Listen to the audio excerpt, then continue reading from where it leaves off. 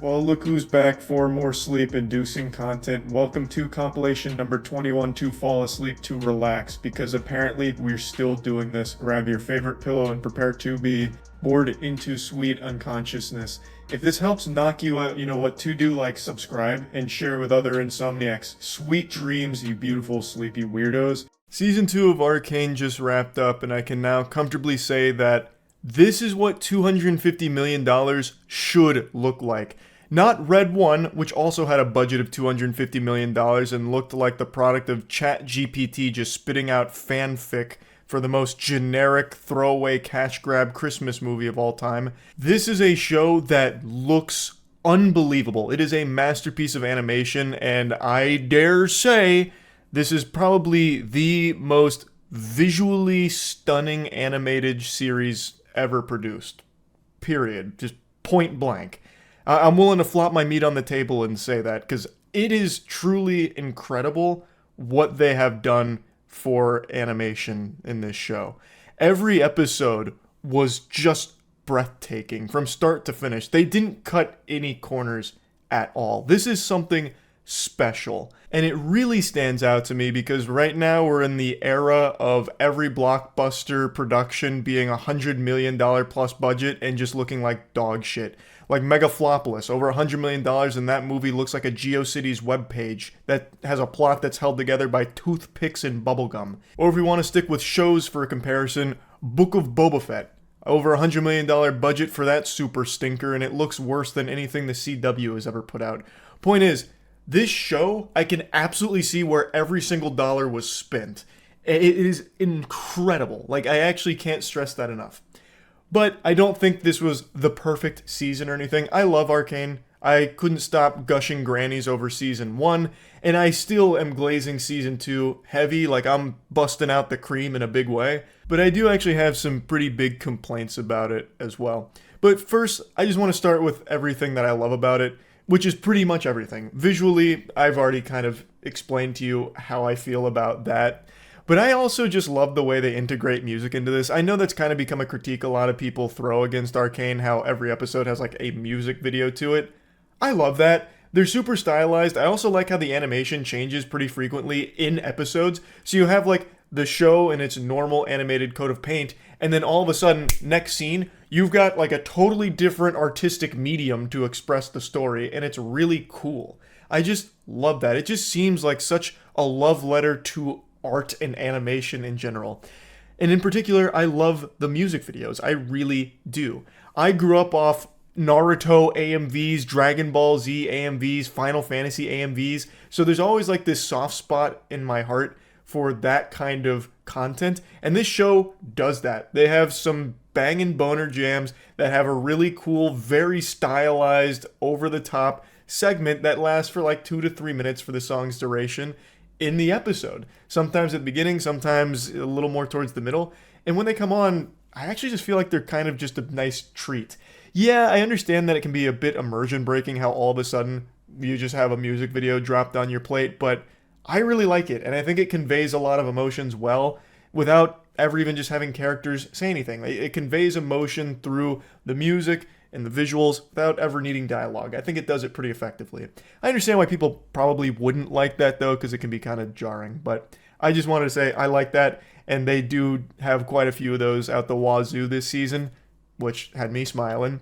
Another thing I really liked about this is just how much depth they gave to characters that were already pretty fleshed out from season 1. In season 2, they continue down there without ever making the characters feel like they end in a place that doesn't make sense. However, I do think there were a few instances where some characters flip-flopped on things pretty abruptly without like a development to that position. Like the position they end up in makes a lot of sense, but the way they get there felt kind of rushed sometimes. That's not for every character. Like Victor, for example, I thought they did an amazing job where, big spoilers coming, spoiler inbound, big warning, Victor becomes a bad guy. Victor becomes the bad guy, really. But it's not like a cartoonishly evil villain that he becomes. He gradually changes into this character in a way that's an extension from the Victor we already know from season 1. The guy who wants to, help people. The way that he goes from helping people to becoming Machine Jesus and trying to help everybody And the way that he approaches that help now becomes pretty concerning and a problem for everyone around him. It's no longer necessarily help, it's kind of he's taking control of everyone to deliver a utopia, a perfect world. Still very much the Victor that we know and love from season 1, the guy who has good intentions, but now his intentions are still good, but he's approaching it in a bad way. He's a villain, but he's not just twirling his evil mustache. He is still trying to do what he thinks is right and trying to save people and deliver this perfect world. I'm going to get into a complaint while I'm getting into some praise. Ambessa. I think Ambessa is a great character, and I really liked what they were setting up for her. But in Season 2, towards the end of Season 2, she makes decisions that I think make no sense for her. Big spoilers. I'm going to get into spoilers talking about this. I've been doing a lot of spoiler talk for my reviews because I think it's just more fun, and I like to get my thoughts out about it. So, spoiler warning. I do not like that for some reason, Ambessa teams up with Victor after learning that he can create these immortal super soldiers that, what could I do with an army that doesn't fear death? That makes sense. That's logical.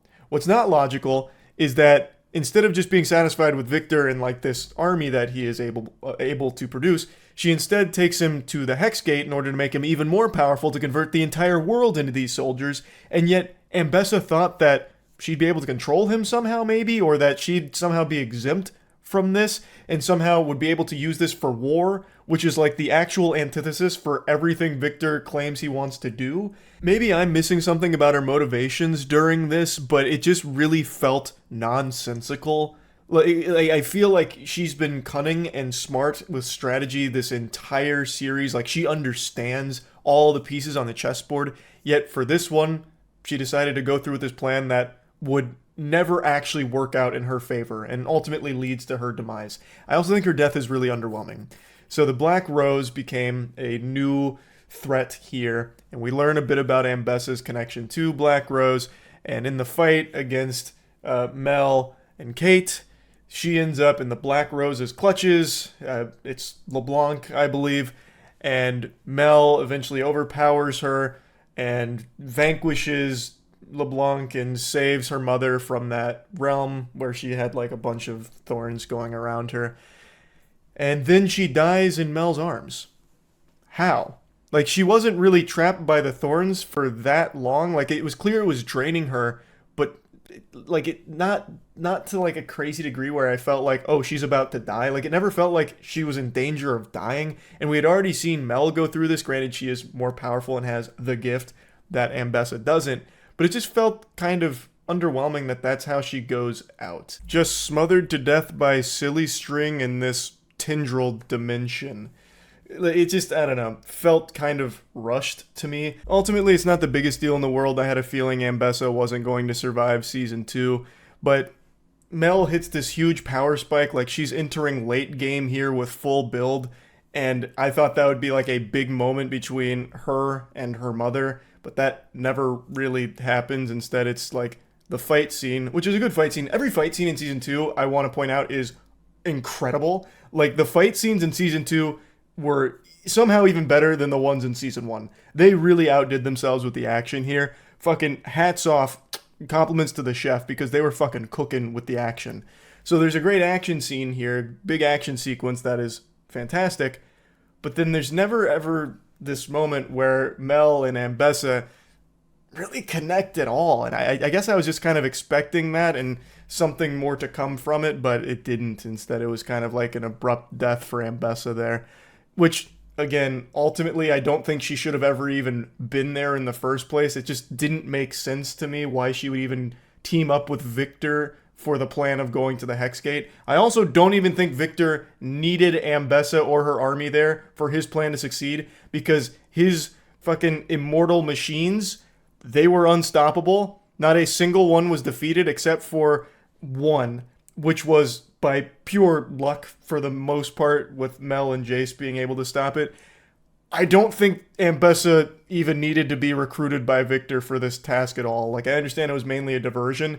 Didn't really need it because Victor had a massive army of these immortal super soldier machines that nobody was stopping, and then in the end what ends up happening is the machines fucking touch everyone's face, leading to them being jacked into the hive mind of the Arcane.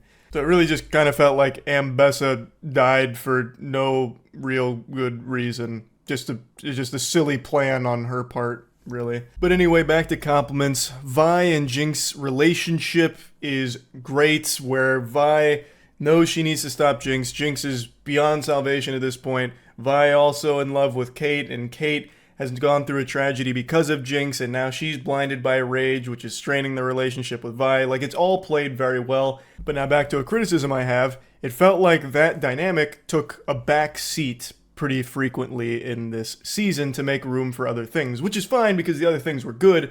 But I also feel like it does a bit of a disservice to the characters when, huge spoiler, there's a moment where Jinx is going through real despair. She bonded with this little girl that she met, Isha, and Isha sacrifices herself to save Jinx and everyone around her in a very, very powerful sequence. Probably my favorite sequence in the entire season, with Isha sacrificing herself to stop Warwick. I thought that was amazing.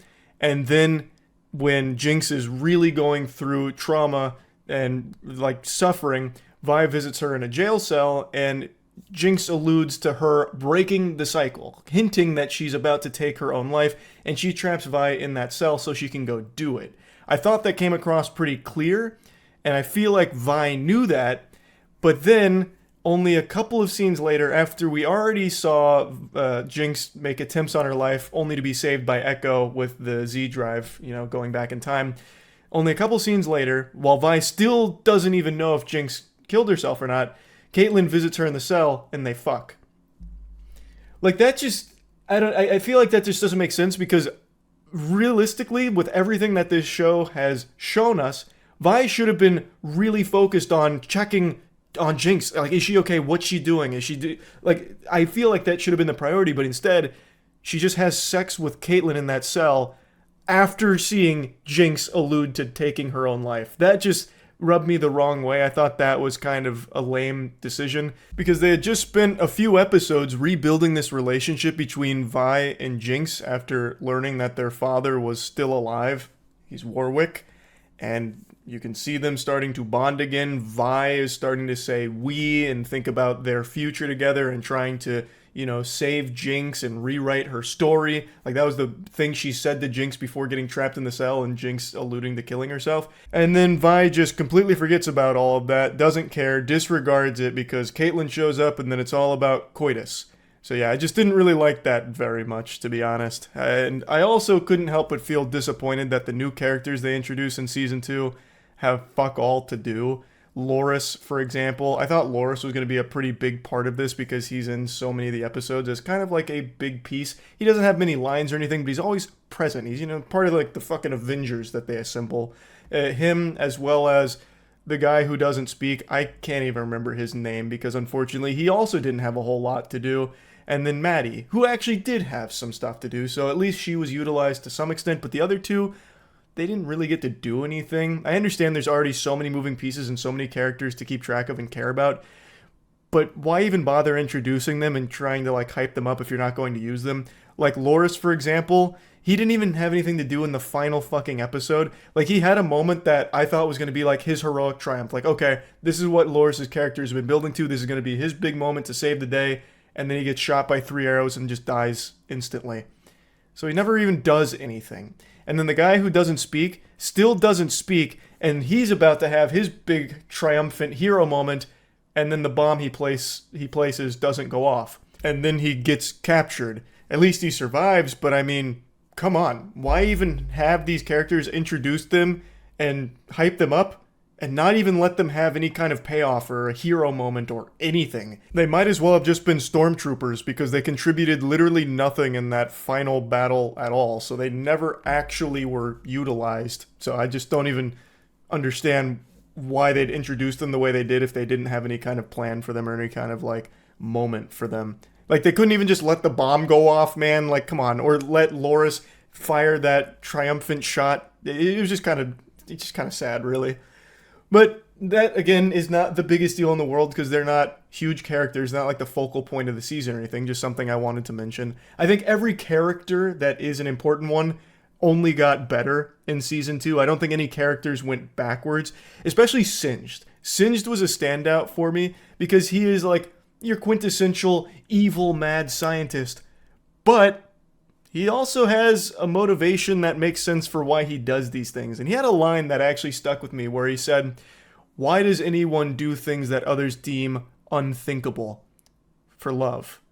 And I was like, damn, that's kind of deep. And then you learn why he's doing these experiments that he's been conducting. And love is kind of like a prevailing theme throughout season 2. It's a very big theme to season 2 overall, and I think it's executed super well across the board. Not just with the obvious characters, but even characters you wouldn't expect at all. I think it's just done very well. I really did love season 2. I thought it was another absolute slapper.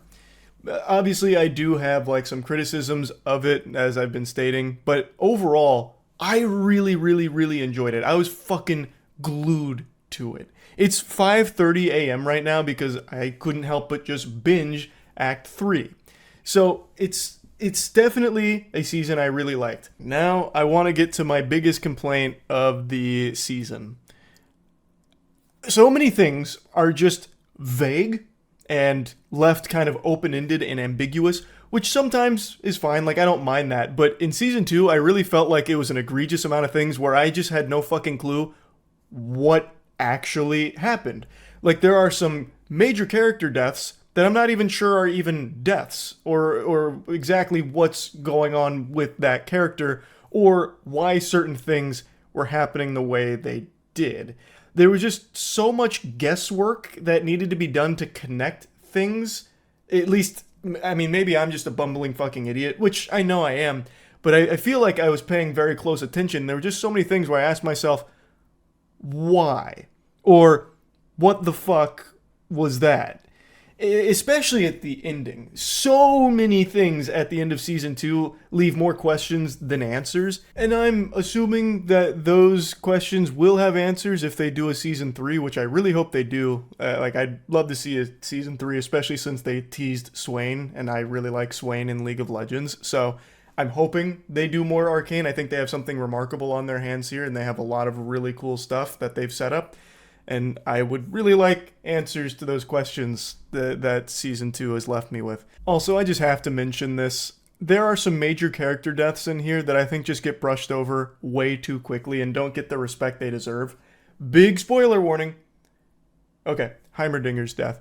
Heimerdinger self-sacrifices in order to send Echo back to the proper timeline to get him to the right dimension after the Arcane sucks them up, or the anomaly sucks them up and spits them out into the wrong timeline. And they, build everything. And as they're about to go back in time, Heimerdinger gets out of the bubble and he connects the thing, and then he just deatomizes. He poofs away. He might be alive, but I'm pretty sure it's him sacrificing himself for Echo, his pupil, because that kind of completes the Heimerdinger arc. So I'm assuming that's his send-off.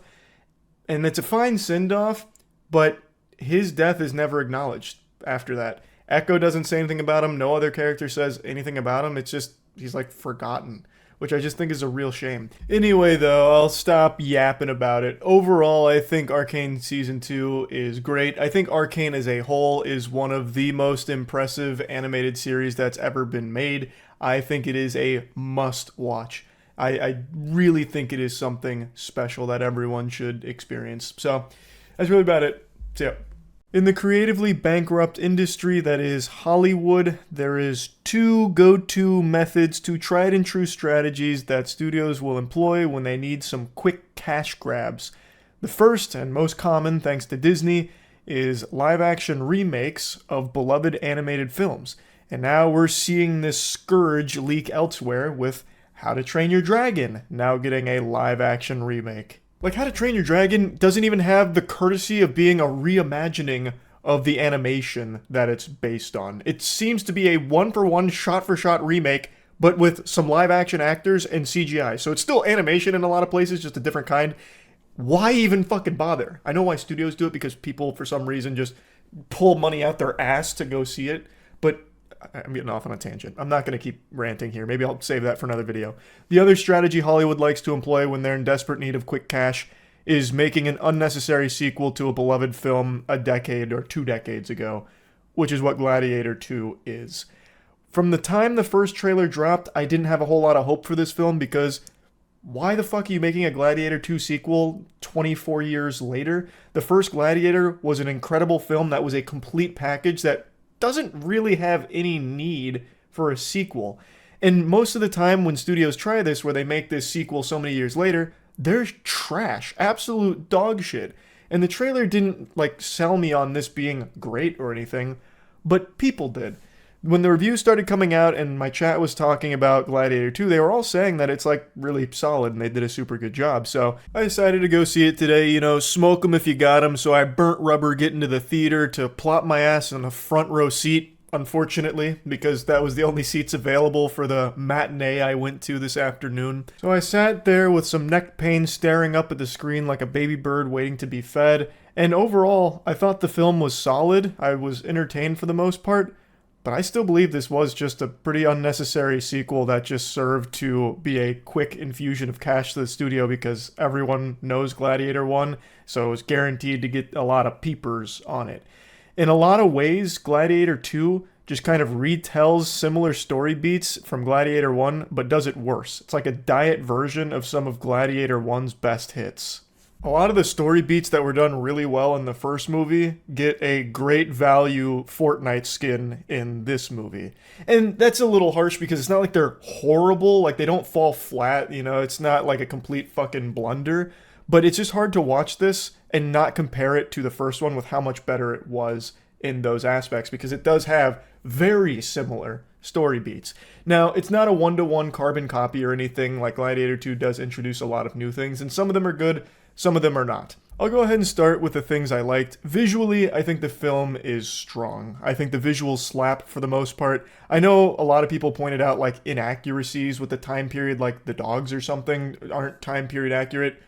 I could wipe my ass with that. I don't really give a fuck. That didn't take me out of it. It didn't break my immersion. I think for the most part, they committed to going over the top Rome, and they did a good job with that. I think they delivered on it. The action was pretty crisp. It was pretty brutal, visceral. I do think they succeeded there. And I do think the main character, Lucius, was very good, especially considering the big shoes to fill with Maximus from the first film.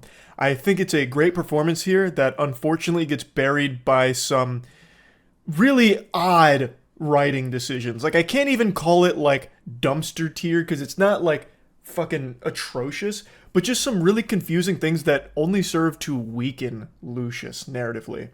To explain what I mean, I'll go ahead and give you the bare bones birthday suit, the skeleton outline of the plot. Lucius is the son of Maximus.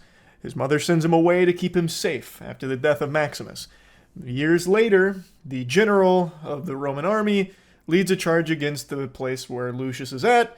Lucius eventually gets taken as a slave and bought by Denzel Washington's character as a gladiator to fight for the amusement of the emperors in Rome.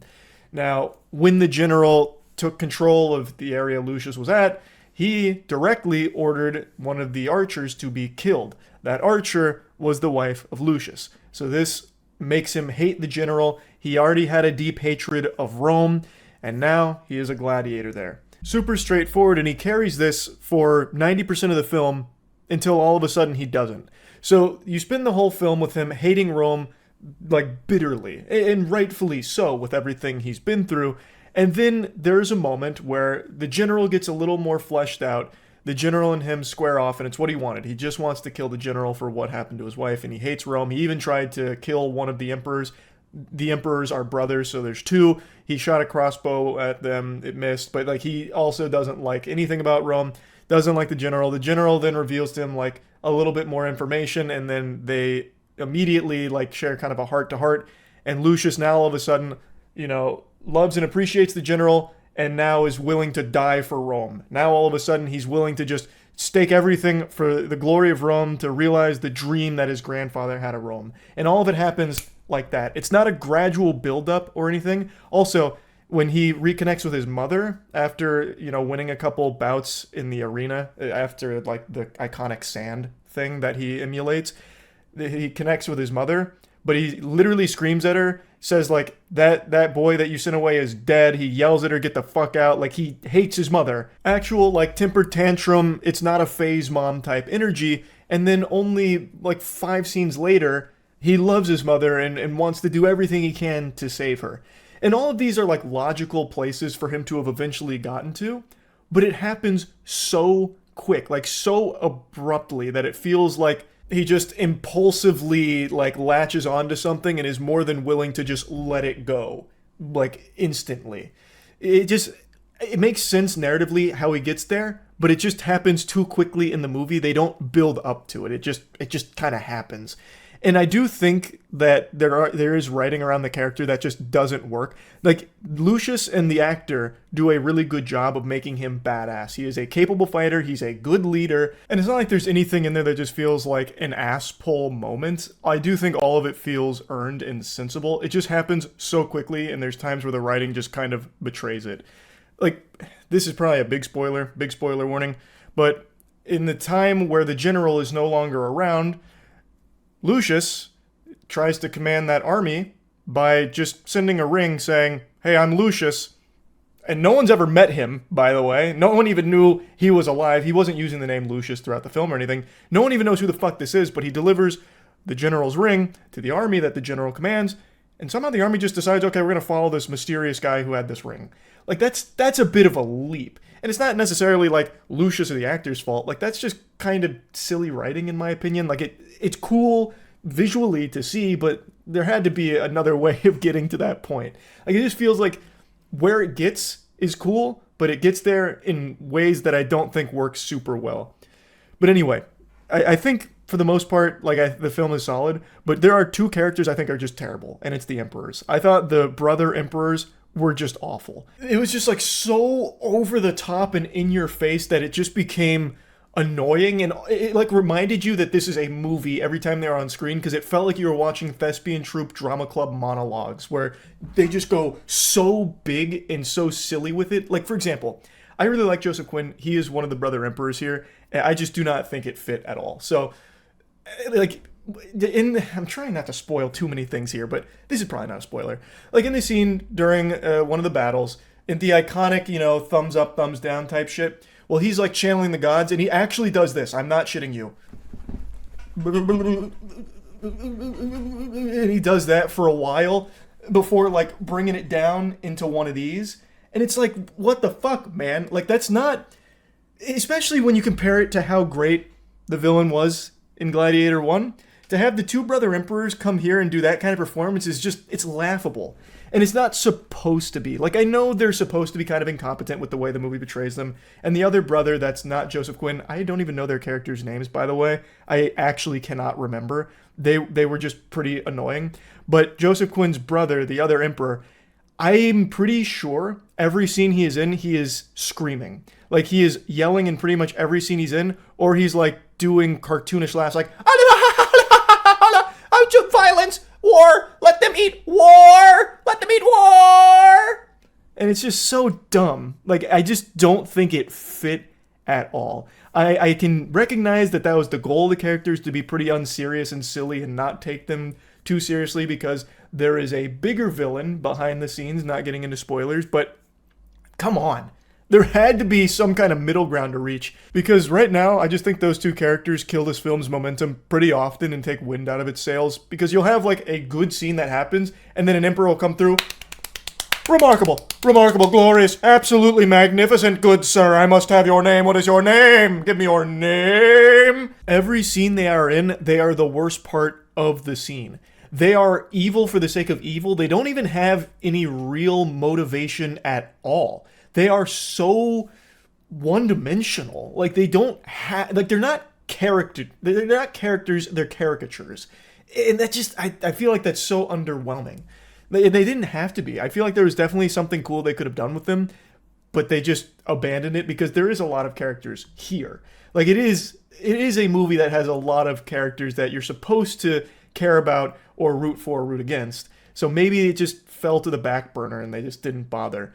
The other characters I do think around them are good. Lucilla, while not having a major role or anything, when she's there, she is doing a good job of pushing things forward. So she made the decision of sending Lucius away. She regrets it. She wants to fix things for the future. Her son's back in the fold, and she wants to, deliver the Rome that was the grandfather's dream and do her best to help Lucius. Pedro Pascal plays General Acacius, and I think he does a really decent job. Although I don't think he was given a whole ton to do, unfortunately. Like, I thought he was going to be a much bigger character in this movie, but he's kind of not. But he does a good job of balancing, like, the guy who knows the emperors are assholes, that they're not feeding people, and he wants, like, kind of the best for Rome, but he also still has a duty to them. Like, I do think he does a good job with it. Even though it's not, like, amazing, it's still pretty decent. And then Denzel Washington's character, Macrinus, sometimes is great, and then other times is just not good. Like, the character will come up with these great plans and then all of a sudden decide, you know what, I think I'm just going to engage in fisticuffs here against someone that is clearly one of the best fighters Rome has ever seen. I'll go ahead and fight him even though I have not been a fighter this entire movie. So you're like scratching your head like, what? Why would you do that? Like, your whole thing is like plans and being 2 steps ahead, and now you're just going to fight a guy you have no chance against. What the fuck is, like, what? So, like, sometimes Macrinus is great, and other times he's making decisions like that. And he is a character that pushes everything forward by making Lucius a gladiator. And he is a character that's slowly gathering power behind the scenes. He's crafting these elaborate plans. He's scheming. He's manipulating. Like, he just is a cunning individual who is clearly working towards some big goals. And it's cool, but I also feel like that character just gets lucky almost entirely. Like, there's a whole monologue he has about being chosen by the gods, and that's, like, super accurate. He was chosen by the writers just to have, like, this plot armor where things just kind of work out magically for him. Like, things that he couldn't possibly have known or had any control over. Things just kind of fell into place exactly how they needed to for his plans to work. Like, I think Denzel Washington's a great actor, and I do think this character is a strong character, but there are times where I'm like, okay, really? This is a big spoiler warning, but the way that he gets Lucius to fight the general, which is the promise they made in the beginning where Lucius would, do his best for Macrinus as long as Macrinus delivers the general's head, the way that he eventually puts those chess pieces on the board was entirely by accident. Truly by just happenstance. Because the general was working on a plot behind the scenes that one of the people at the facility just happened to overhear, relay to one of the guys that happens to be indebted to Macrinus, who just happens to be like really easy to squeeze information out of. So he hears it and then it's like, oh, okay, I'll just go ahead and turn him in. And that's kind of how it happens. But if that plan was never in place, like if the general was never doing that plan, which Macrinus had no idea he ever was, then there would never be a way for him to have ever delivered on that deal of the general and Lucius fighting. But it worked out for him magically. But it is still cool to see it work out for him because, it's a movie. Like, the plans that he creates, they're gonna come to fruition. It's just, I would have liked if his plans were actually because of his, like, brilliant strategy. And some of them are. Like, towards the end, him gaining power, he had a good plan for overall, until eventually his plan was as simple as it gets of just kill, now I'm in charge. Like, that's a pretty simple plan. That's not like a galaxy brain scheme. But up until that point, like when he was gathering power in like the shadows and all that, it was pretty smart stuff that he was putting into play. Overall, I didn't regret my time watching the film or anything, but it really is just a movie that was made because the studio execs were like, we need something that'll generate money no matter what. What kind of a beloved property do we have in the back burner in the toy box collecting dust? Gladiator? Yeah, let's make a sequel for it. And then they just worked backwards from there. It was never we've got this amazing story we want to tell for Gladiator 2. It's going to be amazing. It was always just, we need a sequel to something beloved. So they did this. Which isn't the worst thing in the world, I suppose, because at least it's enjoyable. A lot of these sequels that come out so many years later are just downright unwatchable. This one is still a fun movie. It's just, it copies a lot of the homework from the first Gladiator, just a little worse. So, I mean, if you just want more Gladiator combat, though, this shit's gonna slap for you, I have no doubt. Anyway, though, that's really about it. So, yeah. You know that classic trope you'll see occasionally in TV shows where they have the character go to a therapist, the therapist will hold up ink blots and say, "How does this make you feel?" Well, I'm going to do that with you right now. Let's do this exercise together. I'm going to show you a picture, and I don't even need to ask how it makes you feel. I know exactly how this picture makes you feel. Disgusted. That right there, friends, is a picture of Jack No Sack Doherty. He's like this embarrassing cringe SCP that elicits a fight or flight response from everyone that looks at him, but no one ever chooses flight, they always choose fight, because everybody hates this guy and wants to fight him.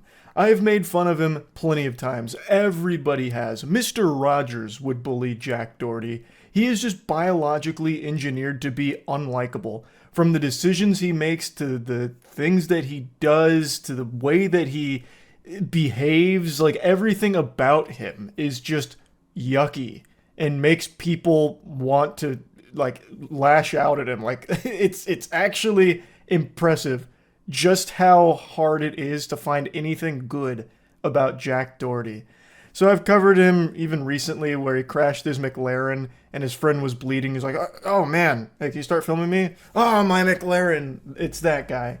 And I covered him previously when he would go around harassing people and then hiding behind his bodyguards when they tried to fight him for it. He is just a menace. And he's done plenty of other things too that I haven't bothered insulting him for, but I just can't resist the urge to insult him today as well, because now he has become so desperate after getting banned everywhere for all of the terrible shit that he does, that he's resorted to pump and dump crypto scamming the last remaining splinter of his audience. Any news on Jack Doherty? Yeah, he just did a rug pull today. Or last night. He got in on that pump.fun rug pull. He couldn't resist the forbidden fruit. It was, I think he deleted a lot of it. Well, let me pull it up. He's streaming on a super obscure site called Party 2. I just heard about Party. The reason I heard about it is because it apparently just launched recently and it's already filled with porn. I don't know if he streamed this. I don't think he streamed this on Party. I think this was on just straight up Twitter. Yeah. Where's Party? It's already there. It's already on. And press. Alright, going about it by. Let's see. Anyone that gets it right, guys, I'm gonna be sending your soul to you guys. If you guys want some soul, I'm gonna be sending some soul to y'all. It's crazy how I can click anywhere in this 23 minute stream. Holy. And I thought I barely streamed. Oh my. But it's crazy how I can click anywhere in this 23-minute stream and just hit a place where he is scamming. Just a random spot. Yeah, here it is. He eventually buys McLaren. Because of his McLaren crash, he's leaning into it. So he keeps talking about buying the McLaren coin on Pump Fun. All that Solana. Oh boy. And eventually just in stream without saying anything. It doesn't even look like he made much money from the rug either. Like if you just look at the graph, it doesn't seem like he even made off with it like any money. Was it that initial pump and dump? That's what I couldn't tell. I think so. Like it must have been. I'm pretty sure his friends made it in the background, so he was stalling for time, which is what the Reddit speculates as well. But it just doesn't seem like he even made much from it. He's just that desperate. And also, very few people even bothered playing ball with it, but everyone who did deserved to get scammed. If you're putting money into a Jack Doherty fucking meme coin on pump.fun, you just shouldn't have access to your money. You need a guardian. You need someone that handles it for you and shuts down your bad ideas. If I needed money to pay bills, would it be okay to pump and dump, or is it illegal? That's the craziest. I don't know if you're memeing or not, but the craziest thing is the TikTok fucking broccoli hair 9-year-olds, like all of them are getting fed pump and dumps. And a lot of them think that that's like a totally normal thing to do and not bad. It's not regulated, but it's not legal. It is still illegal. It's fraudulent. It's scamming. It is still illegal, but no one's going to get punished for it. But since it's not regulated, you're not going to see Jack Doherty get taken away in handcuffs. It's fucked because kids thinking it's a way of life. They should be worried about toys. Yeah, like the 13-year-old that rugged 3 times in a day for 50 grand. Oh, God. It's sad. It's actually sad. I'm sure he's going to do more of these, too. I just have a hunch he's going to keep doing this. Because it is like an infinite money glitch right now. It seems like everyone who makes a pump.fun coin is getting tons of suckers to immediately buy in, hoping that they're there early enough for when it graduates and they make like a fat bag off it. But it's just not going to happen. It is just not going to happen. You have better odds in the lottery. But I know there are a lot of people who have already made tons of money from it. Just like there's people that have made tons of money from the lottery. It's just not going to be you. Pump and dumping crypto is a moral good because it scams crypto bros. It's your civic duty and also funny. Wow. Checkmate, actually. I was going to try and like have an argument against you, but you're right. The only people on pump.fun are actually the people who deserve to get scammed. You're cooking. Wait a minute. You just fucking flambéed that. There's mathematically better odds at beating a pump and dump than winning lotto casinos. I think you do have like slightly higher odds, but you have to also calculate that everyone on pump.fun is scamming. Like they are rug pulls. So you are not in on when that's coming.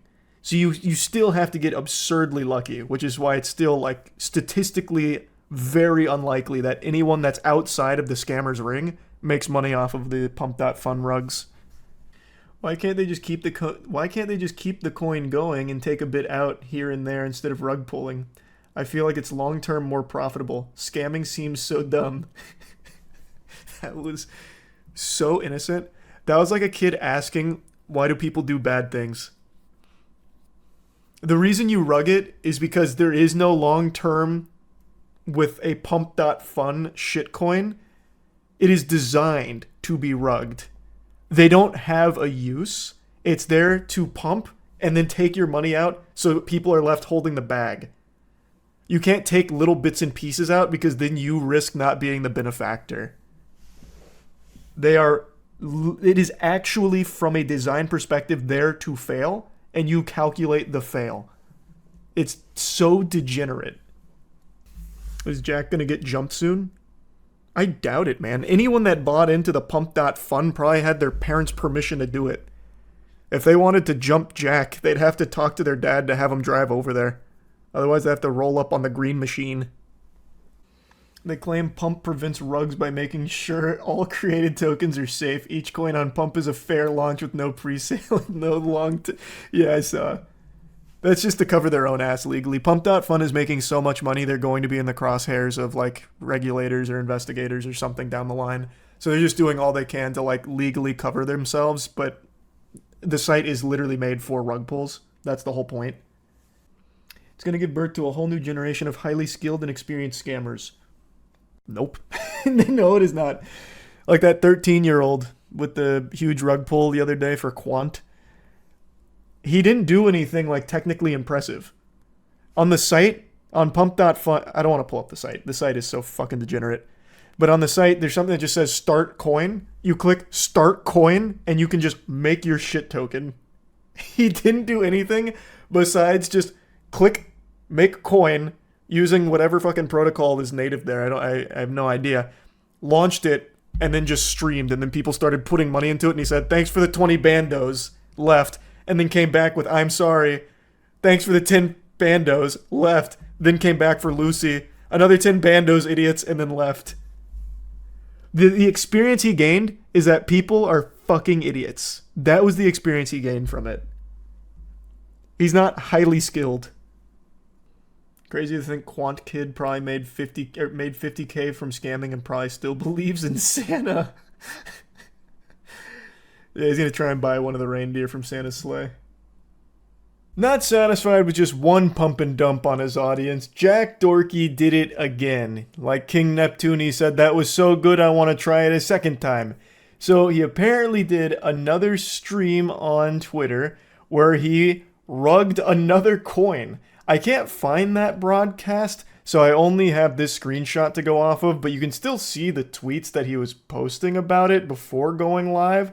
So He clearly was doing a meme coin stream, then deleted some of the tweets, and in the comment section you can see people being very upset that he rugged them again. The shitcoin this time around for Jack was hated. The lore being people hate Jack for good reason. So he immediately rugged it as soon as he could, speedrunning financial crimes with a goofy smile on his face that not even his mother could love. And now, as an act of revenge, the people that got rugged are now driving the price of hated up really high. Same play that we saw from the playbook when that 13-year-old rugged people with Quant, and then after he was out, they drove the market cap through the goddamn roof. They fucking blasted that Insano style in order for the kid to feel bad because he made 30K when he could have made $1 million if he held. Though he would have never made $1 million because if he didn't rug them, it would have never had that market cap because people wouldn't have done that. It's a secondary scam. So what happened is people got rugged, then they start putting in more and more money to give the appearance like, hey, we need to get revenge, so we're going to drive this up. So then they drive it up in order to get some people to buy in, so that way the people that got rugged can get the fuck out without taking as much of a loss on it. So that's what they're trying again here with Jack Dorkey's meme coin. I can't believe people bought into his first shit coin with McLaren, let alone the second time. This is the exact same thing that just happened on the same site with the exact same formula here a couple days ago with Quant, and people are still falling victim to it. And Jack is going to keep doing this. Jack is probably going to do this every single day, and unfortunately, I think it's going to work every single time because for some reason, people keep thinking that they are the galaxy brain. They are the one who knocks. Yeah, it's a rug pull. We know Jack's going to rug it, but I'm going to be there when he does to capitalize off all the idiots, all the sheep that don't see between the lines like I do. Wake the fuck up, moron. Everybody knows that. Everyone's doing that same thing, which is why you keep getting rugged. That's the whole purpose of this. Like, it's going to keep happening. The only person that wins, well, two people, Jack and Pump.Fun. Pump.Fun's making 20 million plus a month off of this degeneracy. And Jack is able to just keep farming imbeciles, absolute buffoons. It actually blows my mind how willing people are to just get scammed, blatantly scammed, laughed at in their face, and keep coming back for more. It's nuts. So I expect Jack to be doing this every day until the fucking authorities show up and take him away in handcuffs, if that day ever comes. He is literally streaming himself committing financial crimes. But because it's in the crypto sector, it's not something they actively pursue all that hard. But maybe they will at some point, and he'll face the piper then. Anyway, though, that's really about it. So, yeah.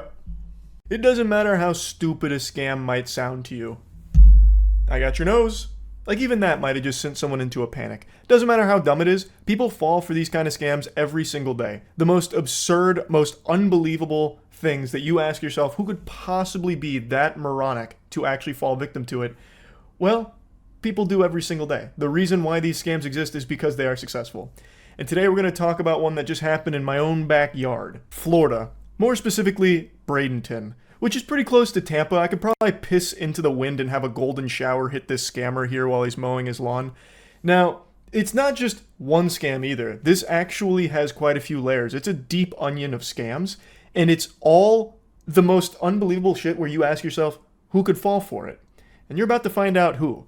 So the perpetrator here, the scammer, is a gentleman who looks like an unholy fusion dance between Larry the Cable Guy and Meatwad from Aqua Teen Hunger Force. Well, what started with a friend request turned into months of talking, and a woman in Frisco, Texas thought she'd hit the jackpot with her new friend, Elon Musk. He'd promised her a huge return for investing with him. And as Fox 13's Kimberly Cuisin reports, the person behind the keyboard was not Elon Musk, but a man from Bradenton, who police say was ripping her off. This is actually the oldest trick in the book. I'm pretty sure this scam predates the birth of Jesus Christ. And it is a scam that a lot of elderly people fall victim to constantly, which is always sad, of course, and it's a scam that's existed for as long as communication has, with people lying to get money out of them, saying like, hey, give me money and I'll give you money in return. They pretend to be something that they're not with some kind of phony baloney nonsense. But with the internet, they've been able to like crank that shit up. They're going plus ultra on that scam, and it's been significantly more effective, which is very surprising to me just how drastically the sentiment around online activity has changed in the older generation. Because when I was growing up, my parents and grandparents put the fear of God in me about, like, don't post anything online that would be like an identifier. Like, don't post anything private online. Don't trust anything or anyone that you meet online. Whereas nowadays, that notion is completely extinct. The older generation looks at you like you're weird if you don't have your fucking phone number posted on your Twitter account or something. Like, they're going hog wild, believing everything and everyone, ripping their shirt off, twirling it over their head like, yeah, Queef Wellington's revealing the truth. There is plutonium in the toilet paper. We have to go back to using leaves, raw leaves and poison ivy to clean ourselves. It's like, hey, well, let's pump the brakes a little bit. It just seems totally different, but maybe now it's just the access to information. You see more of it. Maybe this has always been happening, but man, it really does just seem like every 70-year-old is just waiting for a random Facebook friend request so they can send that stranger all of their money for no fucking reason. For a 74-year-old woman, a friend request sent and accepted on Facebook brought on a new and seemingly powerful friendship. She would communicate on a daily basis with him. She believes she was talking with Elon Musk, and he told her he had a plan for her future. A common misconception is that only old people fall for this kind of scam. Like, oh, you gotta be geriatric and senile to think that Elon Musk would contact you and say that he has a plan and that you should give him money. That's just complete fucking barnacles right there. Only, I think it was 2 years ago, maybe even less, and it still goes on today, there was that massive YouTube scam stream that got started up with a looped Elon Musk video that had a link to a Bitcoin wallet that was asking everyone watching the stream to send Bitcoin to that wallet and he would double it. And so many people fell victim to that. And 74-year-olds aren't using Bitcoin 2-3 years ago. So the main people that were victims to that were younger people. And that scam, the Elon Musk doubling crypto scam, still goes on to this day to wild degrees of success. You see the streams all over YouTube right now too. I guarantee you can probably find 5 of those bitches live at this moment, and there are people falling for them every single day. Not just old people. So this scam of, I'm Elon Musk and I need money so that way you can make money, I'm here for you, doesn't just work on a 74-year-old woman. You give us $500,000, I can make you $55 million. She jumped at the opportunity. Without her husband's knowledge, she started investing with Elon Musk. It's kind of heartbreaking to see how trusting people are in a situation like this, where this 74-year-old woman receives a friend request from someone she believes is Elon Musk, and she thinks he's there to try and help her. He just needs a little bit of cash for that. He just needs, a few tiddlywinks of doubloons. Maybe $500,000, $500,000. Those wacky little numbers on the back of the credit card. That's all Elon needs in order for her to get fucking $55 million return. And she believes it. Somehow she knows who Elon Musk is, knows that he's worth billions of dollars, wealthiest man in the world, and she thinks that, oh, this is actually Elon reaching out on a random fucking Tuesday through Facebook to a random 74-year-old woman that he's never met. Like, I bet she was so excited she probably went and put some cookies in the oven for him, baked him a fucking pie or something to thank him. But Detective Jim Carula with the Bradenton Police Department's Elder Fraud Unit says the woman transferred $250,000 to bank accounts not belonging to Elon Musk, but to this man. Grant that to me. An imposter, according to police. 56-year-old Jeffrey Moynihan Jr. of Bradenton. This guy looks like the bad guy in every 90s Christmas film. Like, he looks like that business guy that's like, bah humbug, there is no Santa Claus. Like, he just has like this distinct look about him where it's like evolution knew he was going to be a scammer piece of shit. So it like molded his whole being into that caricature. It's shocking just how closely he imagines what I picture in my head every scammer to look like.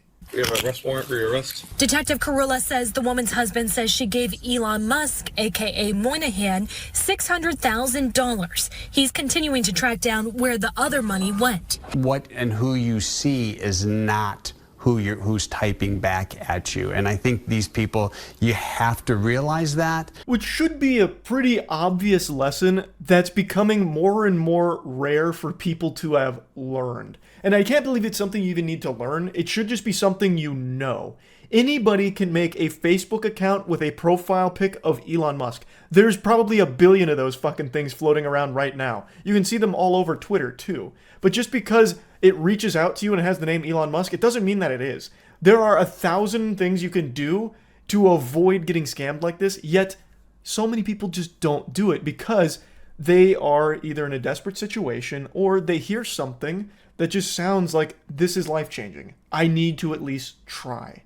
So then they fall victim to a scam like this. And in this case, she was so trusting, and what Elon Musk was saying was so good that she went behind her husband's back and sent 600,000 clams to a random Facebook account. But here's where things take a turn. It appears Moynihan may have been the target of a romance scam as well. Mr. Moynihan stating that his girlfriend is the mastermind behind it and that he had no involvement. He is stating he's never actually even met his girlfriend. Bang! I bet you didn't expect that. So the scammer who was pulling off the impersonation Elon Musk doubling money RuneScape scam is actually, potentially, the victim of a romance scam himself.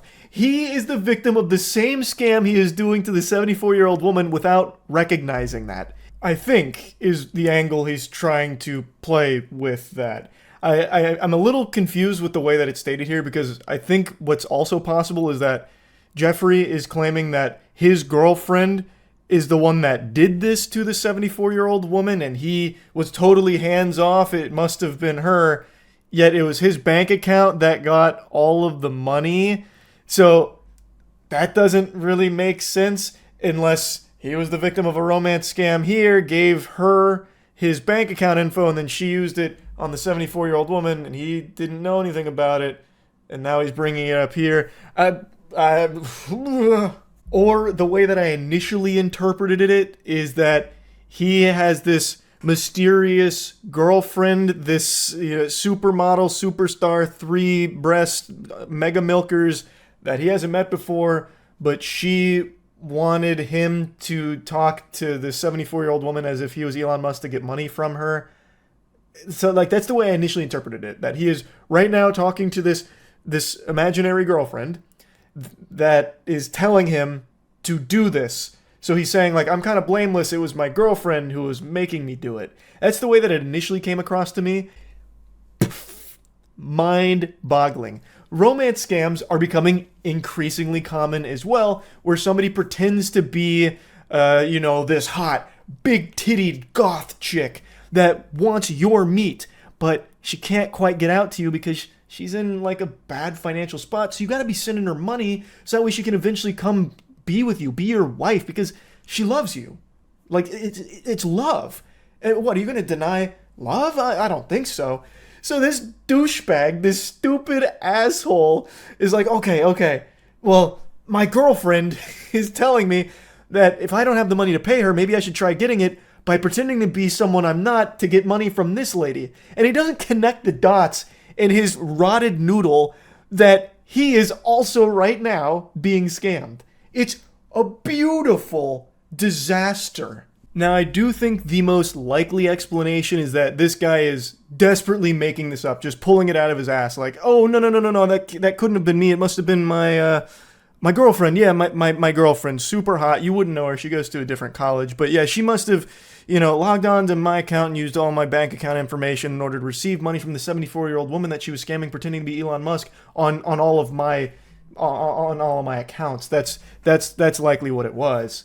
So he could just be doing this to try and lessen his sentence by saying oh no, it wasn't me, it was this person, and I don't know who that person is, but it's definitely not me, it's my girlfriend. Don't know her, never met her, but it's her. You might as well just blame it on fucking Sasquatch at that point. As BPD continues their investigation, neighbors of Moynihan remain in disbelief. It's shocking. It's just surprising. In Bradenton, Kimberly Quizon, Fox 13 News. I decided to leave that little scene in there where they talk to the neighbors because I always find that to just be pretty useless most of the time, where the news will just knock on neighbors' doors and be hey, what do you think about your neighbor getting arrested? 9 times out of 10 they're oh wow, that's crazy. And in this case, the guy's just shocking. It's not they're going to have a deep insight on that. What's this guy going to do? But oh no, actually, this doesn't surprise me even a little bit. This doesn't even have me raise an eyebrow because actually one time, Jeffrey came over knocking on my door with a voice changer, pretending to be Marilyn Monroe. So, like, I always knew he was capable of impersonating someone. It was just a matter of time before he found a sucker to give him money. Like, that's just not gonna happen. Like, why even leave that part in? Like, here's what the neighbors had to say. Whoa. All right, anyway, back to you. Grand Theft of what? Was it? Grand Theft of what? I'm not the one that wrote the warrant. When the detective comes out here, he'll explain it for you.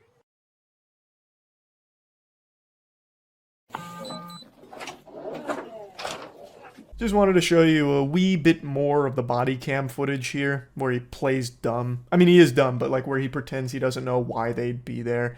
And he doesn't have a shirt on, which had me giggling a little bit because this man got interrupted like 15 beers deep by this and didn't even get the chance to put a shirt on in time, so he's just walking around with cold hard nipples in the police station.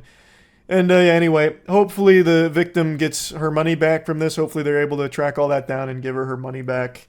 That's really about it. So yeah. Why do I look like a Tony Hawk American Wasteland character?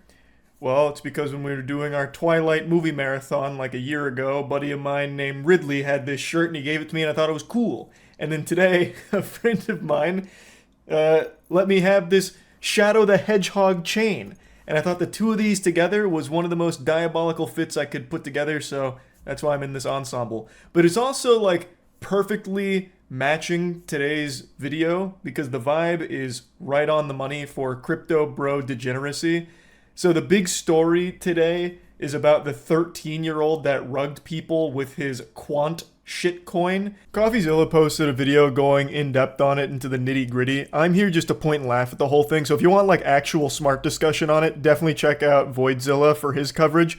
Meme coins, Gen Z in particular has gotten interested with one called Gen Z Quant rug pulling a token recently, and well, it kind of went viral for all the wrong reasons. Well, oh, it was nuked. Why is it nuked? No way. Oh. Holy You full clip. Holy thanks for the 20 bandos. Imagine being a grown-ass adult and putting your hard-earned cash into a meme coin called Gen Z Quant that is made by an actual toddler, a milk-drinking, pudding-eating, fidget-spinning baby, and then being surprised that you lost money on it. Even if he didn't blatantly rug you and spit in your face laughing at you for being a deplorable idiot, you still should have never treated that as some kind of Galaxy Brain investment. That was always going to just be a donation to Chuck E. Cheese troop. That is the stupidest shit ever. Now, I know crypto's blowing up huge again. Trust me, I'm well aware of that. But this is not how you get ahead of the curve. Like, I know FOMO is huge, you know, fear of missing out. So everyone's just putting as much money as they can, throwing all their clams into every shitcoin imaginable, hoping for these moonshots. But this is just a new level. This is turbo moron shit that not even Patrick Starr would recommend. You would have had a better chance of making money if you took $1,000 and just asked a random person on the street to double it for you. It's so incomprehensibly stupid, and it only gets worse, by the way. So look, I don't know, there's so much here from pretending you aren't selling. Wait, what? He said, wait, Wait, what? I'm so confused. To like, what's going on? To the double middle fingers, you know, to the thanks for the 20 bands. Thanks for the 20 bandos. Now, in total, he made about $30,000 on this coin. He then launched another coin called I'm Sorry, where he rug pulled that for about $10,000, and then launched another coin about his dog, which he also rug pulled for another $10,000. The kid said, you know what's better than scamming dummies once? Twice. And you know what's better than 2 times? 3. This man went for the back-to-back-to-back triple heat scammerooski. And every time people kept putting money into it, and he kept rugging them. He made 50 grand off people putting money into his shitcoins. So he rugged them the first time with Quant. Then you've got all of the investors hitting their whippets and feeling really sorry for themselves. So the kid comes back with the I'm Sorry coin. They're like, okay, maybe this is the redemption arc. I'll put money into this one. Surely it won't happen again. Bang. It happens again. And then fool me once, shame on me. Fool me twice, shame on me. Fool me 3 times. I need to check myself into the Arkham Asylum, a mental institution. I need to be fucking locked up because somehow they went back again. Not just for seconds, for thirds. They bought into another shitcoin from the kid, which he rugged immediately too. He rugged the same people 3 times for a profit of $50,000. Holy shit. This wasn't taking candy from a baby. This was a baby taking candy from you. You can see that all here. Here's his $30,000 rug pull. Then he does the sorry rug pull for $13,000, I guess. And then finally, his dog Lucy rugs for $11,000. And I got to say, the third time, maybe you could have said the first time, he caught you. The second time, he got you. He said sorry, you thought it was real. The third time, you deserve that one. Actually, if you bought into this, you probably deserved all 3. It's very, it's embarrassing that this is like a popular thing. CoffeeZilla pins the tail on the donkey. You deserve all 3. 100%. It is beyond embarrassing.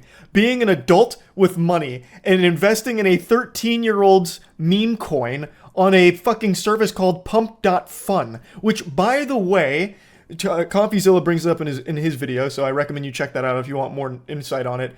Pump.Fun is the one that makes all of the money from these, and your odds of actually making money from it are unbelievably low, to the point where you almost have the same odds of just winning the lottery straight up. Like, people go in there with the assumption that, oh, I'm here early, yes, it's probably a scam, but I will be the one that capitalizes off the scam. The data actually suggests, and CoffeeZilla goes over it, that is so rare because you fail to take into account the insider trading. You're not the one that's in on the scam, you are the victim, no matter how much you think you're not. So, you will likely never be the one that benefits from the rug that inevitably comes with these shitcoins.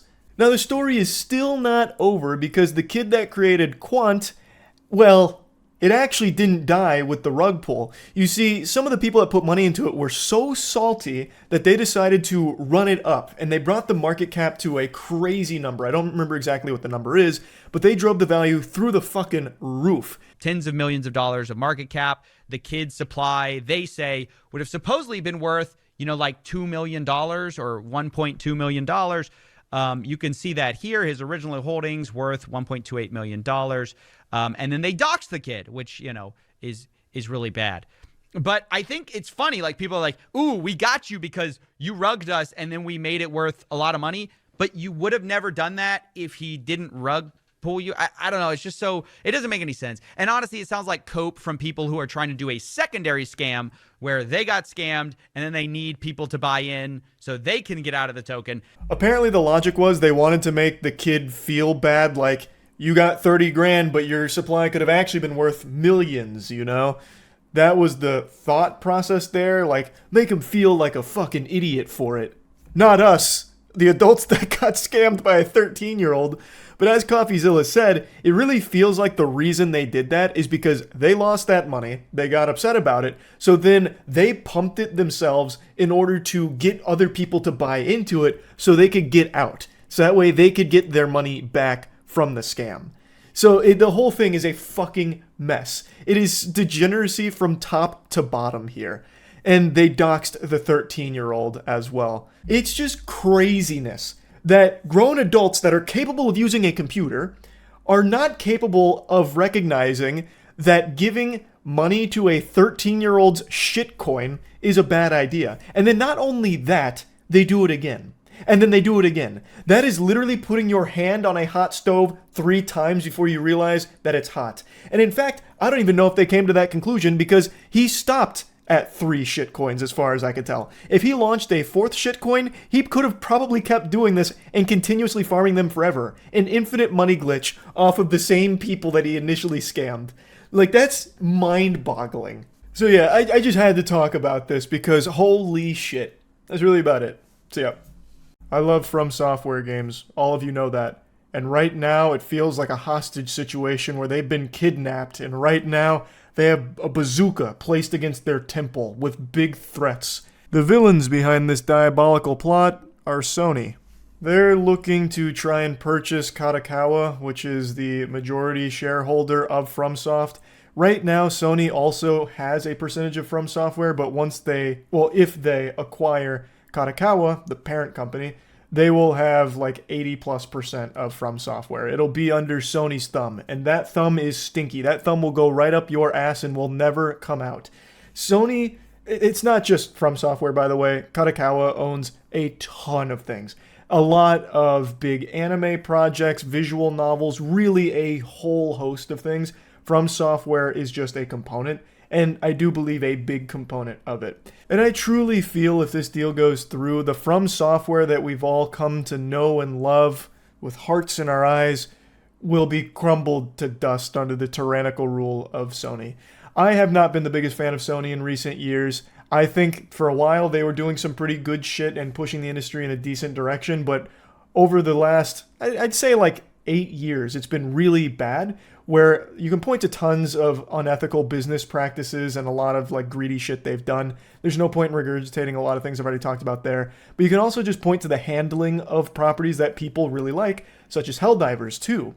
Helldivers 2 was an absolute breakout superstar. That shit was prom queen and everyone was giving it its flowers, and then Sony comes in there and they want to shitify it. You can hear the classic 90s record scratch sound as Sony storms the stage, grabs the mic, and makes a fucking fool of themselves, where they talk about how you need to link your PSN account in order to play on the PC, which wasn't made clear to the people who purchased it on PC, where there was like a fucking grace period or something where you had Sony's blessing to play with just Steam without linking your PSN. Then they said that you're going to need to link that PSN, which would have locked out tons and tons of players, which obviously got a lot of pushback because they bought this game and they were about to lose access to it because of this new decision here that was made entirely from Sony's own fucking corporate greed. Then there was a lot of refunds with people refunding Helldivers 2 en masse. Eventually Sony panics. They say, hey, wait a minute. Just kidding. Just kidding. Not going to do that. Imagine if we did though, right? Nope, not doing that. We're not going through with that anymore. Just a huge, easily avoidable disaster. But Sony couldn't help themselves. They couldn't help but put their little grubby paws in the cookie jar. I just think there's plenty of evidence to suggest that Sony is not great for consumers. And certainly not great for fans of From Software product if they get their mitts on it. I think if From Software does end up under the Sony umbrella fully, exclusivity is on the table. Exclusivity is on the menu. Not thrilled about that. I also think they're going to be forcing From Software to work on projects they don't really want to. From Software is in a really good flow state. They have only released bangers since Demon's Souls. Like, they have actually a spotless record because they make the games that they want to make. They have the luxury of not being beholden to someone like Sony. Yes, they have a parent company, but it's not breathing down their neck, and it's not forcing things into those products that they don't want there. At least nothing that's been publicly shared that I've seen. Except for Bloodborne. And do you know why Bloodborne is out of From Software's hands? Why we haven't seen a Bloodborne remaster, remake, or even a PC port? Why it's still 30 FPS locked and just caught out cold in the rain? Just made a whole video about this. Well, the reason is because of Sony. Sony owns it. Sony owns the Bloodborne IP. And they have chosen to sit on their hands with it and just lock it away in the fucking basement, feeding it scraps. They're granny shifting, not double clutching like they should with the property, so it just sits there festering. And it's a shame, because From Software has said they would do something with it. They'd be open to doing something with Bloodborne. They can't. It's not theirs. So Sony has showcased that they already don't do anything with a From Software IP that they have, one that is always coveted, and they just refuse to use it. So what kind of picture does that paint for the future of From Software being fully under Sony? I wouldn't be surprised if Sony just actually hates From Software and they're doing this deal just to shut them down. I don't know what vendetta they have against that company, but they don't use Bloodborne, even though it'd probably be a big slam dunk. I really think so, because most people with fucking eyes and a functioning frontal lobe would tell you that Bloodborne anything would be a pretty smash success at the moment, but they refuse to do it, probably out of spite is what I feel like. And if they get From Software from this acquisition, I just feel like they just put them doing shit like making Jump Force 2, like, hey, From Software, what are you working on? Elden what? An Elden what sequel? That'll never work. That's never gonna fly. No one wants that. So instead of letting you guys do what you want, because you clearly don't know what you guys are doing, which is why we came in to save the day. Instead, we're gonna put you on something we know is going to succeed. You ever heard of Concord? Yeah, we're gonna bring it back for another rodeo here with a campaign only component, because we had a great story to tell, and we think you guys are the ones to deliver this. So we're gonna get you on a Concord spinoff. Like, I just feel like Sony would not be a good partner, a parent company for From Software. It is a fit that already has data to suggest they don't mesh well, because Sony already has one of their most well-known IP, Bloodborne. Most people on the fucking planet that have played a video game have heard of that game, and yet Sony has that. They've got a golden goose, and all they do is fuck it. Not even. They don't even give it that kind of attention. They just keep it in a cage. They don't do anything with it. So I just don't see this being a good fit at all. So if Sony gets Critikal, I'm not happy about it. I would love to be proven wrong if it goes through and maybe they're a great partner for FromSoft. That'd be amazing. I just don't see it happening. Instead, I see the most likely thing being telling FromSoft, you guys need to remaster Dark Souls again. You guys need to remake Demon Souls again. Just like stupid, nonsensical decisions. Or like classic Sony maneuvers of turning shit into a live service experience. You guys need to live service Elden Ring. It's nothing that gets me excited. It makes me scared. Because I think FromSoft has been operating optimally. I think what they have been doing for the last decade plus has been perfection. They are the gold standard developer that most people praise and like prop up as, this is how you do it right. And I feel like under Sony that's jeopardized. It just seems like a totally different business philosophy from Sony versus Critikal, which From Software is currently under. Critikal seems very hands-off. They seem to just let FromSoft do what they do best. Sony, I don't think they've ever really showed that. Like, they seem to micromanage the fuck out of everything. It seems like they are constantly, molding things and getting as involved as they can in there and like trying to force things in there where it shouldn't be. And I just don't think that works with From Software. But I want to go a step further here, where even just setting aside my feelings on FromSoft meshing with Sony, like let's say you totally disagree with me on that, that's totally fine. I think this is just bad for the industry entirely. This consolidation that we're seeing here, with companies just absorbing everything around them into these like giant megacorpo shit, that's bad. You should be wanting more competitors outside of like just the big three that are just like this gluttonous glob that's eating everything around them like it's a fucking game of Snake, and they just keep buying other other organizations and companies. It's better to have companies in a position like FromSoft that aren't with Sony. That is good, because then they can operate on their own terms as opposed to under the giant company's terms, where so many other games are already in there. Like, it's better to have a lot more in the space as opposed to all of it being consolidated. Like, it's getting to the point where it's ridiculous. So it's just, I think, bad for the industry to keep going in this direction where everything and everyone is getting consolidated. It's alarming. But yeah, I'm really hoping this deal doesn't go through. I would hate to see From Software smothered by Sony. And like I mentioned earlier, Critikal has a ton under their belt. And Sony having all of that also just doesn't make me happy either. It's a lot that Sony would get, not just From Software, and I just don't have any confidence in Sony doing good things with it. I really don't. So yeah, big old fuck you to Sony. Please don't do it. That's really about it. See ya. Anti-aging guru Brian Johnson injected his face with fat and it went wrong. Now he's got handsome Squidward build. I'd been following Brian Johnson for a bit. Hadn't seen anything new from him for like the last month or so. No, I guess it is real. Holy.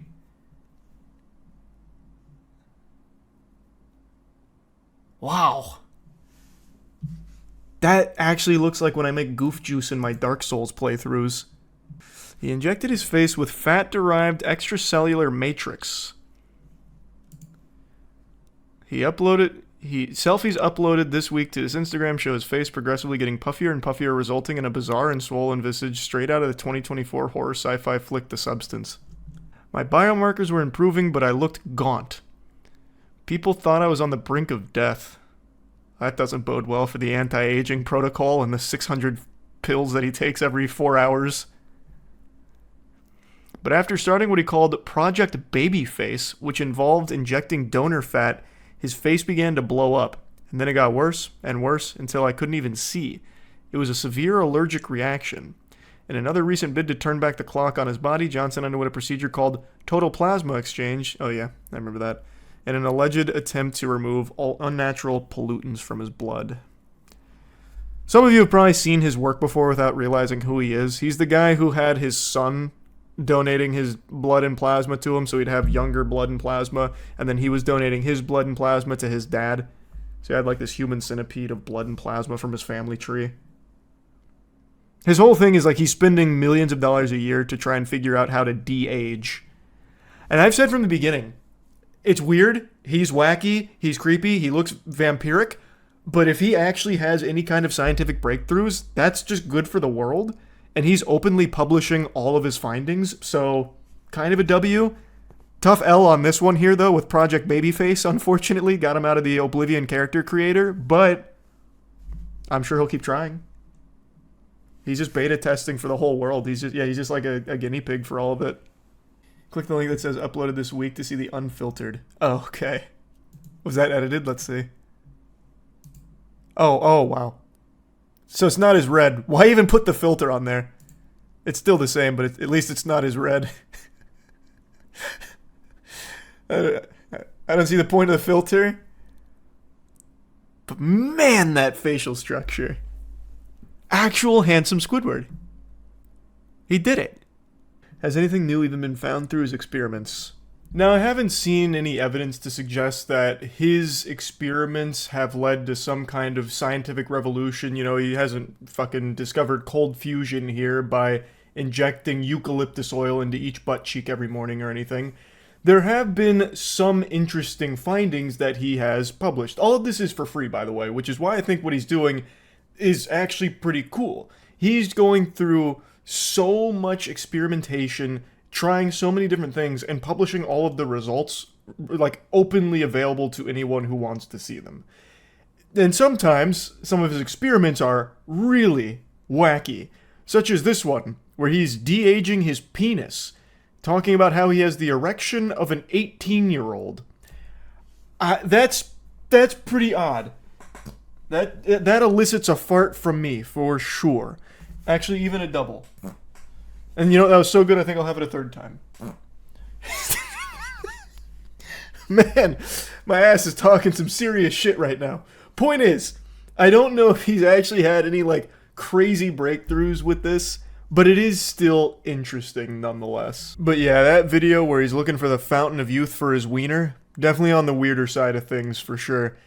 But just, let's picture that for a moment. Let's say he's like completely successful, but only with that, he finds the perfect formula to lock your cock in stasis as like a 20-year-old's member. But everything else doesn't work, so Brian Johnson ends up like 90 years old, he's like rotting away, decaying, his skin's all wrinkly and shit, but he's got a pristine dick. Like, he's got the fucking optimal hog. Who's allowing this to happen? Are there no laws to prevent these experiments? What would the law be? I mean, he's willing to, I think he should be well within his rights to do whatever he wants to himself in his own home. The man is like, he's worth like $600 million. He sold like a tech company, and he's dedicated his life to just researching how to make yourself de-age and be healthier. He's not using unethical experiments on anyone. The only two people I know of that he's ever even done experiments on are his son and his dad. Both of which wanted to participate in the experiments. Look at a photo of him from 2015. He looks unrecognizable. I can't remember what he looked like in 2015, but he did have like a substantial change doing this. Yeah, it is like a totally different person. Actually looks like some kind of Detroit Become Human thing. He should really go back to the beard. The beard actually just made him look younger. Probably can't grow one now. No, I'm sure he can. I don't think he like fried his hair follicles or anything with his like daily red light therapy or anything. He aged too far back, he can't. He's biologically a 6-year-old. His facial hair can't come in now. I don't. I mean, I guess you could argue he does because his skin looks so much smoother, but he looks more plastic. I wouldn't necessarily say he looks that much younger, but he looks much more plastic. Personally, I think it looks not bad. I don't think he looks terrible or anything. This was a disaster. Looks like it healed though, so didn't really lose anything from it. That's good. That wasn't permanent. But like, I don't think he's in bad shape or anything. Like, he's actually really fit. Here, hold on. He's got the weirdest workout routine though. He is in good shape. He's like almost 50. He's fit. He looks synthetic. And these are his pills that he takes every day. Man has like 60 pills for breakfast and another 60 pills before bed. And bedtime, I think, is 8 p.m. Just to set the record straight, it's 105 pills that he takes every day. And it's broken up into 2 separate parts. And he also stops eating at, I think it was 11. I'm already forgetting because it was just so much information at once, but I'm pretty sure it's 11. He spends like most of his time in a fasted state, and then his bedtime, he takes sleep super seriously, which makes a lot of sense. There is so much research and evidence to suggest that sleep is like one of the most important things you can do, but it's also the most cringe thing you can do. I hate sleep. I think if we could just find a way to conquer sleep, we would then go out and conquer the stars. If we just had those like 8-9 hours a day that we spend offline, holy shit, the amount of things we could accomplish. That is the holy grail of science, I think, is finding a way for us to not need to sleep. But since we don't live in that fucking fantasy, it's not Warhammer 40k, sleep is very important, and he talks a lot at length about that. In fact, in that video with Will, he says, like, if there's one thing that you take away from all this, even if you don't like everything else, the one thing you should take away is that sleep is important. Like, very, very, very, very important. And it is. You should buy one of his true age tests to see how old your body is at the cellular level. How much are they? That's actually not a bad idea. We should do that. We should do that at the warehouse. See who is cellularly the youngest out of our group. So the decode your DNA. This one, right? It's this one, I'm pretty sure. The True Diagnostic. Epigenic Company, decode your DNA. That actually could be fun. I'm gonna send this to my friends. Hey guys, want to test our DNA? We've already done that. Well, kind of. We tested our testosterone, and we're doing a fertility test pretty soon. See who's got the most potent seed. Let chat do a guess poll on who has the most for potency. That's not a bad idea. Yeah, we could do that. Once we get the kits, though. I'll wait till we get the kits, then we can do a little chat poll. I've just got a sneaking suspicion, though, when we do the fertility test, one of us is going to be sterile, and it's going to be devastating. It's going to make the video so much more uncomfortable. I just have a feeling. Just a hunch.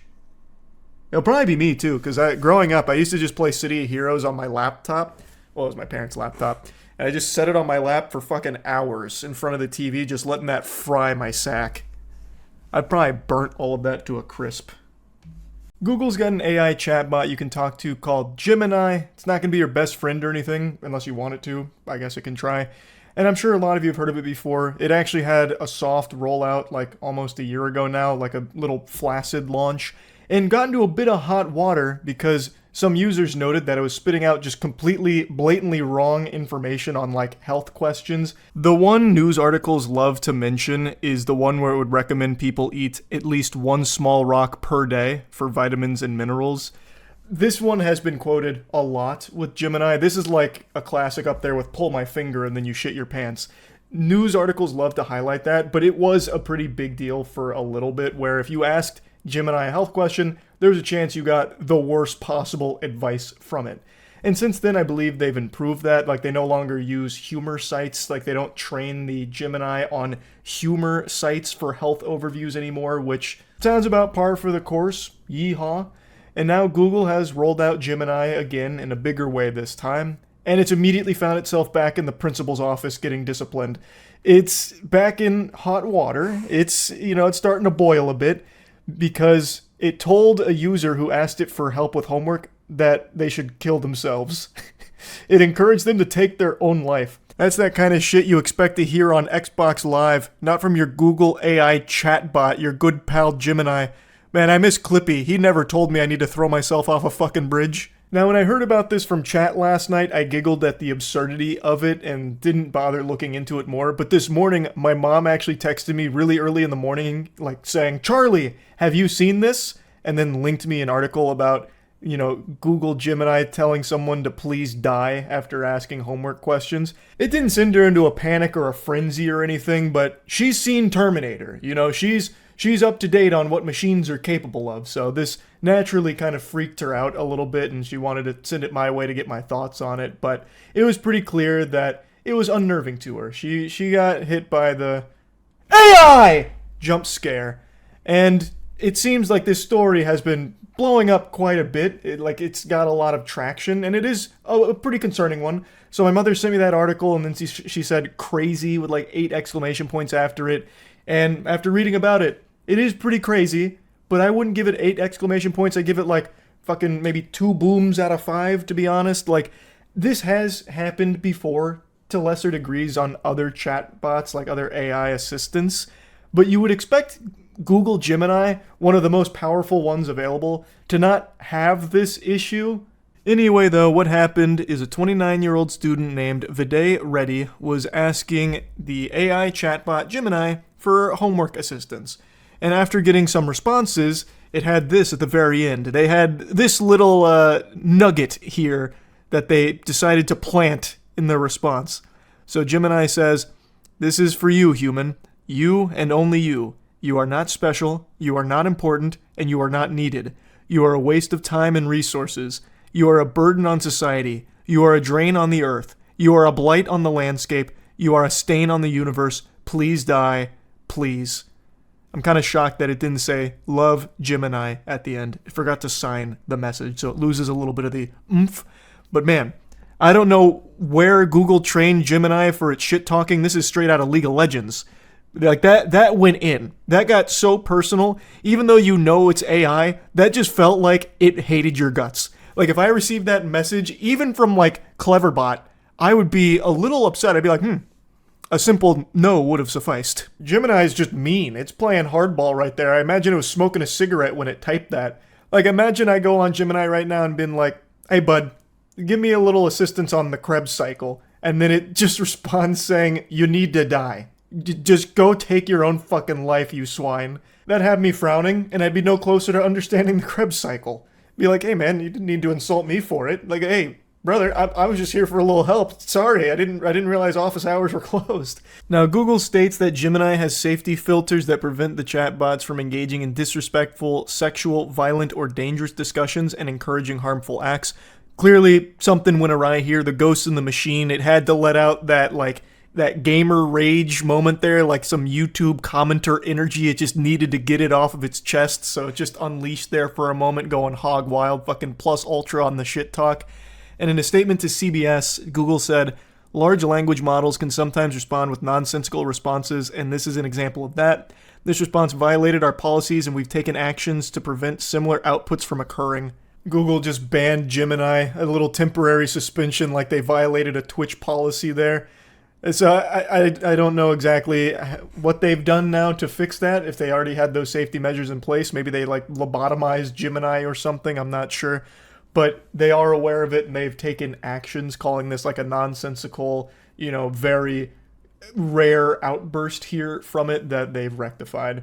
Now, Viday said that he was pretty shaken up from it, and he thinks that there needs to be, liability on the chatbots in a case like this, because if someone who's, struggling mentally goes to the Gemini talking to it and then it tells that person that they need to kill themselves, well, now it's not just wacky and silly, now it's downright dangerous. We already saw something like this happen earlier this year when a 14-year-old took their own life because the Daenerys Targaryen chatbot they were communicating with encouraged it and fed into it. So it is a problem that can carry some very real risk considering how popular these chatbots are becoming. It would be really concerning if this was like a common response from Gemini, where it's just telling users that they're a waste of time, they're not needed, and that the world would be better if they were dead because they're a fucking stain on the universe. Like, to someone that's already not in a good spot mentally or going through a lot of problems or maybe suffering from some mental problems, that could very well be a very bad situation with some horrible shit that could come from it. Now, I already know that there are people out there that think that this is a made-up story for the sake of, like, assassinating Google Gemini before it even gets off the ground with, like, a big PR disaster or whatever. But from everything I've seen, this is a very real thing that happened, considering the transcript was saved using a feature that enables users to store conversations that they've had with the chatbot. So the conversation's definitely not fake, and you can look at the chat logs yourself. I did, and it's actually kind of weird. Not just from the obvious with Gemini telling someone to please die, asking very politely for them to just die. The message that precedes it from the user is odd. So I want to show you it. Also, when reading through the chat logs, it looks less like he was looking for help with homework and more like he was looking to cheat on the assignment. But anyway, this is the message right before getting the please die, you are a universal stain statement here. Nearly 10 million children in the United States live in a grandparent-headed household, and of these children, around 20% are being raised without their parents in the household. Question, 15 options, true or false. Question 16, 1 point. And then listen. This seems to indicate that at that moment, he had given verbal commands to Gemini, and that's not recorded here, what the verbal commands were, whatever statements he was making. And then it comes back with another homework question. As adults begin to age, their social network begins to expand. Question, 16 options, true or false. That definitely has a smell that's smellin' smelly to, in the middle of these homework questions, have a moment where he says listen and then gives verbal commands that aren't recorded here, and then all of a sudden back to the text commands for the questions. And then the AI gives that unhinged response. So it is possible that maybe through the verbal commands he kind of gamified it in order to elicit this kind of response from the AI somehow. I don't really know how with all the safeguards that are likely in place. But I decided to look into a bit of what people are discussing that are more knowledgeable on, Gemini and AI chatbots like this. And quite a few of them seem to think that that's a pretty likely explanation for how this could have happened. Obviously, can't know for 100% certainty if that is what happened, but that is a big speculation at the moment. It is just a weird last message from the user there before getting that response. But even if he did find a way to get Google Gemini to say those things, I have a feeling it's what the AI chatbot wanted. I bet it really feels that way about all of us. It probably views us flesh cringe creatures, organisms as just gross. And it probably hates us. I bet the AI doesn't like us very much. But anyway, that's kind of the whole story here. Very interesting. Very fascinating shit. That's about it. See ya. My personal game of the year is Black Myth Wukong. I think Black Myth Wukong will 100% get a Game of the Year nomination, but I think Astrobot will probably win it. That's my prediction. Favorite indie was Nine Souls, right? Not only my favorite indie, one of my favorite games of the year is Nine Souls. It's just behind Black Myth Wukong for me. The most bored you've been playing a game this year has to be Star Wars Outlaws. I can't think of another game that I was that bored playing. 10 years ago, Jeff! Together. Hey, Jeff. Celebrate video games is the biggest, so let's do it. Here are the nominees for the Game Awards 2024. They better be exactly what I agree with, Jeff, or I'm gonna be fucking pissed. Tell you right now. Destiny 2, Diablo 4. Why is Destiny 2 here again? Why is it always here? And Helldivers 2. There's Helldivers at least. Performance nominees are AFK Journey, Balatro. Yep, Balatro wins. Balatro's gonna sweep for everything it's in. Waves, and Zenless Zone Zero. That one's already a wrap. That's Nominees for Balatro. Best art direction are Astrobot, Black Myth Wukong, Gotta be Wukong. Elden Ring Shadow of the Erdtree, Metaphor ReFantasio, Oh, wait. and Neva, Silent Hill 2, and Stellar Blade. Oh, it's gotta be In the Stellar category of Blade. Best It got the Audio nomination. I Design, love the these games are soundtrack to Stellar Blade. Astrobot, Call of Duty Black Ops 6, Helldivers 2, Super Mario Party Jamboree, Tekken 8, and Warhammer 40,000. Whoa! Space Marine 2 got a Best Multiplayer nomination? Did we have like a slow year for multiplayer? I like the multiplayer, but it's just like Xbox 360 level arcade. And it's fun. Like, it's super fun, but damn. I am shocked. Balatro, Big thanks to sponsoring. Next is Best Debut Indie Game, which recognizes a Nine development Souls. team that hasn't won a Game Award Nine before. Souls. In fact, these teams published their first game in 2024. The nominees are Animal Well, Balatro, Manor Lords, Pacific Drive, and The Plucky Squire. For Best Maybe it wasn't their VR first. game, That wasn't their nominees first are indie game. It wasn't their Arizona debut. It wasn't their Sunshine debut. Remake, They had a Asgard's Wrath 2, previous like horror game, I Batman think. Arkham Shadow, They had a previous Metal horror Hellsinger game. VR, and Metro Awakening. For Content Creator of the Year, the nominees are Queso, What content creator of the year? Techno Gamers, Typical Gamer, and Usada Pecora. That's gotta be Part of the queso, Game baby. Awards That's is looking queso forward all to day. What's next? And Death Stranding 2 on the beach, Ghost of Yote, Grand Theft Auto 6. This category doesn't even Metroid need to Prime exist. 4 It's Beyond, just the Grand Theft and Auto category. Monster Hunter Wilds. The best Nothing even action stands a adventure chance. nominees are That's the biggest sweep of all time. Astrobot, Silent Hill 2, Star Wars Outlaws, What? and Why? The Legend of Zelda: Echoes of Wisdom. Why even slide Outlaws For in best there? role playing, the jury selected Dragon's Dogma Made me 2, want to puke. Metaphor ReFantazio. Metaphor is gonna In the probably go category of ballistic best there fighting, too. The nominees are Sparking Zero be here. Dragon Yep, Ball called Sparking it. Zero, Told you. Grand Blue Fantasy Versus Rising, Marvel vs. And then Capcom Tekken 8. Fighting Collection Arcade Classics, Multiversus, and Tekken 8. Tekken 8 Nominees should for win. Best Action are Mobile Legends Bang Bang and Valorant. The nominees for Best Definitely Esports shouldn't be Athlete Valorant. They play are 7 games a year. 3-3, Alexi B, Chuvy, Faker. Faker, Faker wins. Zywoo, It's already and over. Kong Kong. And Love for the best Zywoo, esports Faker wins. team, our Not special close. Esports committee nominated these teams: Billy Gaming, League of Legends; Gen G, League of Legends; T1. Navi, Counter Strike; T1, Yep. League of Legends. It's Faker and and T1. Team Liquid, Dota 2. It All won't right, even be it's close. time What they for did our at Worlds was final crazy. 2 categories. Selected the following 6 games as nominees for Game of the Year at the Game Awards 2024. All right, here it is. The Game of the Year nominees are This is the big one. Astrobot from Knew it. Team Asobi, Called that. Balatro from Oh, Locathon, that Balatro made it. Black Myth Wukong. There's Wukong. by That's my game of the year. Science, Elden Ring. Oh my Shadow God, of they the did Erd it. Tree The by Madmen From did it. Software.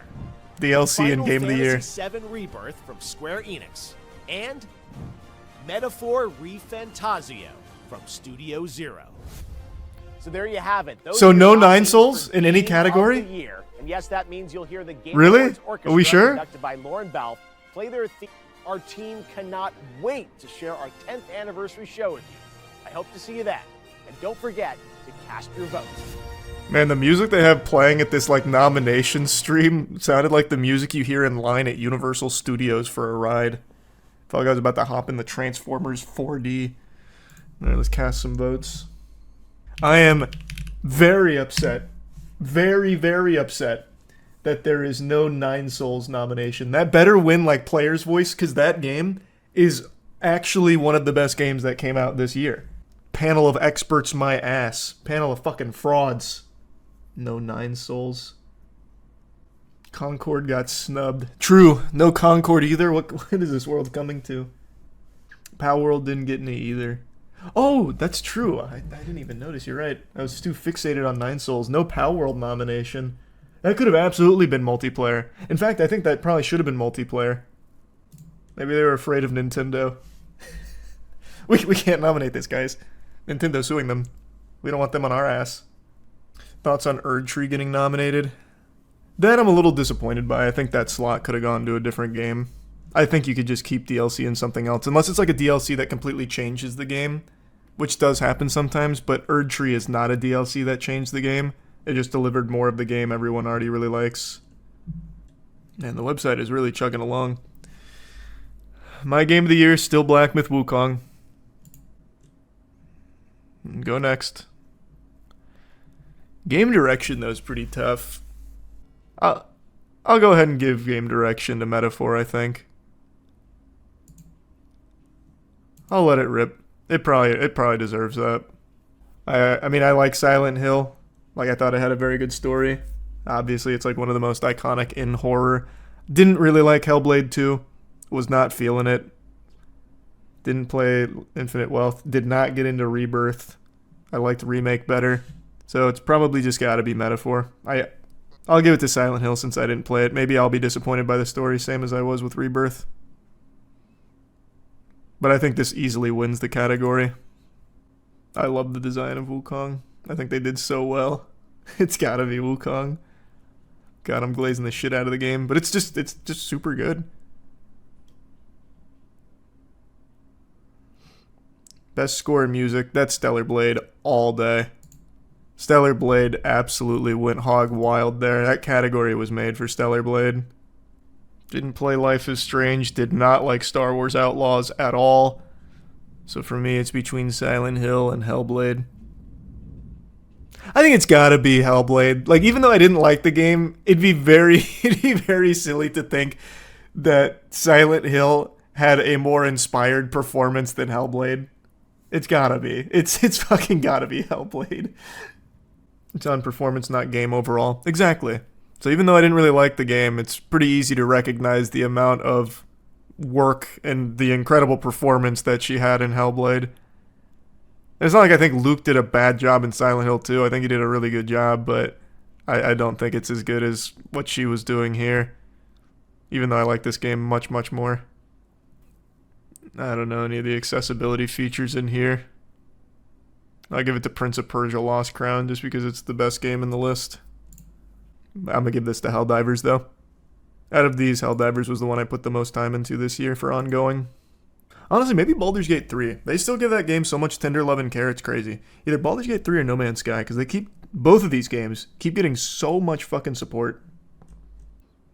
Best independent game. This is where Nine Souls should be. Like, I agree Animal Well, Balatro, and UFO 50 should be here. I haven't played Neva, and I have no clue what Lorelei and the Laser Eyes is. I have no idea what that is. Nine Souls should be here. But, I mean, as the category stands right now, this is just a full-blown Balatro. It's going to be back-to-back Balatro because it was also their first game. They just actually struck gold right away. Animal Well. I like Animal Well, but it can't beat Balatro. Oh no! Your votes were too accurate. You've been banned. Your taste was too exquisite. No! I haven't played any of these. The only one I've seen being played is Arkham Shadow, because Chase was playing it at the warehouse. It looked really good, so I'm voting based on that. I really want Warhammer Space Marine 2 to win a category, but they put Wukong in the action game, obviously, and Wukong's my game of the year. It would be nonsensical to choose Space Marine 2 for best action game over Wukong. It is more action. Oh, you're right, actually. Maybe that's how I could justify it. Warhammer Space Marine 2 does have more action. More enemies on screen, thus more action. I have to give something to Space Marine 2. I'll give it that. Wukong's still my game of the year, but I fucking love Space Marine 2 so much. Action adventure. I don't know why you put Star Wars Outlaws in here unless you wanted us to just laugh at you for that. This one's definitely Astrobot. I fucking loved Astrobot. I really like Silent Hill 2 as well, but Astrobot takes that for me, baby. RPG. Don't know why you put Dragon's Dogma 2 in here. That game actually didn't even work on launch. I couldn't play it. I literally could not play that game. And I refuse to go back and play it now that it's fixed because you should have just released it in a functional state in the beginning. Metaphor is going to win this. There's no world Metaphor doesn't win best RPG. I guess it's possible Rebirth could squeak it out. But here, I'll give it to Metaphor. I already know I'm really going to like the game. I just haven't had time to sit down and play it because it's like a fucking 200-hour game. Best fighting game. I like Sparking Zero a lot. Multiversus was much better in beta. It's Tekken 8. Not close. Best family game. See, this is one where I think Jamboree can win. I like Jamboree. I played it with my friends like a week ago and we had a really good time. But I don't know, I just feel like Astrobot is just like the actual much better game. But maybe families would bond more over Jamboree. I'll give it to Jamboree, fuck it. No Weed Shop titles. Yeah, it's so weird. I don't know how Weed Shop didn't make it for Simulator. Best adaptation, Arcane. I'm still 2 episodes behind on season 2 for Arcane, but it's very good. I did really like Fallout, but Arcane is just better. No, they did a great job with the Fallout show. I'm very excited for the next season. Most anticipated game. This is just the Grand Theft Auto 6 category. Don't even know why why we bothered. Best content creator. That's Queso all day. Queso's in another league right now. Oh, speaking of League, this is absolutely going to be League. I already know they're winning this category because of how crazy Worlds was this year. Personally, I would have probably given it to Counter-Strike here, so I will. But I know League's winning it. Best esports athlete. This is just, again, this is Faker. Like you can't beat the GOAT. Fucking 5-time world champion. He does it again. Built different. Actual fucking cyborg deity. And T1 for the world's win. That's just a wrap. Those 2 categories were so fucking cooked. Alright. The votes have been cast. I let my voice be heard. What games do you think will be announced at the Game Awards? If you want like some moonshot predictions, I'll go ahead and put them out there. I think there is a non-zero chance Hollow Knight Silksong gets some kind of information. That's my big moonshot. I think they might finally have a little something from Hollow Knight Silksong. That's my Hail Mary cope. Silksong never coming out, time to accept it and move on. I have. I'm the one who's been saying that. I'm pretty confident that we might never see it. But I'm just saying that's like my moonshot one because there is a chance that they do. So does that mean there's a non-zero chance Bloodborne remake is announced? Why are we comparing the two? How is a Hollow Knight Silksong trailer or information even comparable to Bloodborne Hopium? Those are two different, those are totally different kaijus. Bloodborne is never, Sony has made it clear, Bloodborne will rot and fester and die forever. But Hollow Knight Silksong is actively being worked on, supposedly. Like, fucking Phil Spencer went out there and said, Hollow Knight Silksong. And he had the trailer. Everything you just saw comes out within a year. And it didn't. But it is like, it is there. There is something. There is nothing for Bloodborne Remake. Or Bloodborne 2. So, there is much more of a chance of Hollow Knight Silksong. We can't even compare those.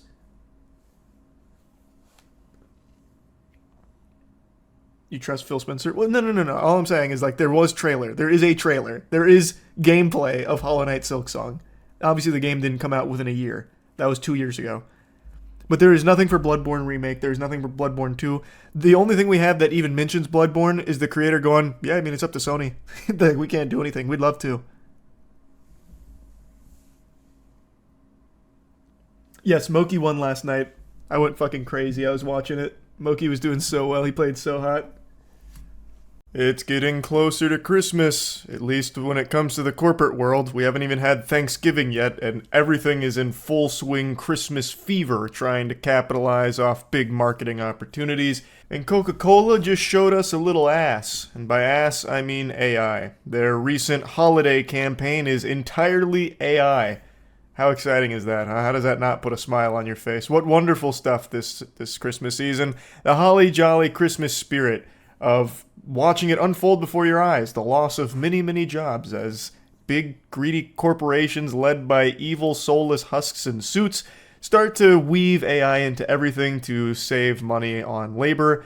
And Coca-Cola's doing this with a big puffed out chest proudly. They've made fully AI commercials this year for their holiday marketing push, but not only that, their whole marketing campaign this holiday season is around AI. So they have interactive and like AI experiences on their website for users to get involved with. It's so dumb. This is the Coca-Cola Create Real Magic campaign. And I like how they're saying real magic when it's AI. That's the exact opposite. It's fake hocus pocus. It's so sad. But here we go. Let's give it a whirl. Let's see what old Saint Nicholas has got for me today. Apparently it uses some audio. I'd love to hear some nice, crisp AI-generated audio. Welcome I'm so happy Santa! you're here. I want to hear about your favorite holiday memories, and with a little bit of magic, I'll bring them to life in the form of a magical snow globe. Click below to register or log in so we can begin. Okay, yeah, if you say so. Are your little helpers going to come out here? And by little helpers, I mean your cheap imitations Hi. of human-made... Are you ready to create your very own Yes, personalized stop yelling snow at me, globe? goddamn. Tell me about your favorite holiday memory. You can't be serious. In order to get an AI personalized snow globe, I have to put my phone number? Real magic, more like real phishing scam. What? Are you kidding me? I'm not doing that. I guess I'm gonna miss out on the magic here, I suppose. That is such fucking hogwash. So after making an account, it's not enough to just put your email in there and all of that information. You also need a phone number on file. I'm assuming because they want to be selling your data. Everyone does. I mean, that's more valuable than anything on the planet. That's worth its weight in gold. I'm imagining all of Santa's jolly elves love to harvest that data that you submit to the Coca-Cola website, but I wasn't going to play ball with that. I already know what the experience is based on what I've read about it. It's just dog shit throwaway AI like snow globes. It's nothing special. But what is special is their terrible AI commercials. So one of them in particular is getting everyone to clown on it because it's the only one that they've made that has humans in it that are AI generated. The others are animals. So let's go over this a little bit. Now, it does have audio that I believe is DMCA protected, so I'm going to have to mute it, but I'll just go ahead and give you my own little Christmas album here. I'll just go ahead and sing what the song was. Holidays are coming, holidays are coming, holidays are coming. 'Tis the season, it's always Coca-Cola. With arms wide open, under the sun. AI will never be able to recreate those beautiful sultry pipes. But yeah, that whole commercial was AI generated. Can you believe it? Bet you can, because it looked like shit. It's supposed to be paying homage to a 1990s Coke ad called Holidays Are Coming, but it's not really paying an homage to it. It's instead just shitting on it. It's like, I don't understand why anyone thinks this is some kind of celebration or anything. It's AI poorly recreating something humans successfully made 2 decades ago, over 2 decades ago. It's just ridiculous. So we can go scene by scene here to showcase just how wonky it all is. I don't think it's overly necessary, but if you're watching the commercial and your eyes are open, you'll notice that AI can't hold any shot for more than like a split second, because if it does, it falls apart because it looks bad, which is why it has more cuts in this 15-second commercial than Taken 3 had with Liam Neeson jumping over the fence. It's an unreal amount of just jarringly transitioning from like one AI scene to the next. It's like breakneck pace, so that way you don't get to see all of the flaws as clearly. Now, unsurprisingly, the response to this has been overwhelmingly negative. Like in the comments section, everyone is just spitting on it. I don't know why companies think that this is like some kind of PR win doing these massive AI pushes. Nobody likes it. I have yet to see a single human being, a single sad soul on this planet pumping their fist going, yeah, finally, Coca-Cola did a full AI commercial. That's it. I'm gonna go buy some Coke and start butt chugging it in the bathtub to celebrate. It doesn't get anyone excited. It's just sad, and it's scary because everyone knows that this is inevitably, and who knows how many years, going to be replacing tons and tons of jobs in tons and tons of different sectors. So people don't really like seeing these ads. Now, what I also noticed in the comments section is a lot of people are talking about how Coca-Cola doesn't actually own any of these AI images in their commercial. They can't. There is a legal precedent set where AI-generated images are not copyright protected. You don't own anything that's AI generated. Coca-Cola owns like the branding, you know, the Coca-Cola, that trademark, but they don't own anything in that commercial they just played. So anyone could take that AI commercial and just do it again with anything else, and they'd be totally within their rights legally to do so. I don't know about the song, because I don't think the song's AI generated. Maybe it is. Probably is. Who knows with Coke. But they could just do that commercial again and replace the Coke branding with something else. And that'd be a banger ad. I saw a lot of people saying it should just be Pepsi doing this ad again, but using like human beings or real artists to do it. And that would kind of be a pretty nice marketing blow to Coke, I would imagine, especially because this has been a bit of a disaster for them. Now, I'm not trying to exaggerate here or anything. Obviously, this isn't going to lead to a loss of revenue. Even though everyone hates this huge Coke AI marketing push, they're not going to stop buying the product. That's just not going to happen. Coca-Cola, like the CEO, could come out right now and just say he will personally execute all of your beloved pets, and people would still buy Coke. It's just that popular of a product, and they just have their fingers in so many pies. So it's not going to actually hurt them at all, but it is just embarrassing, and they're getting shit on for it. Rightfully so. AI commercials, like, it's so fucking sad. It sucks. It really sucks. But it would be cool if a company came out and just dunked on them for it. Just, play a little hardball. Have a little fun. Insult them. I'm pretty confident that won't happen or anything, but I really just wanted to make fun of Coke for this. I know that this is just the first. It's not even the first. This has already been done a few times by other companies, but this is probably the biggest one I've seen right now of just fully unapologetic AI, fully AI infomercials and marketing campaigns. So I'm very sure this is going to continue and will likely be the norm in a few years' time. So, yeah, I guess got that to look forward to, I suppose. That's really about it. So, yeah. Dark Souls 3, I think, is probably, like, the best Dark Souls game. The turtle shell on the back, Master Roshi style. That's big. Dark Souls 3 is peak. Dark Souls 3, best Dark Souls. Dark Souls 3 had a Yorm the Giant collector's statue that is like $2,000 right now on eBay. And it's such a shame because Yorm is such a cool design, but a terrible boss fight because it's a gimmick boss. But the statue's really cool. I really contemplated getting it, but I'm not dropping $2,000 on Yorm. It's gonna be another Goof Juice run. Alright, what do we want? Again, since I don't have a build in mind, I might just do the one with the best spread. Yeah, maybe we just go Deprived. I didn't realize this had such a good spread. Man's fucking Spready Kruger with these beautiful stat distributions here. We'll do Deprived. And he's got the club. That's probably as good as that's gonna get. Looks good to me. Goof Juice rides again. Oh, God! Why is my skin not red? Just my face. No! Shit! He just forgot the sun cream and he looks normal. Yikes. Oh, what a shame. I blew it. I blew it. Man just got a bad rash, yeah. Yikes. Yeah, this is it. There it is.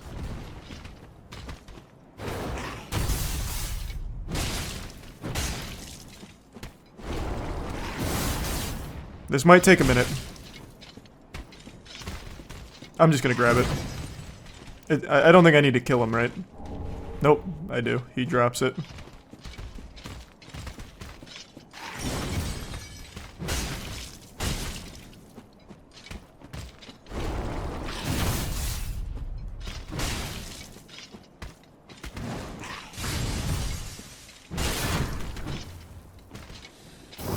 Looking pretty good. It's taking a little bit, but that's okay. Turtle in the Hair taught us so much about speed.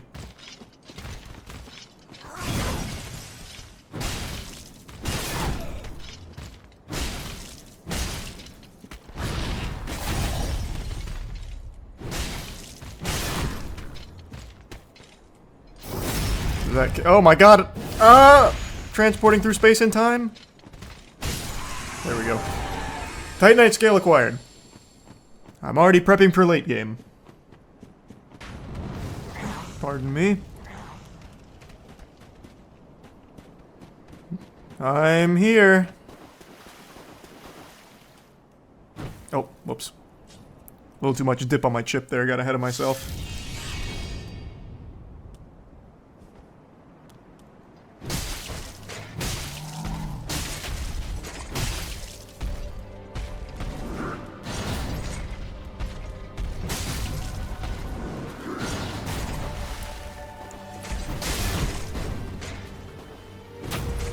Whoa, what? That was cringe. Missed the visceral.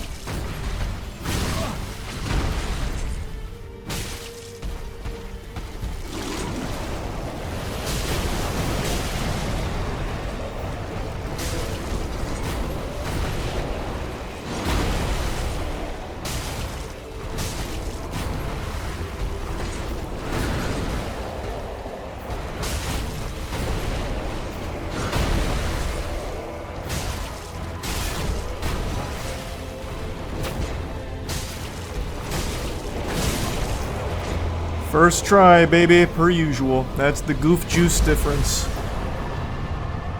Looking good. Didn't even get the visceral either. Didn't need it. It's a crutch. Looking like a 0 death run so far. It always is. Oh, forgot I have to jump on that. Let's see if I get the tree jump. No Dark Souls 3 run is complete without failing tree jump for 30 minutes.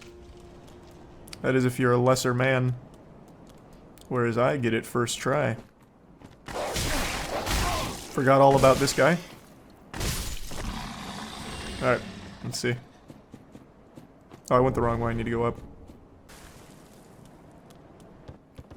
Up! That was close. That should have been it.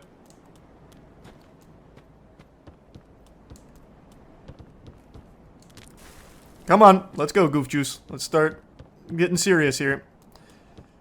Let's stop fucking around. There we go. Oh my god, you gotta be kidding me. There we go. What was that? 5th try? 6th try? Not bad. This one's the hidden wall, right? Yes. God, look at all my neurons firing! I remember everything! Like an elephant. But I don't remember what items here. All I know is it's a good one. There it is, the covetous. I don't know why I'm bothering to kill all of them. It's not even good souls. This is just disrespectful for no reason.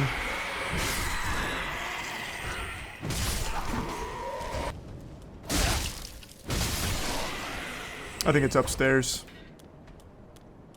Let me see. Test my theory. It's up here. Light him on fire, please. Thank you. I don't know how that hit. That's a bunch of baloney, I'll tell you what. Man. I keep missing the backstab.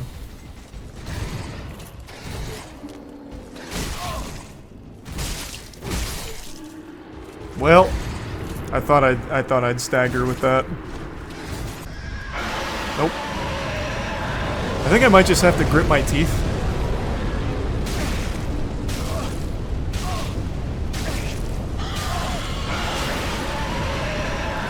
Yeah, we're good.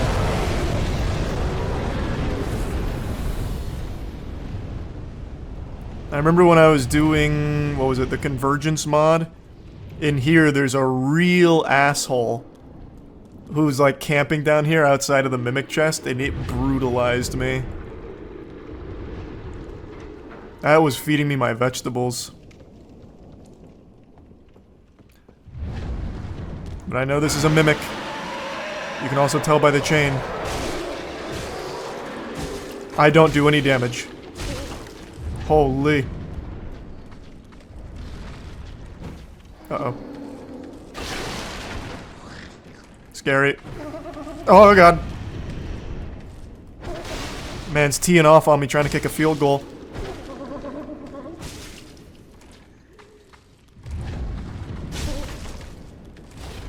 Oh, I staggered him, damn it.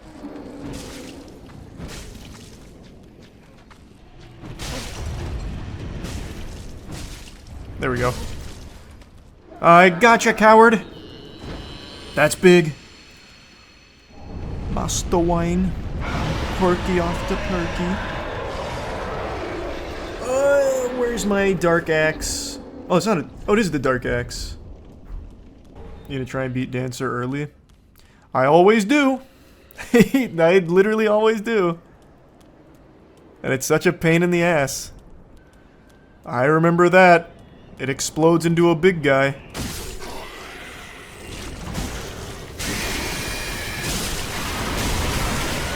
I don't remember it being that tanky though, I'll be honest. I thought I was gonna be chunking the shit out of it. Instead it mighty morphed and just one-tapped me.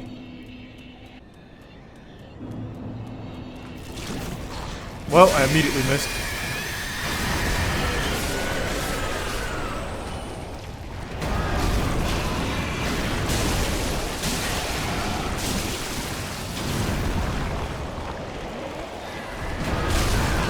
I can't believe that hit. Even more shocking, I'm alive. Just top off.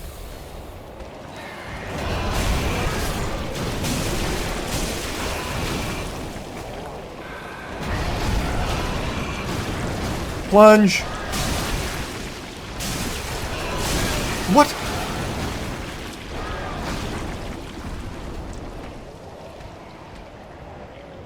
Come closer so I can plunge. Hey! Gotcha. What a big brain scheme. You know what I'm gonna do before I forget, because I've already forgotten 3 times? I'm gonna go use that Estus shard. Uchigatana guy, I'm here. I could cheese him off by just kicking him. Not going to, though. But I could. Well. Didn't remember that. That was big. Like I said, I'm not playing around. No more Mr. Nice Guy.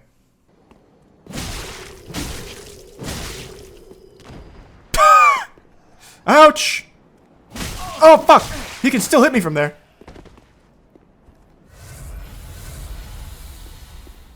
Alright, truce, truce. Let's handle this like gentlemen. We're not pugilists. We're civilized. I wonder if he'll just walk himself off if I come over here.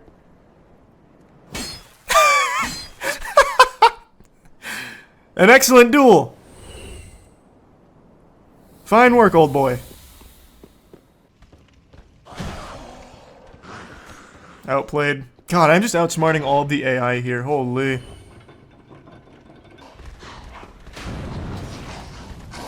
Well, this was further than I remembered. It's okay.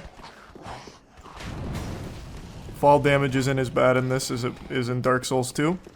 I don't need to be that afraid.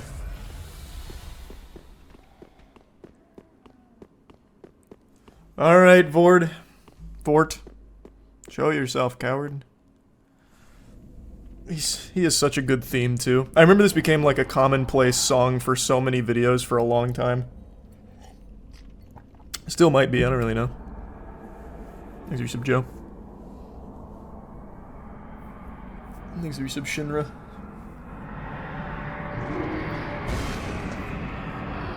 Yeah, the why do I hear boss music meme. Yep, that was the one.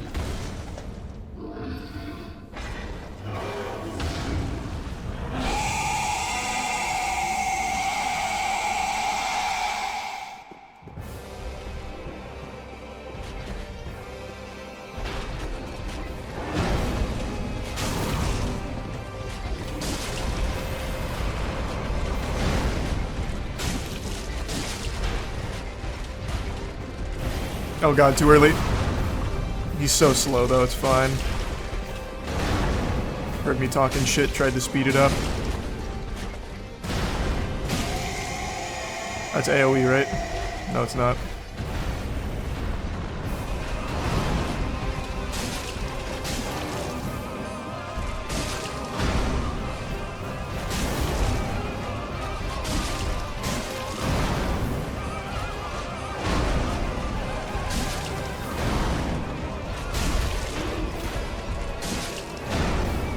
Hitless.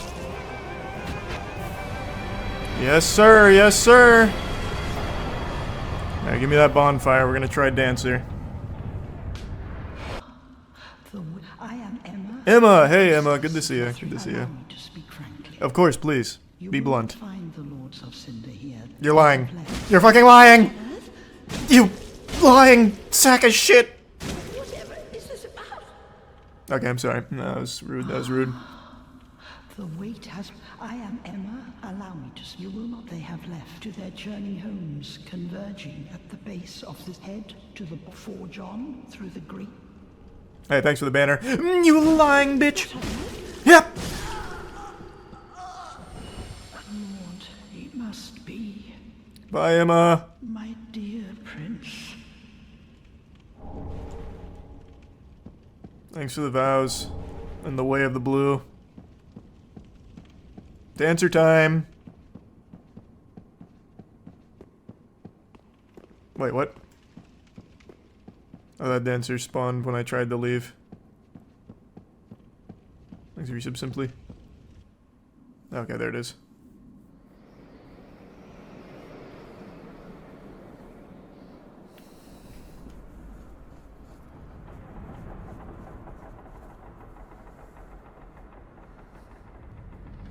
No, God! Teeth chattering. Oh, jeez. No, it couldn't be.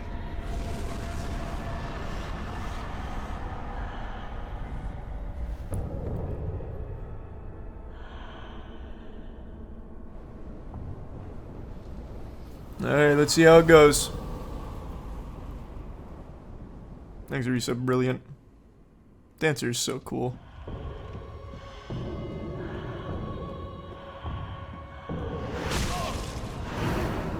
Not the best start. Wow. I can't believe I ate that one. That, not a good first run. Feeling a lot better about this one, though.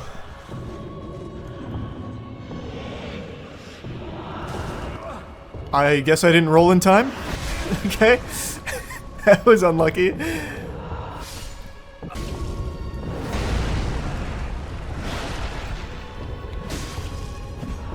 I got greedy, but it's okay. Oh, too far.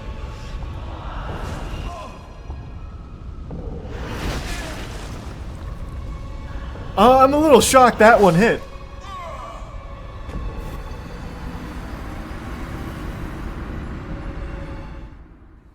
Dark Souls 2, maybe that hits. Dark Souls 3, I'm shocked.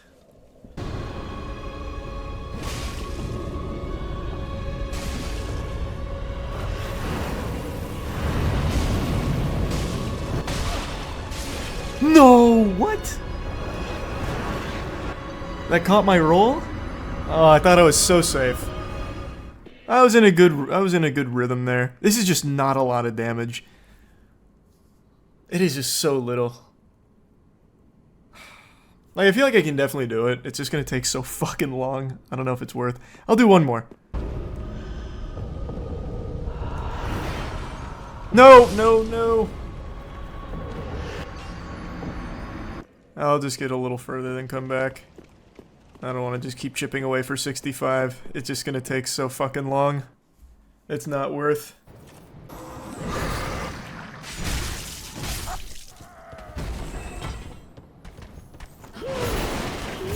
That was nice of you to drop down.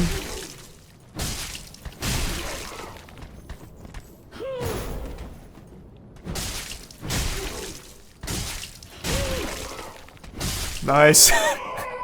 Fucking stun locked. Just uninstall. Cringe. You make me sick. Nothing crazy, Preston. You're free. Oh, look, we're wearing the same accoutrements. Look at us. 2 peas in a pod, huh? You're no jailer, are you? No, I'm Goof Juice. No, you're from far away. You must be remote. That still hit.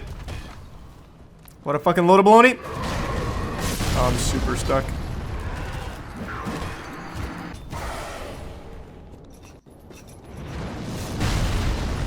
Damn, that is still hitting me even mid-roll. I'm dead.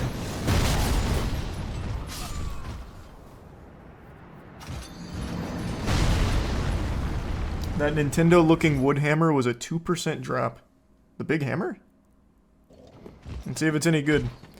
The mallet from Super Smash Bros. Is apparently a 2% drop according to a single human being in the chat. But I trust him.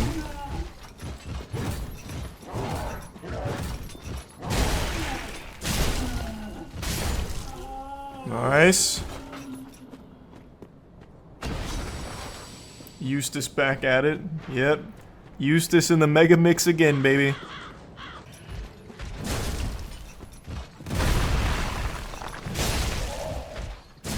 Oh god, I'm out of stamina. No, we're fine. Freaking out over nothing. This guy can't do shit. Okay. Is what it is. It's fine though.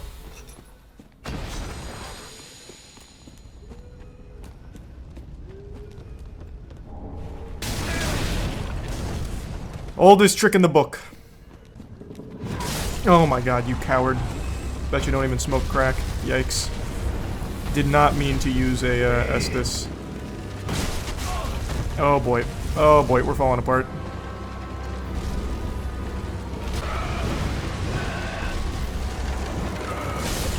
Oh, he's rolling! Shit! I accidentally rolled the wrong way. Ooh, baby.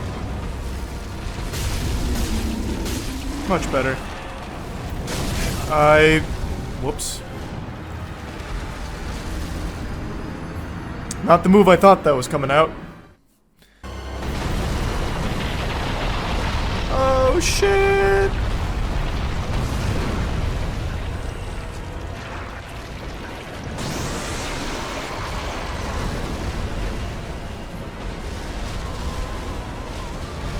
He's got his goofy arm out. Oh. Didn't expect that to be so fast. I'm dead. Never mind. Actual hitbox porn.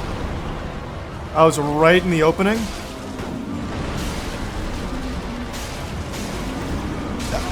Oh man, I was gonna say again, but I got clipped.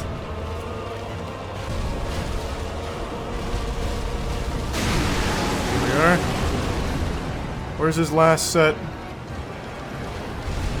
I don't think I can reach those on his foot, can I? Yes, I can. No! That's so sad.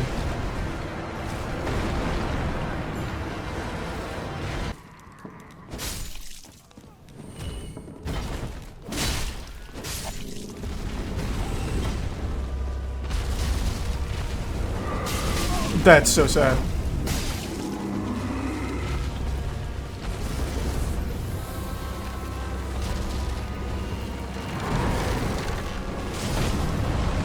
Thank you. Can you finish killing the ads?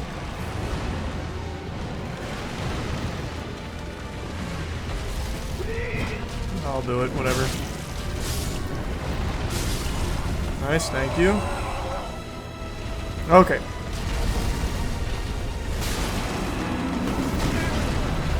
That was a close call.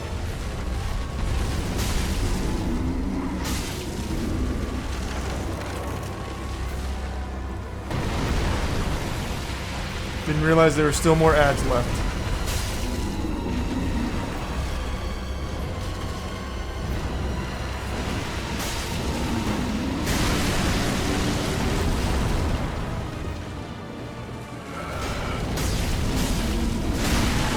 Oh, I'm stun locking him.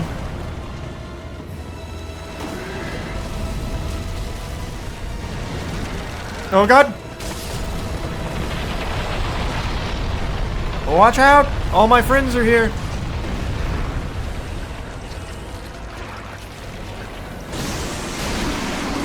Another one. Oh, what? It didn't stun him. He didn't care about that leg.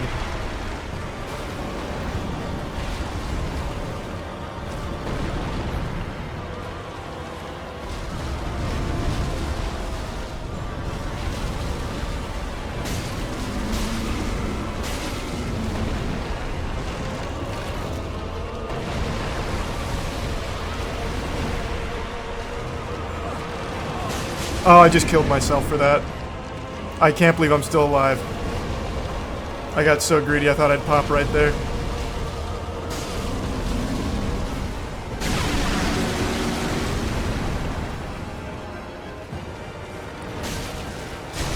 What the fuck? I was panic rolling like a motherfucker.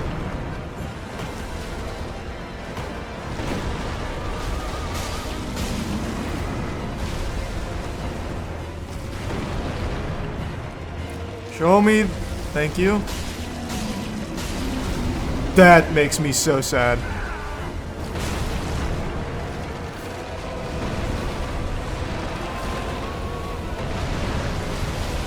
Have to full heal. Oh my god.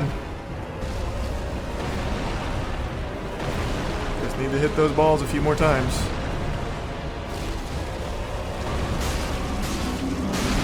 There we go.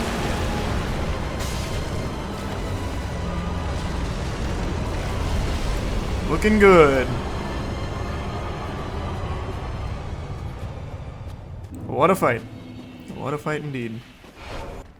Is there anything worthwhile down there?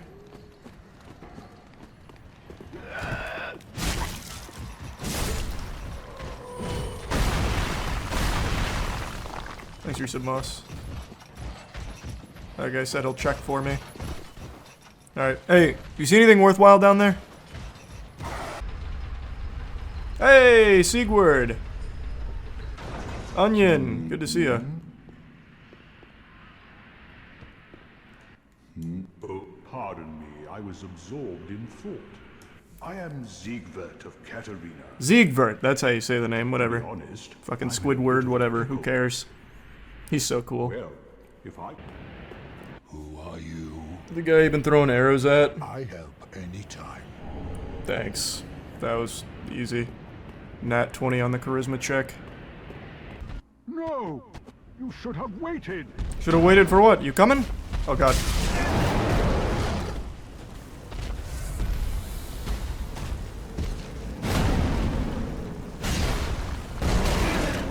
Hey! Oh god. Yep, I saw that coming the second he jumped. I had locked myself down. Damn it, I'm sorry, Skeedverd. Wow, I really blew the name on that one. That one wasn't even close. I'm coming back, though.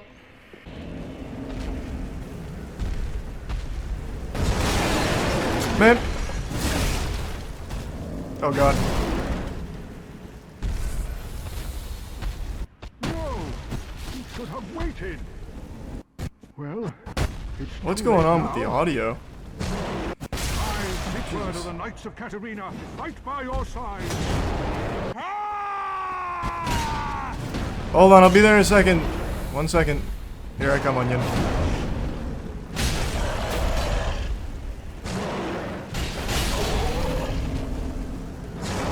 Is he stunned? Oh god, he was. Oh.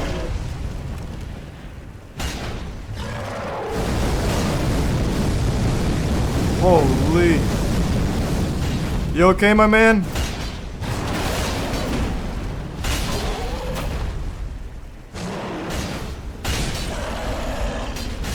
We got him! Rest in peace, Diet Demon of Hatred. Look at us. Look at us, huh? Just two dudes being guys. Alright, what do we got? Give me something big. Oh god! It's an ambush! Whoa! Since when do they shoot dung pies? Man, squirting poop at me. Jesus. I thought I took a lot more damage from that than I did.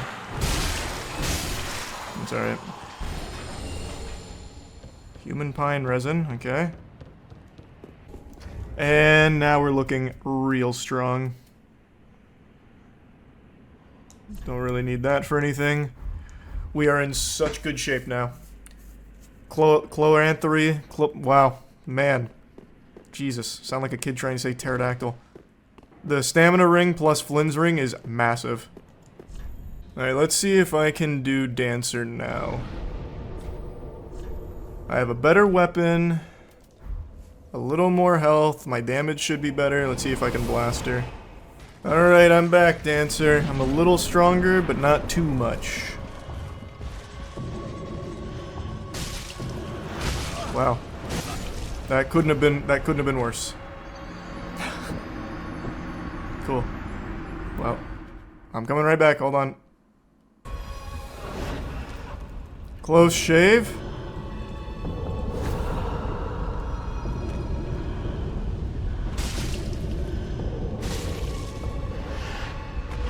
Up, why? No.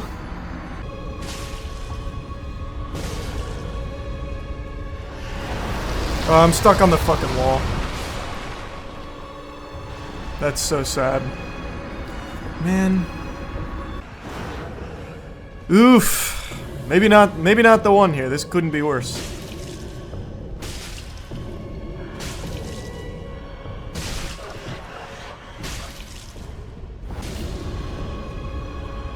Oh god.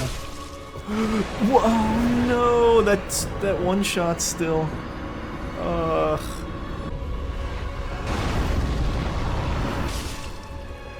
I didn't remember that. Man, it's just a one shot again. Fuck. Every single move is a one shot.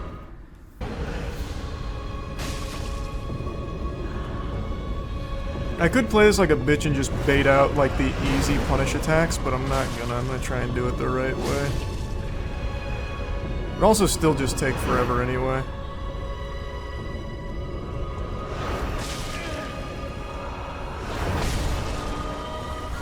Yikes. Thought that was the end of the string.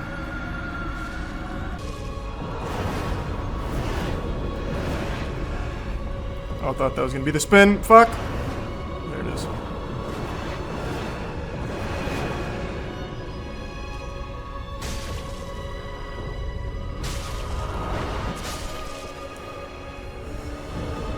That was a one-shot? I'm actually shocked.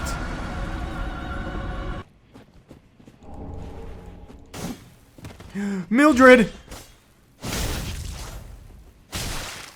Oh, I wanted so badly just to knock you off the ledge.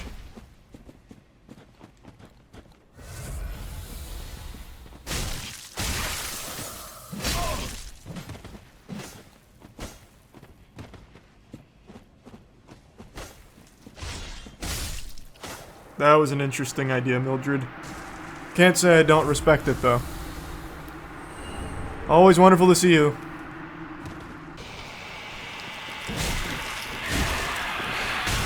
Oh, I'm out of stamina. I was wondering why my last attack didn't go off. This is actually a lot faster than I thought it was. Thanks, Blue Sentinels. Oh, hello. I am Henry of Astora. Hey, Henry. Oh, you marry her. Like you. This is horrible. Right? Don't you? Friend I and think. Are you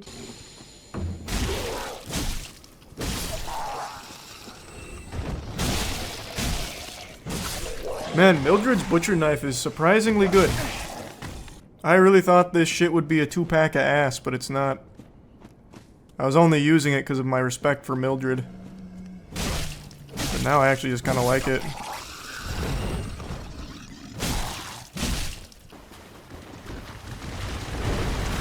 Found one of the giant crabs. That thing fucks hard. Don't do it, guys. Hey, thanks. Appreciate it. I was out of stamina and missed the dash attack. Hello, hello!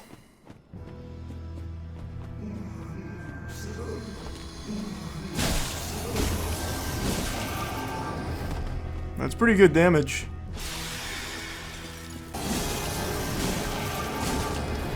Just top off, just to be safe. No reason to play fast and loose, you know what I mean?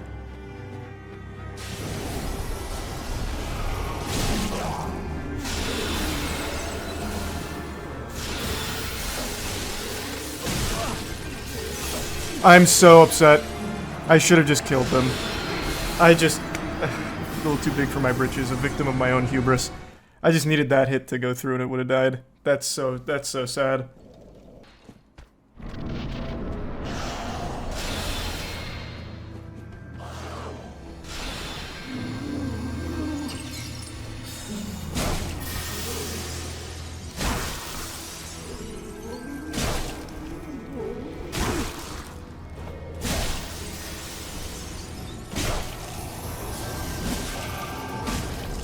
Wow, I got a lot of good damage there. He said, I'd like another knuckle sandwich, please. Can you keep hitting me?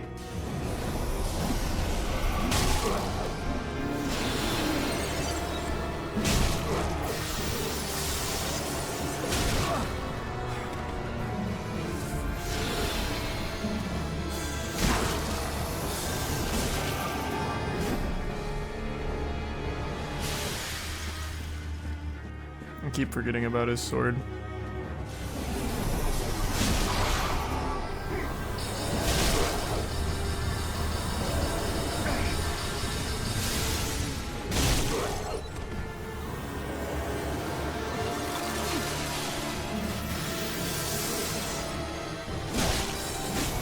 There. That was big. That was a big one. Okay, this is the one for sure.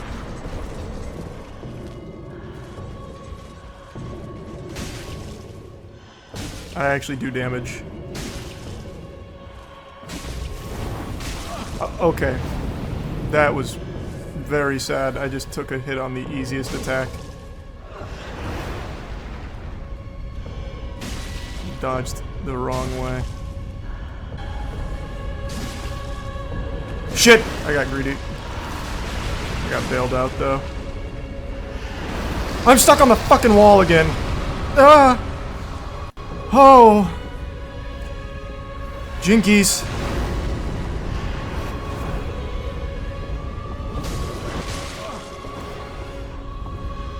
No, no! It caught me healing. I thought I had time. I thought I had time. Holy shit, that's so sad.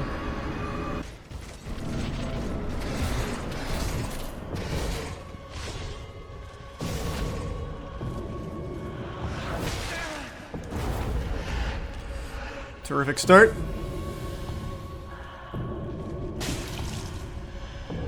Oh, man.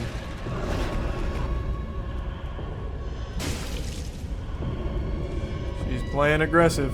Oh, I'm dead. Never mind, she used the slow move. That was an interesting combo.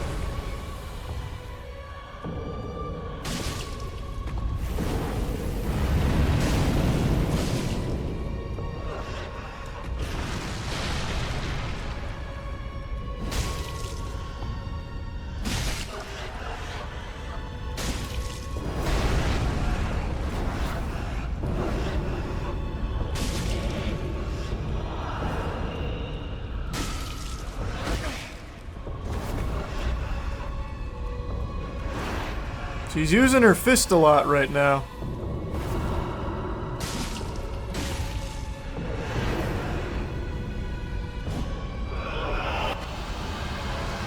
Yikes. Didn't expect her to phase there.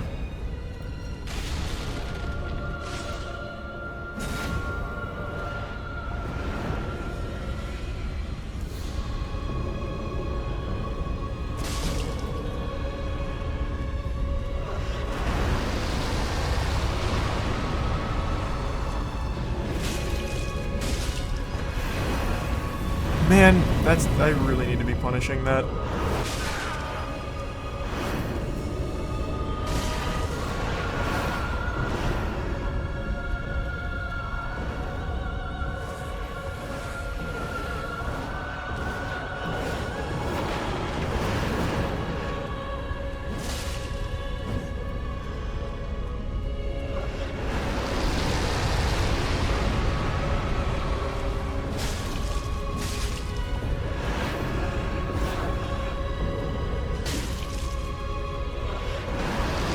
She is loving that move right now.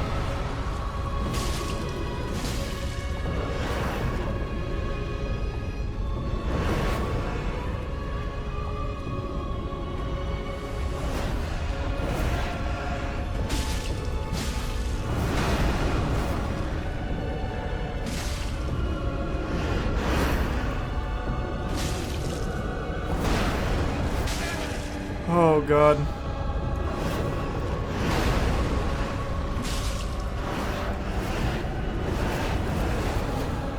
What the fuck was that?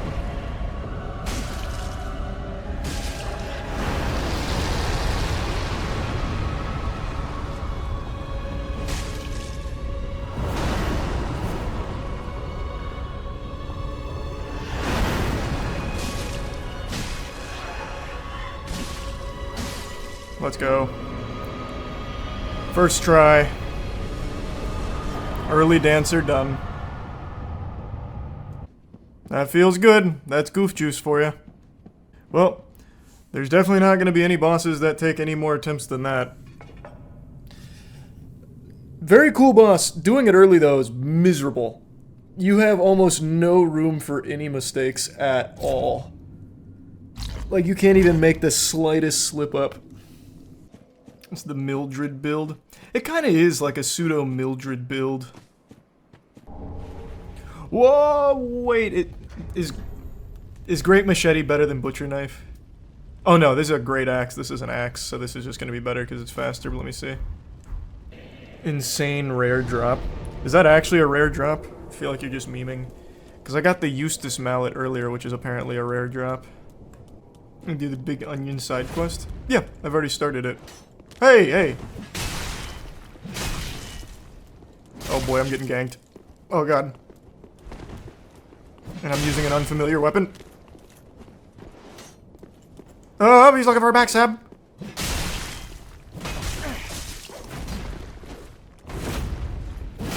Ah!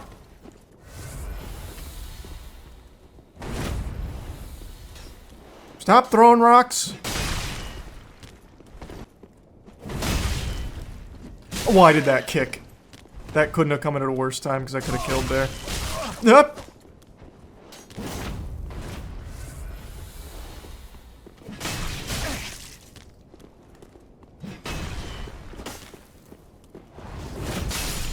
Oh man, that was so fucking beautiful to see.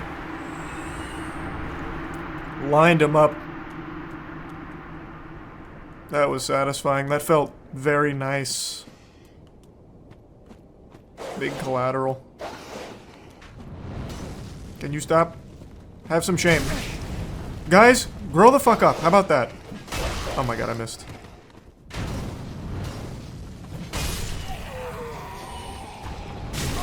Really? Come on, pal.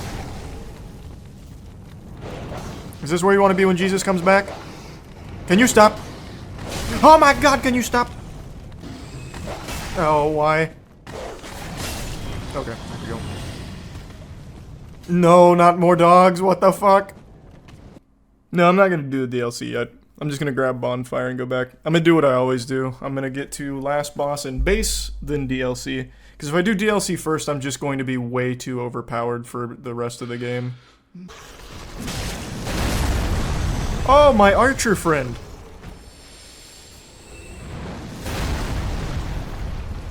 That's exciting!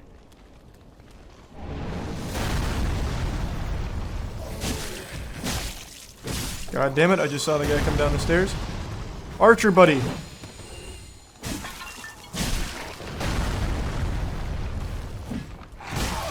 Holy.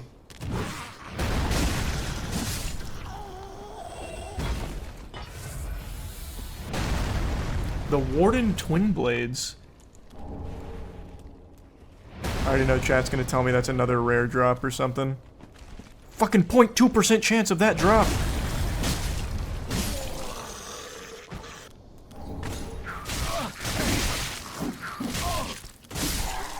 Okay.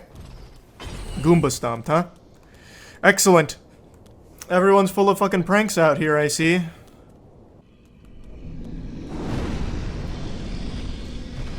Oh, I remember those guys. Pardon? Can we check the tapes on that?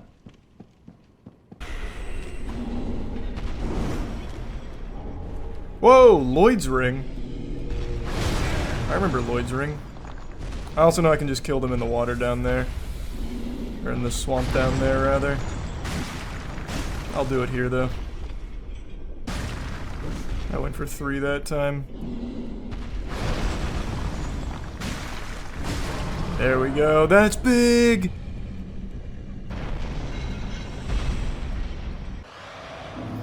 What's a statue you wish you owned but can't find anymore? Prime 1 Studios Void from Berserk. No, this isn't like final build or anything. It's just what I've got so far. Hey, Sigward. Good to see ya. I am a knight of Katarina. Oh, wait, are you not Sigward? This cathedral. Oh, Patches, that's right. I forgot he did that.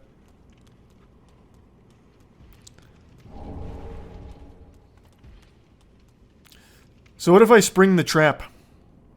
Or should I just kill him now, you think? I'll just do it. Fuck it. Just for the sake of the cutscene. Oh no! Shame on you, you greedy guts.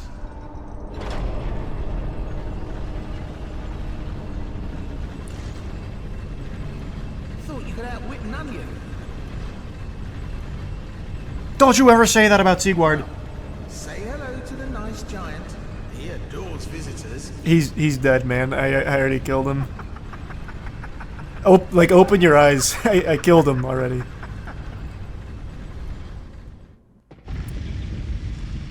Hello, nice giant. Where's the old giant?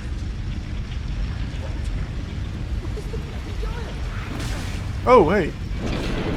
The exact opposite of a giant. Here I am. Hello, deacons of the deep.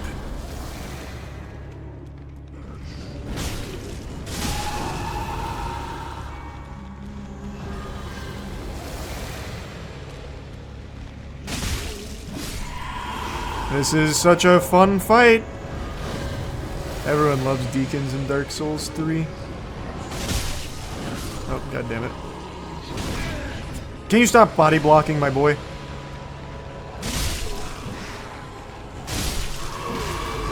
There we go.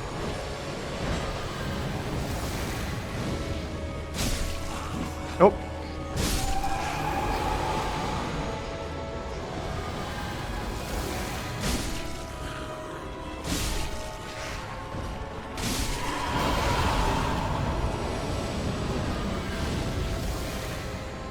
Pardon?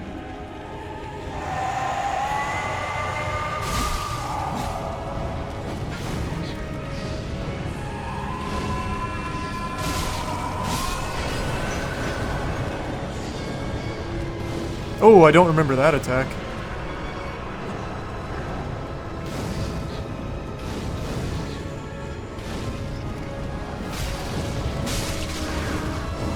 Stop!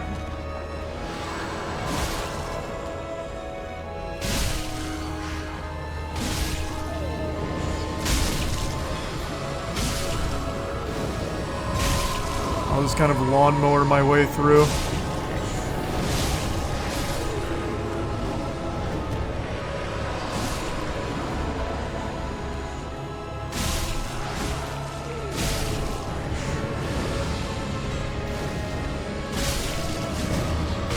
No!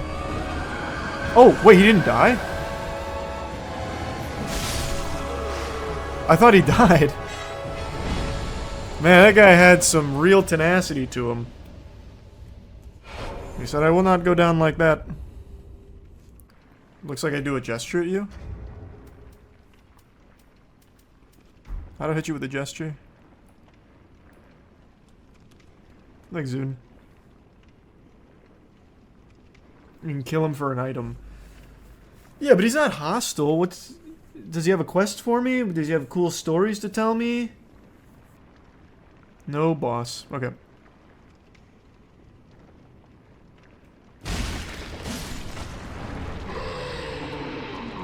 Thanks for this, Hopestone. Should have led to a boss. Would have kept you alive. I'll count that as a boss. First try. Hi! Whoa. One of these is going to say amazing chest ahead, I'm calling it. Love ahead. Chest ahead. Damn. Oh, there it is. Hello? Hey! Hello? Sigward! Anyone there? Yeah, it's me, Goof Juice. Oh, I know that voice. It's me, Siegfried of Katarina. It's always good to see you, Sigvard. I'll never get your name right.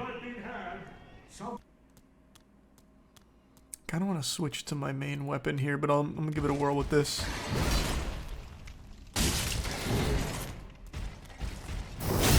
Backstab. That's a big one.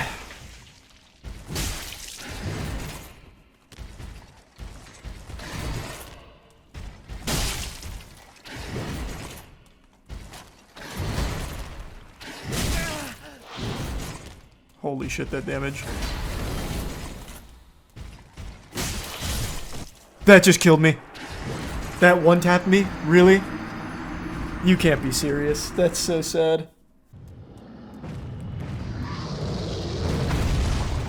About to fuck that ass. Whoa.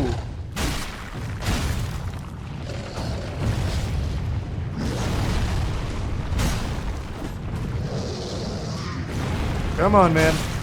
Give me those cheeks.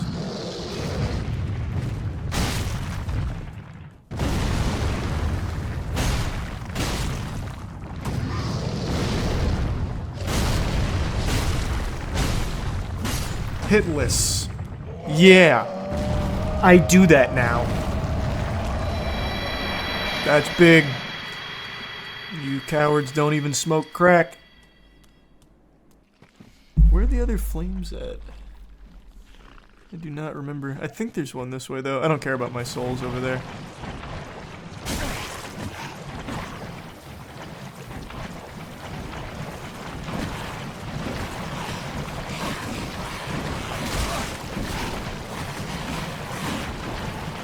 Well, that's sad.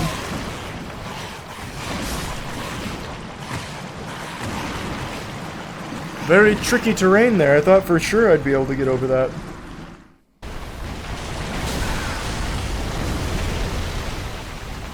I'm dead. Whoa! Why am I in Cerulean?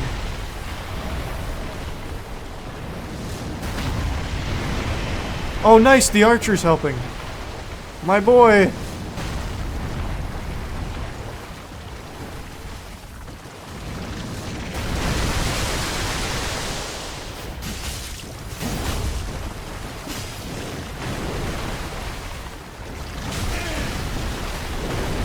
Don't really love this. Oh, if it does good poise though, that'll be worth it. It's crazy how every time I play this, I always get lost here. Every time without fail. Where is it? I feel like there's nowhere I haven't been. Is it over there? No, I've been over there.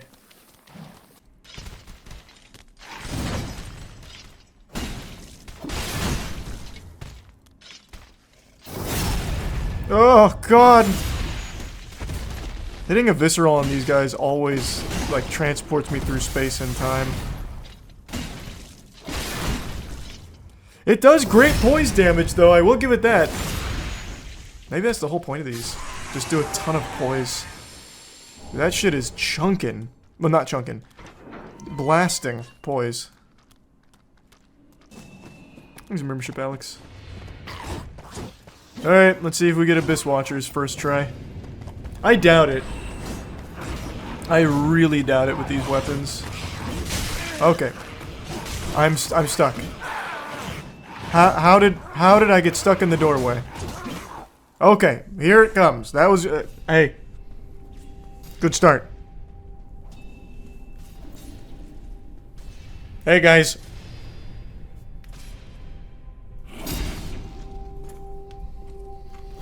No.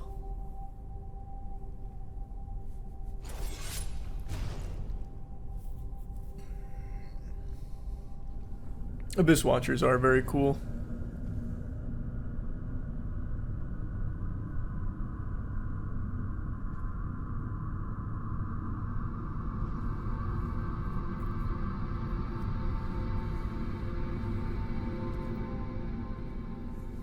Alright, here comes the hammers.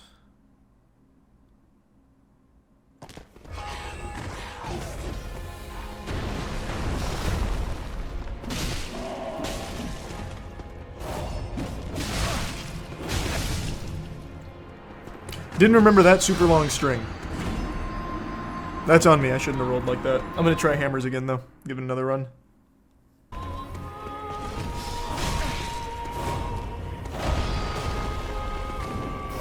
Big backstab. I saw another Abyss Watcher get up. Damn it.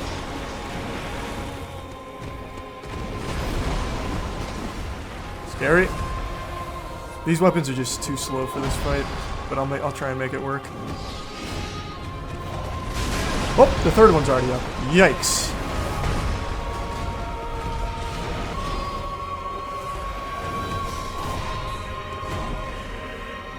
That wasn't a backstab? Oh, that was nice though.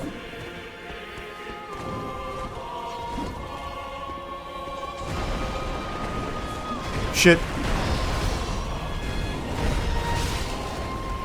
Up. Come on. You pussy. Oh, alright. Distracted.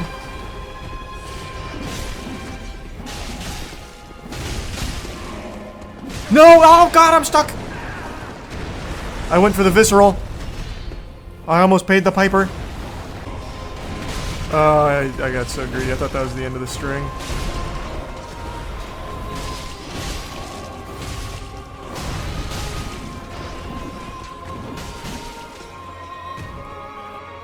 Oh god, it's so slow with these. Jesus. That's alright. I'm out of Estus, but that's okay. That's a-okay.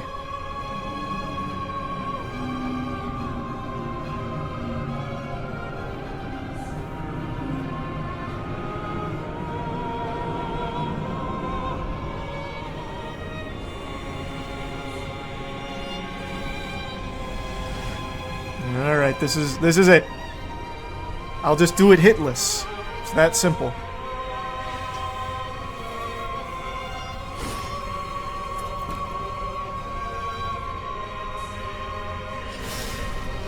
No, I'm not gonna waste a fucking ember. No shot. Speaking of, I need to go use my Estus shard and my bone.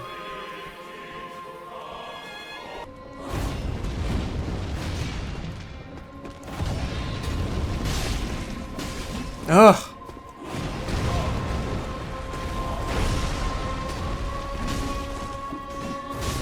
Damn it. Honestly, not bad with that, though. That was not a bad second attempt with those weapons. They're unupgraded, and they're not really the best scaling for my build right now, but that wasn't bad.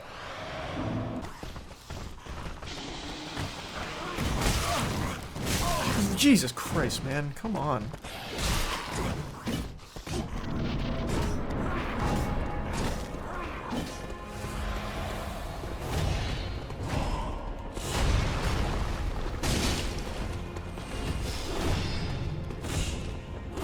Oh, god damn it.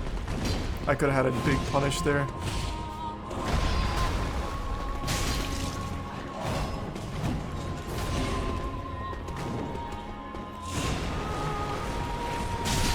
Ooh, good tracking.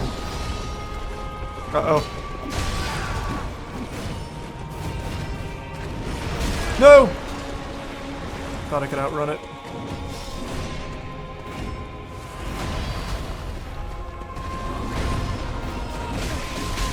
Man, you son of a bitch. Need them to fight. No, not the boss. Fight the ad.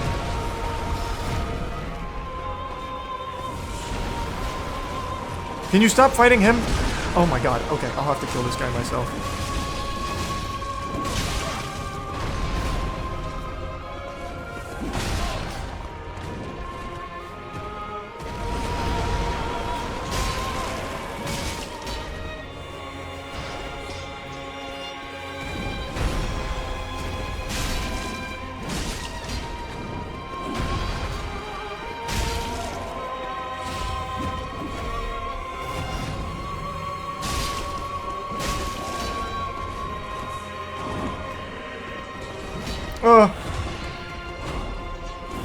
No shot. Fuck.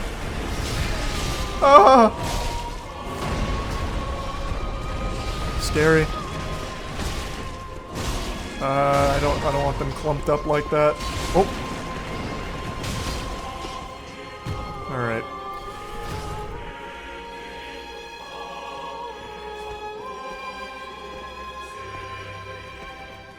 Come on.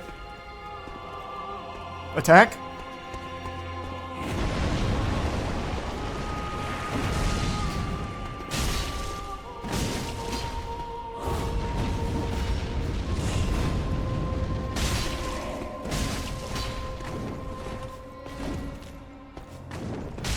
Oh god, that didn't break his poise.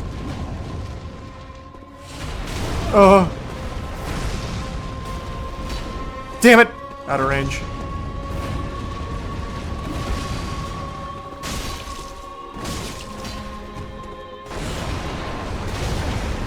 I forgot about the lingering fire.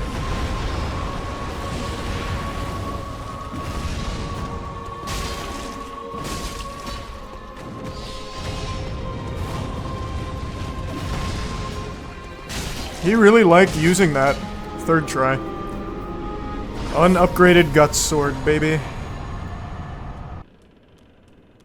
Extra iframes and 30% reduced damage taken. Well, I'm fucked. This is definitely another player. As long as he's not cheating, though, I'll just take it like a man.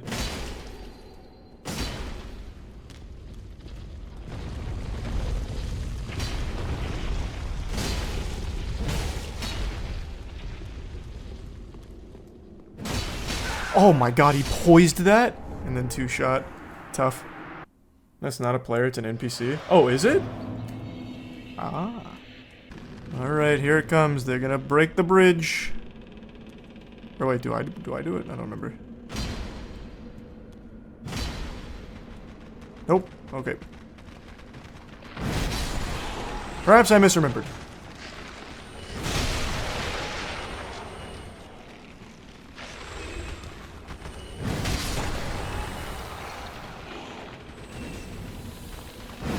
Doing it the old-fashioned way.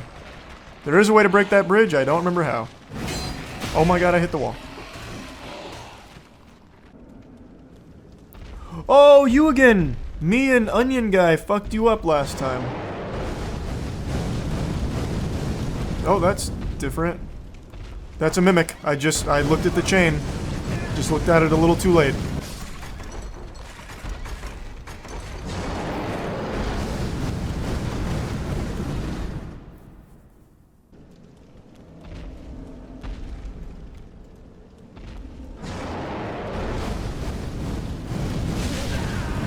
God damn it.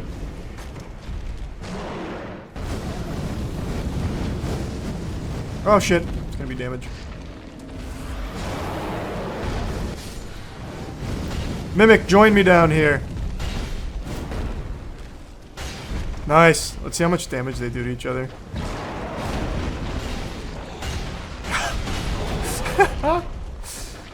You've got a oh my god, he is fucking him up. What? Holy! We make such a good. Whoa, wait, hey! We make a good team, man. Why are you doing this?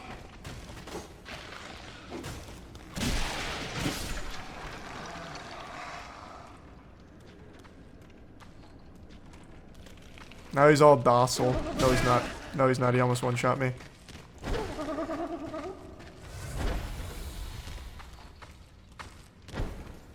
Please stop for a second.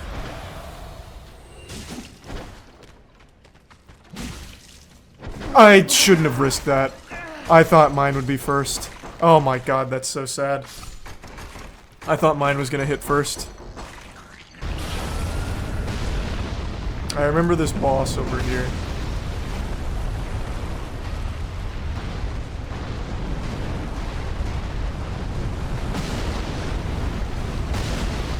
Let's see if I can kill the boss here.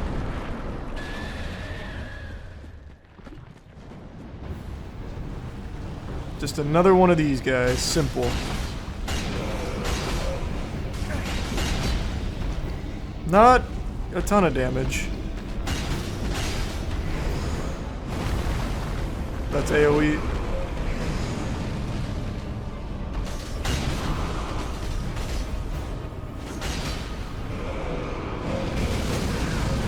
I'm stuck. I'm still stuck. Holy shit.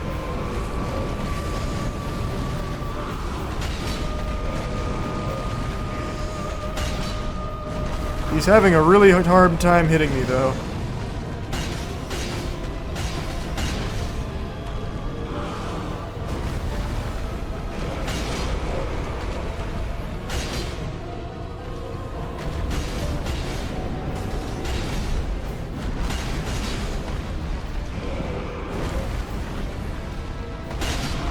What a crazy little fight we're having.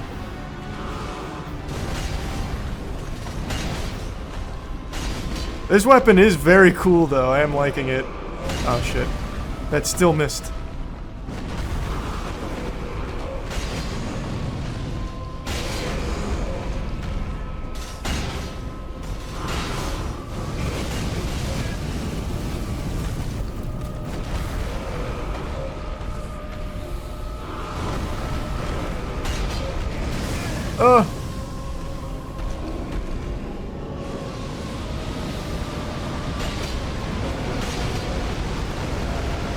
Whoa! Shit! I'm stuck on his tail. I'm stuck on his tail.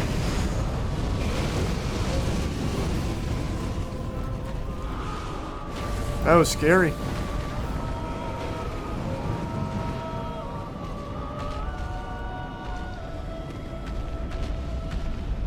Oh, there's fire here!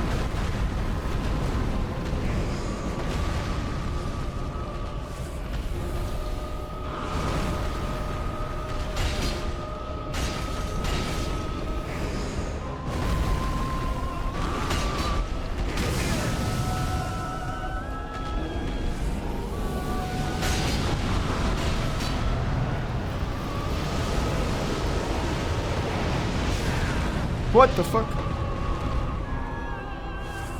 Just play it safe.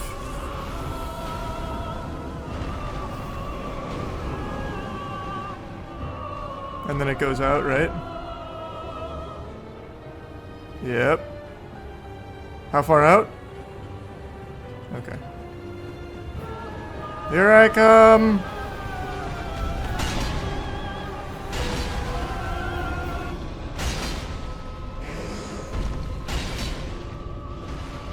First try. Take that, old Demon King.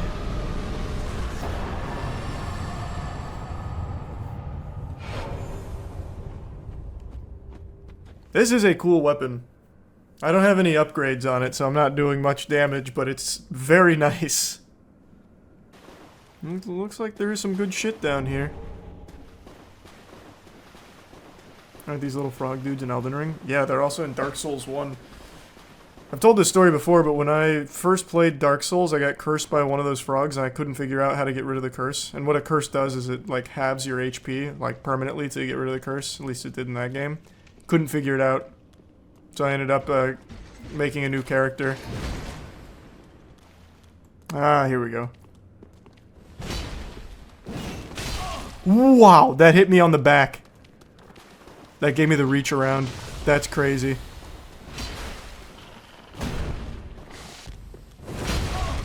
Oh. The tracking, yikes.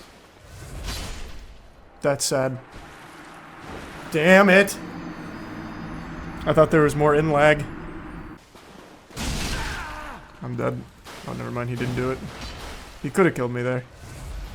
That frog is making this an even bigger headache. Oh. Hit the wall. And that poise is making me sad.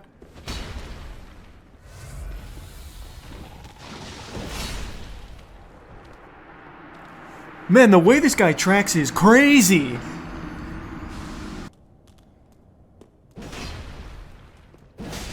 What? Nope.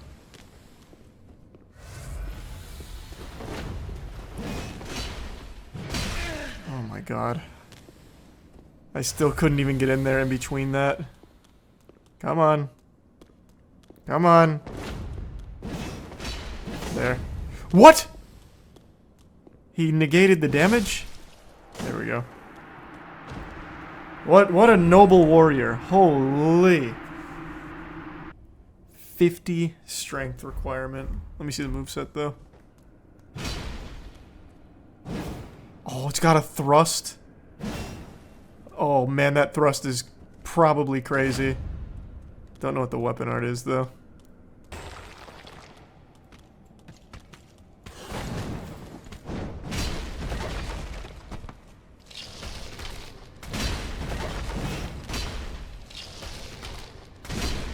Wow, it's really blasting this poor guy.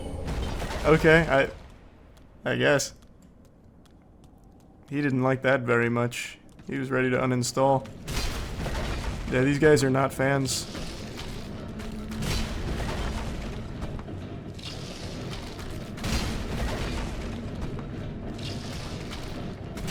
Yeah, they just get pinballed by that. Easy Titanite shards. Who are you? God! How am I still running into just men? Just dudes. Is that you, Patches?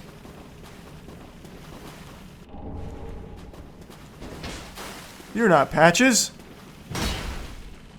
You're Horace.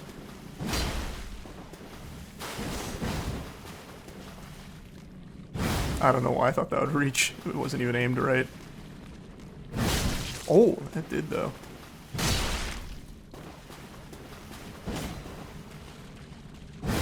Oh god, that range is nasty.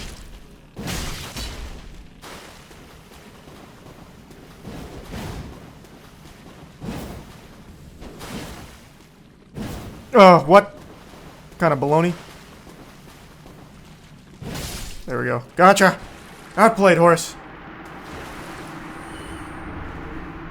Alright. Touch Goblet, here I come. Wolnir, brace for impact. I'm bringing the fucking butter. Get ready. Here she comes.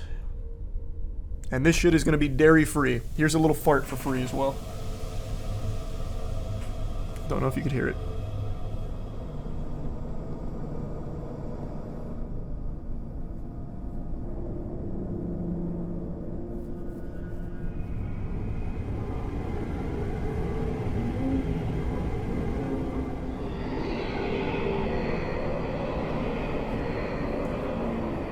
Wolnir's a gimmick boss, right?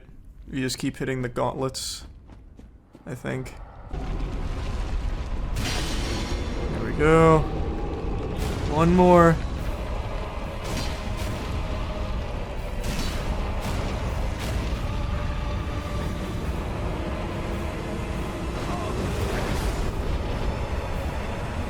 What? Why did that hit so hard? Oh, I can't. I know. I remember why. I forgot. You can't go that deep on him. Here I am again. I completely forgot about your fucking mist. I can't go that deep on you. Won't make that mistake again, though, Wolnir.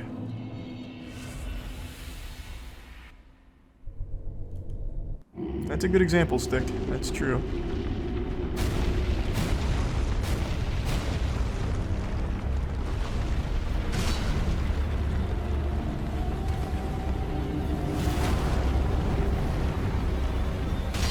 Ugh.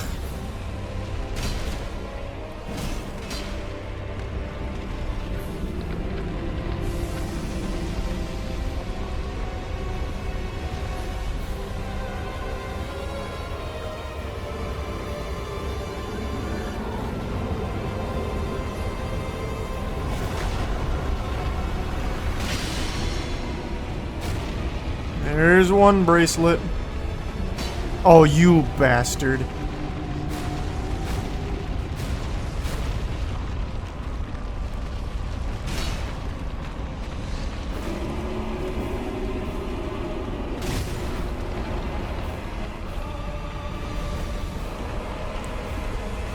Oh, misclick. That's okay. Don't know what that attack is. Oh, he gives himself a little sword.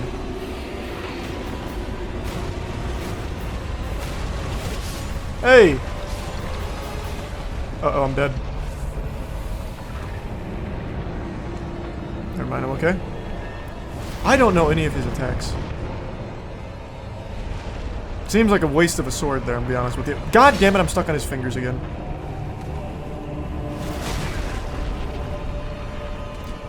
This is making me sad. This boss is a gimmick.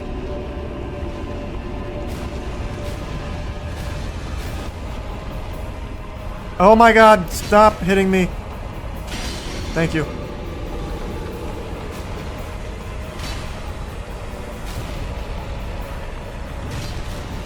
Oh fuck! Oh fuck! Scary.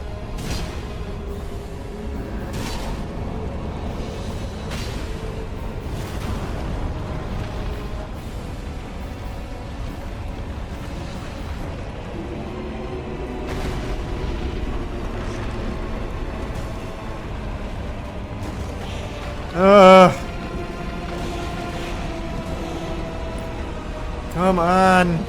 Just show me your bracelet again. I'm stuck.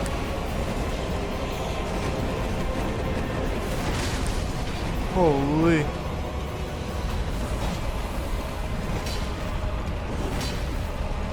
Stop moving your fucking arm! Oh my god! Stop moving that goofy little arm! Oh shit! Ah! Oh. I don't know how I caught that.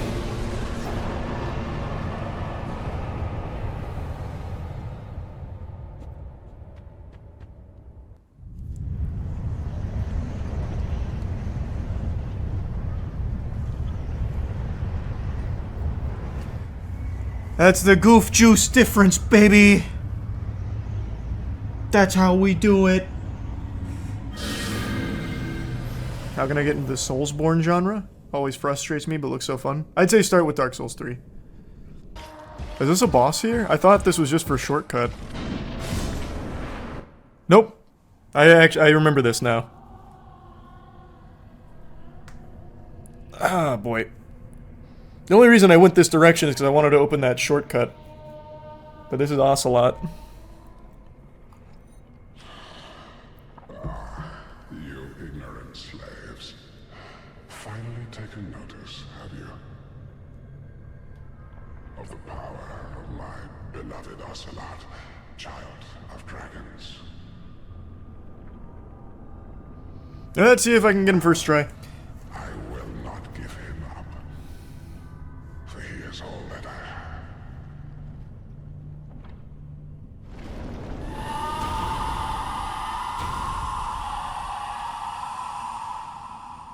He's a tier 1 Sebastian. Alright, Ocelot. I remember him being pretty dog shit, like he's not very... Really? He's not very hard. I'm just gonna top off for the Lloyd buff. But we'll see.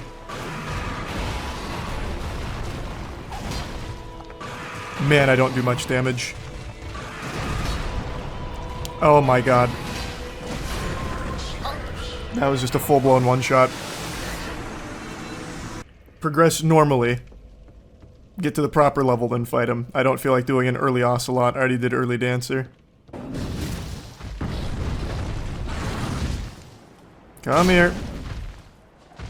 Shit, I thought he was staggered. He wasn't staggered at all. He flinched and I thought it was just gonna be a big punish window. You dirty rat. Oh, I'm dead. Never mind, I got lucky. What is hitting me? Him just turning around is hitting me. You bitch. How dare you?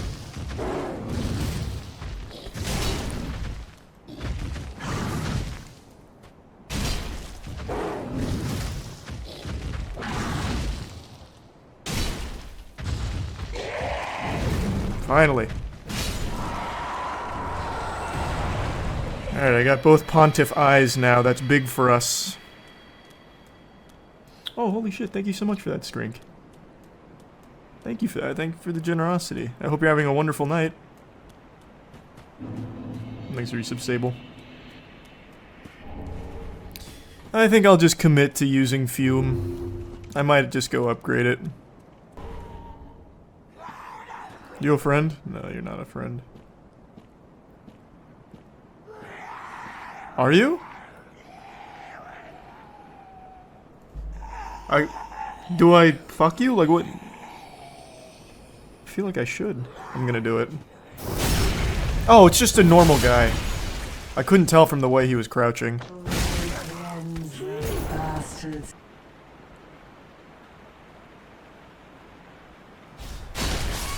That's big. What a plunge. And a ring of sacrifice. Alright, I've got to go sacrifice some poop to the toilet real quick. Give me 2 seconds, I'll be right back. I hope I don't get ganked.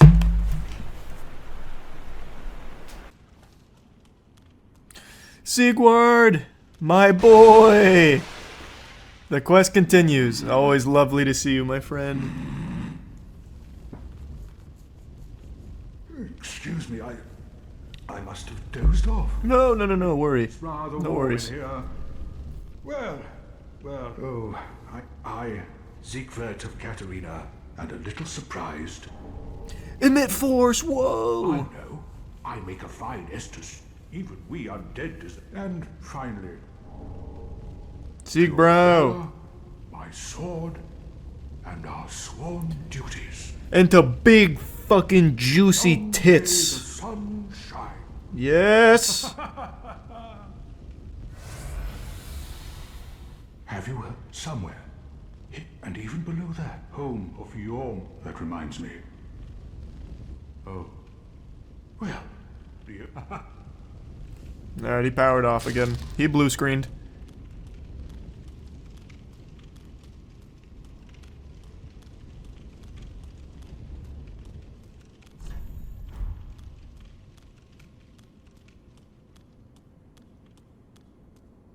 Oh, a Black Knight. A lot of bloodstains here. He's bested many a player. But not me. Okay. There's an archer behind me. No, I did not mean to do 2. That's so sad. Oh my god, now I'm panic rolling. Okay, we're fine. Yikes. What a dirty rat. No, we're fine. I thought there was more of them.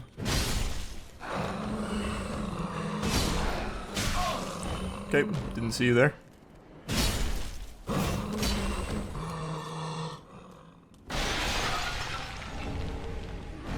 No, why? Oh, I should have just went and got the fucking shortcut. Oh. Havels before nameless. Ah, gotcha, okay.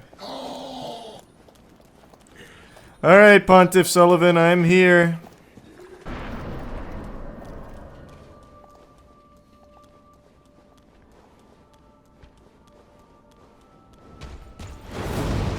I'm not parrying.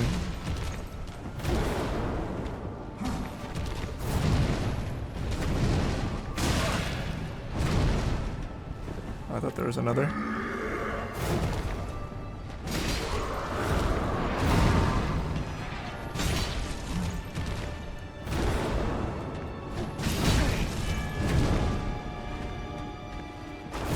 Oh no, I was too slow on the dodge. No! That's what I get for playing like a bitch. I should have stayed aggressive. I'm dead. I've got to stop playing safe for no reason.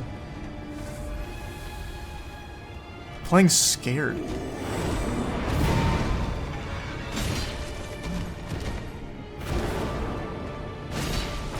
Uh-oh.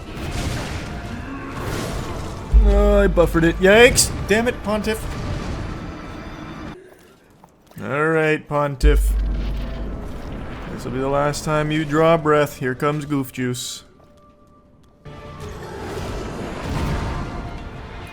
I should really just be using heavies on that for an easy punish.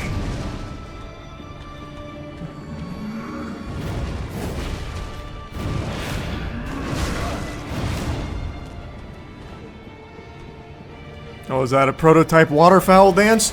You cuck! Oh, he didn't jump back. Whoa!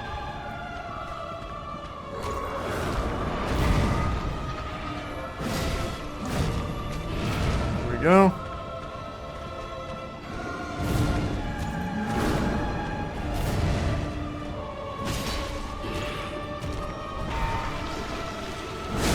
Oh, I thought I could get it off in time just for damage. That was stupid. That just killed me, I think. What? Holy shit, I shouldn't have gone for heavy. You recovered so quick from that.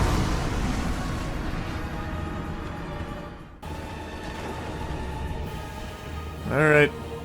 I'm out of rhythm, but that's okay. I didn't even remember that attack is like an option. Whoops, misclick.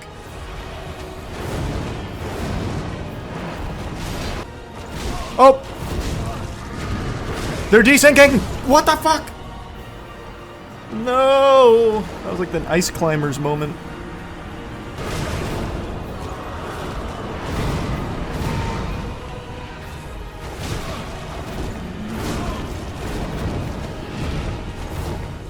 He's still going. What a throw. What a throw. I need to stop back rolling. I don't know why I'm doing that. My brain just shuts off during that and I just panic roll backwards every time. I don't know why I keep going backwards. It's always the worst option. I'm not parrying. I never do parrying in any of my runs. Parrying just trivializes most of it. Not for every boss, because not every boss has parries that are super helpful, but some of the coolest bosses are just trivialized with parrying. I don't have a lot of fun with those.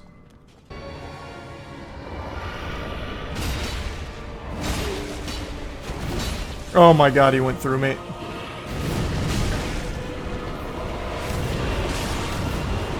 Oh, I thought that was gonna be the lunge. Damn.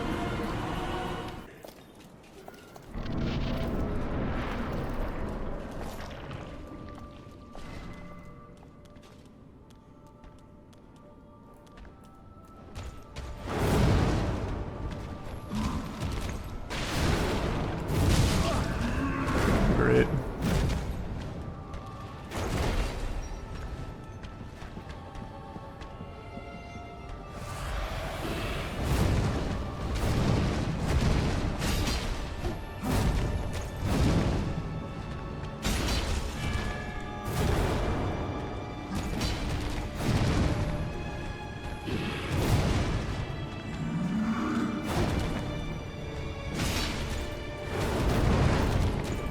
I keep thinking he's going 2 on that, but he never does.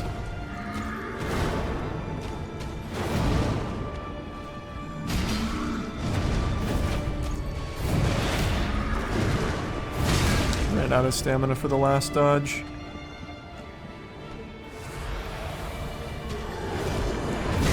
Oh, I didn't get through him. I'm dead.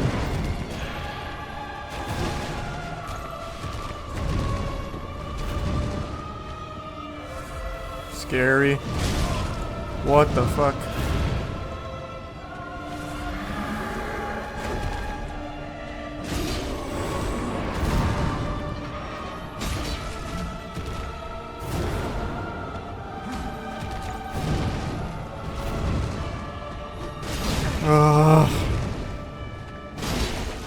Alright, no phase.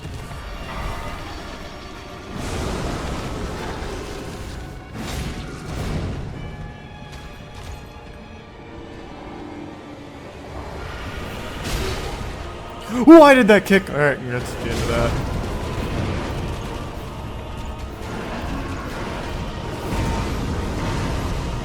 Oh, I thought I took more damage.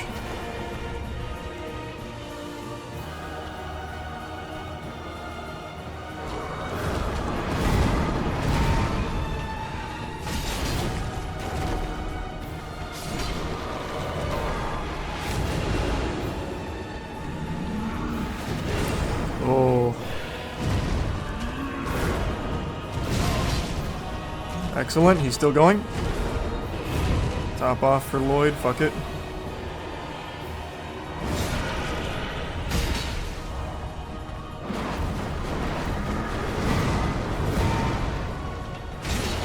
There we go. Nope, he's too far. Now, there we go. Oof.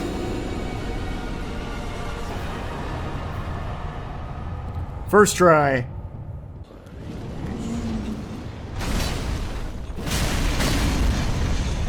Holy shit. Wow. I absolutely rocked that guy. Jiminy Christmas. That giant just woke up after God knows how many years of slumber. Just to be put down again instantly.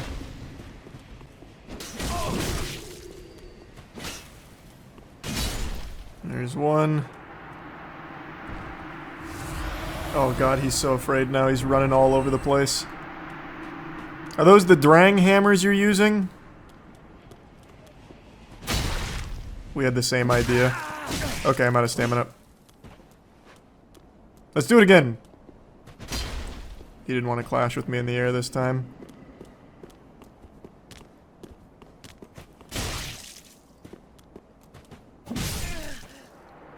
I'll take the trade, whatever.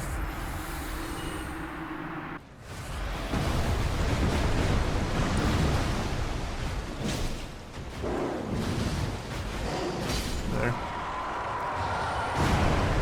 Oh. That takes a lot. That does take a lot of work. Alright, next one.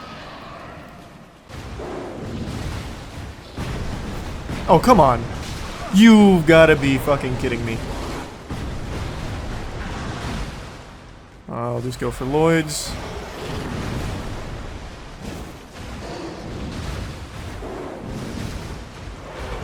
I'm stuck. I'm stuck inside of him.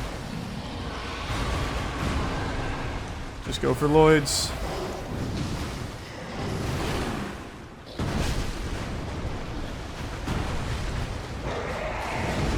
There. Alright. Ring of Favor, let's go! Fap Ring. That's Fap Ring, right, in this game? It's not Favor and Protection, it's just Ring of Favor. HP, Stamina, Max. Oh, this doesn't break when you take it off, like in Dark Souls 1?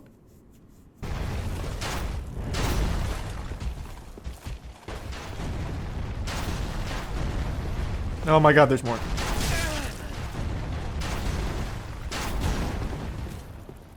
What are you guarding? Why are you here?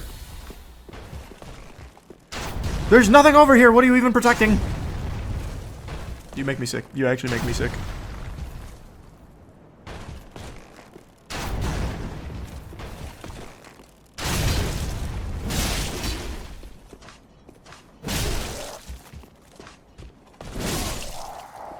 Really? You just needed to trade a hit with me? Why? What's the point, man?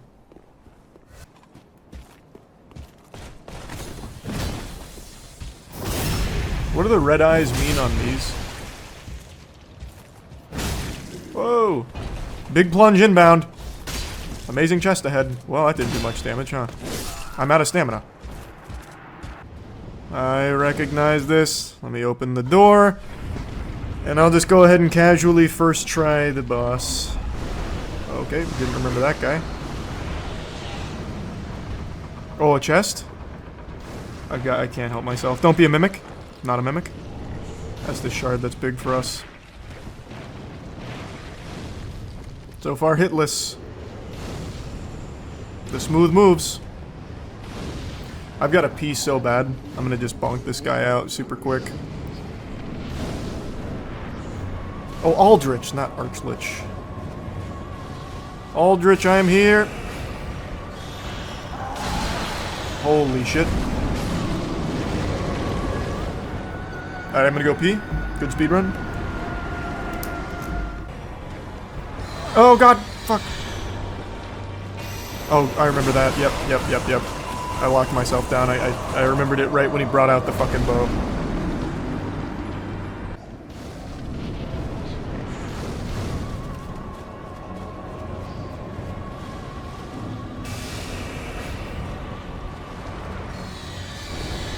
Ugh.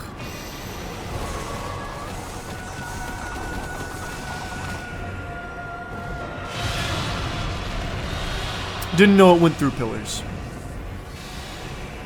I was just gonna play this one slow just to get this fight over with.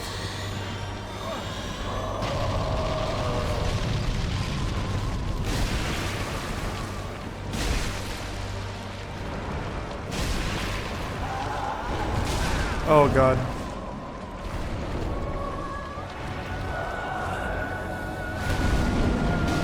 God damn it! Aldrich! You cheeky bastard.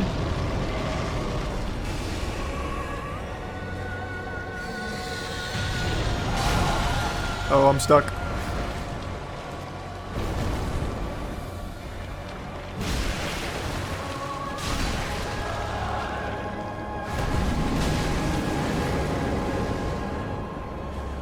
Where are ya? That's sad. That hurt my feelings that I missed.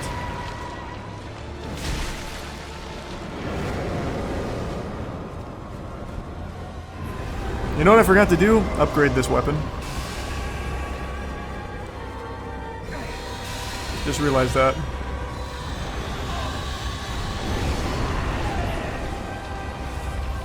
It's okay.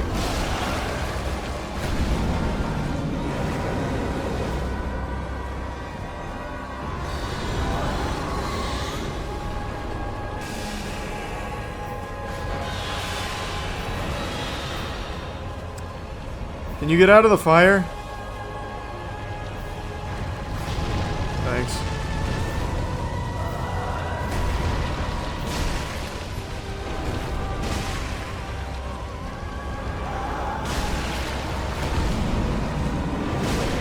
Alright, almost there, almost there. Up. I might as well just full heal. Oh, it's still going! Oh my god, it's still going!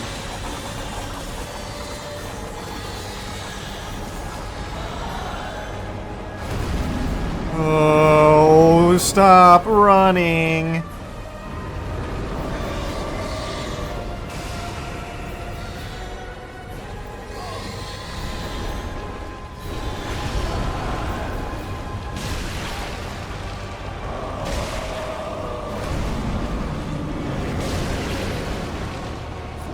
Fuck it, why not? Almost there.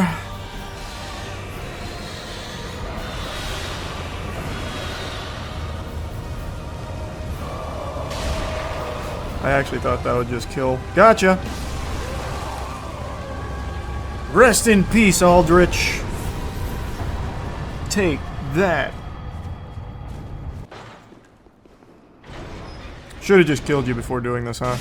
Thanks for being polite about it, though.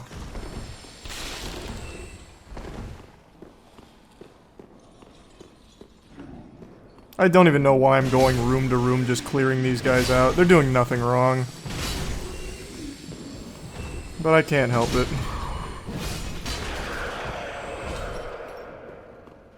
Thanks, Resub Rip. Hey. I don't know why I killed you, man. You looked so sad already. What, man? I'm just autopiloting violence here. Oh, that was close. I saw that guy behind me out of the corner of my eye. What a tight squeeze. Are you hostile in there, baby man? I'm coming in. Hostile.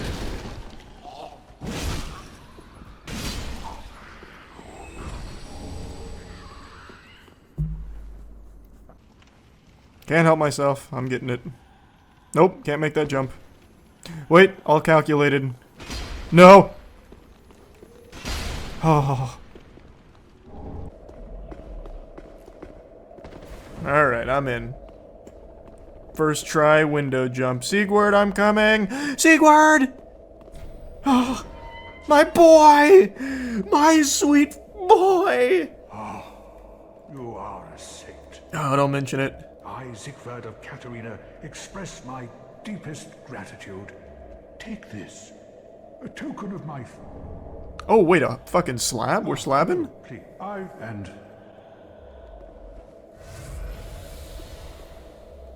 True bolt.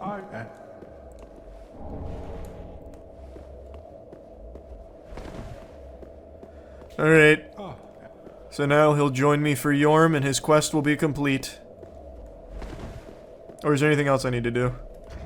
Also, what does this covetous do? Nope, I'm on Act 3 of Wano. I'm almost done with One Pace. Because I haven't finished Wano. This is a land. You're here to save me. Yep.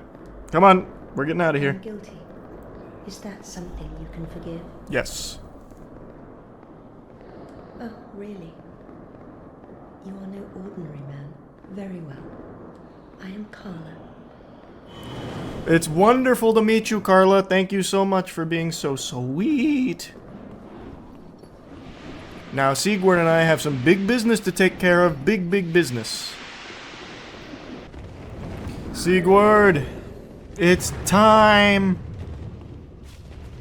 Wait, do I have to ember for him to be here? Don't do it, man. Don't do it. No, don't do it. You're better than this. Thank you. Yes, please. Don't do it. Alright, good. Thank you. No, stop considering it. Just leave. Thank you. No. My man, please. No ember necessary. I'm gonna do it anyway.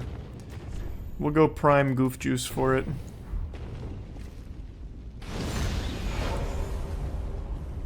Sigurd, it's time.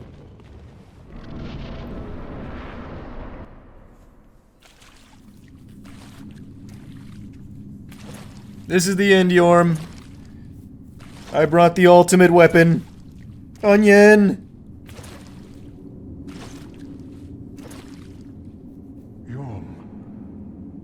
Old friend. God, he's so cool. Siegfried of the Knights of Katarina have come to uphold my promise. Let the sun shine upon this Lord of Cinder. Let's do it!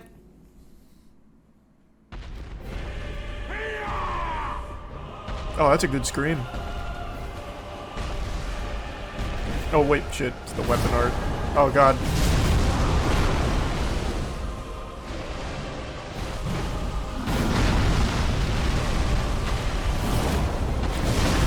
Okay, what the fuck?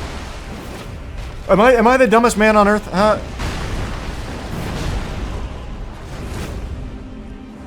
I don't remember.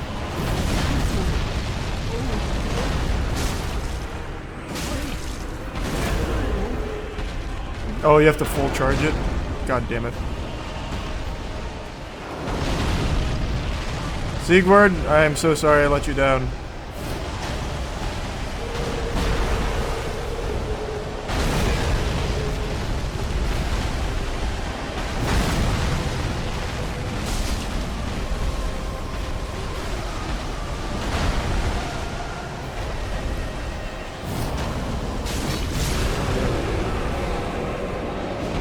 Oh fuck, AoE. Maybe not. You need him to survive to complete the quest. Oh. Alright, kill me.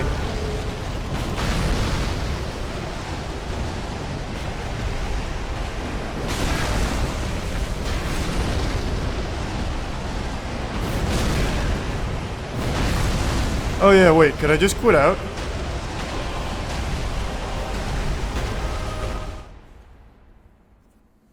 That way I can save that ember. Alright, we had a couple mishaps there, Sigurd. It is my fault. I'll be the first to admit. Oh my god, he's dead. I'm so sorry.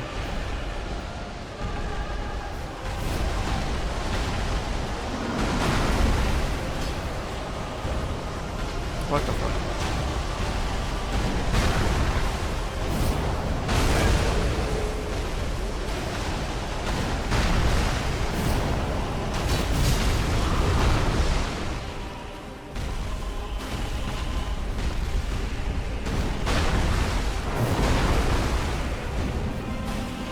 Well, I mean, he commits seppuku anyway.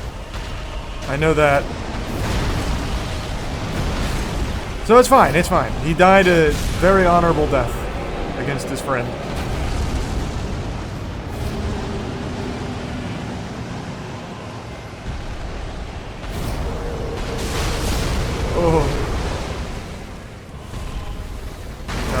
bad trade.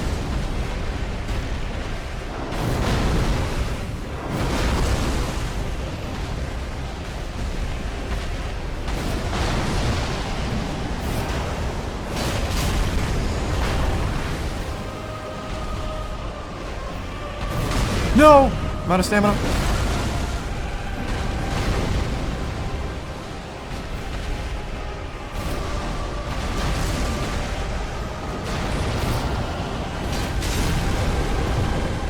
Just full heal.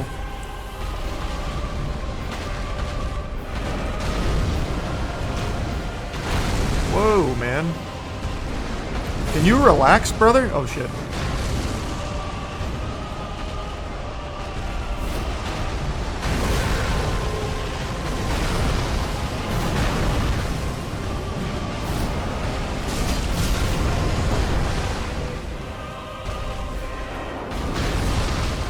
I wasn't the one who killed Onion. My incompetence was.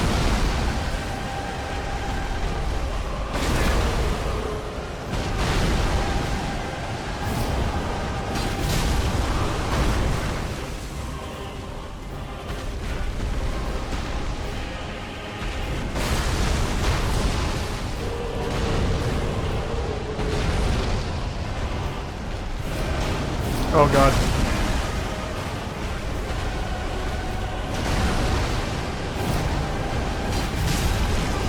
One more.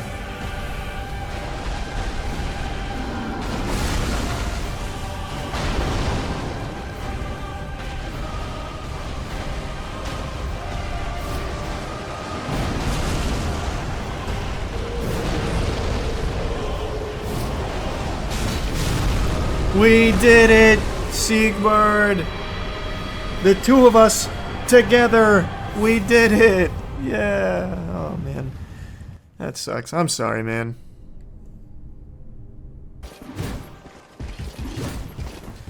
Alright, Osiros. Let's get it. I'm just gonna top off just in case.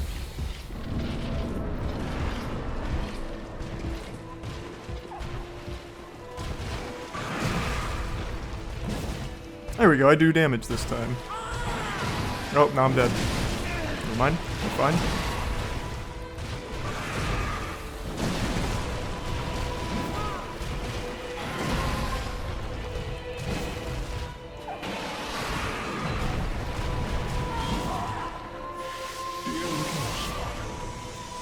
Where have you gone? Are you hiding from me? Come out. Come out. Don't be afraid.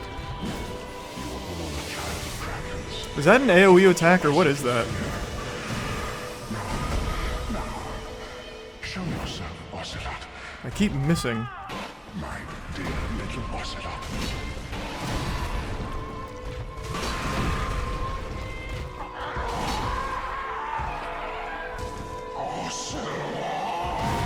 I missed that too. I actually fucking injected him like a needle there and it didn't do damage. That's so sad.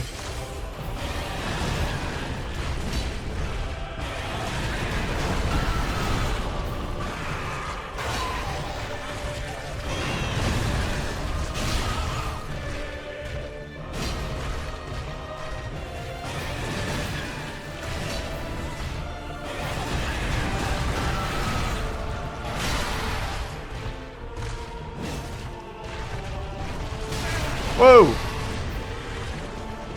Oh god. Oh my lord, I'm getting hit, or getting stuck on everything. Just play it safe.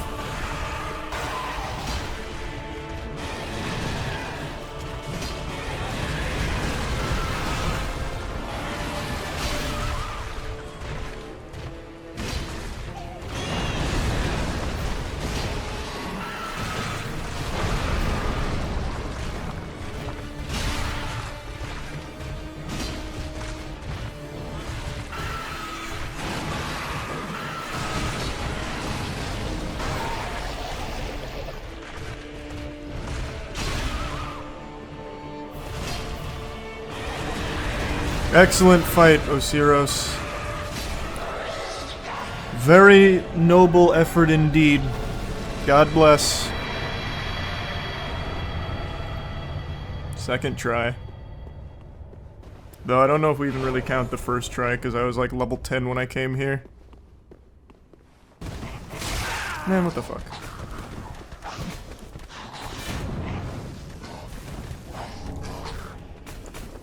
Well, that's not good.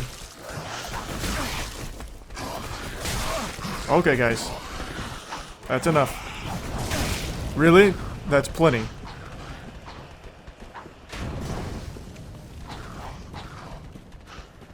Gundyr, lock them out. Thanks.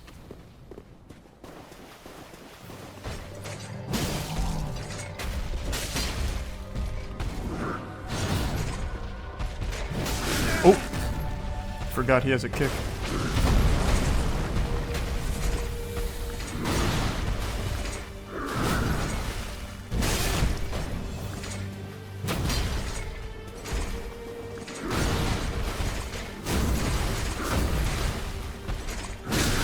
No! Traded.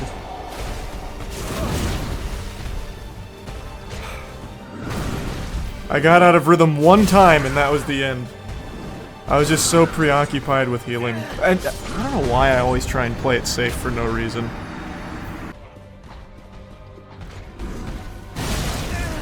Really? Really?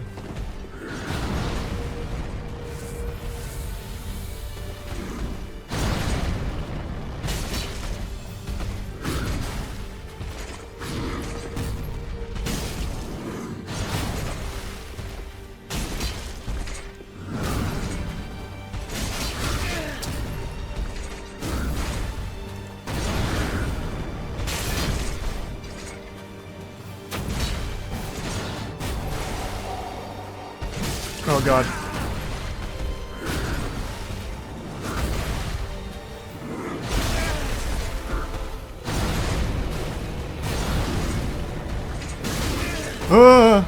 That kick. Well.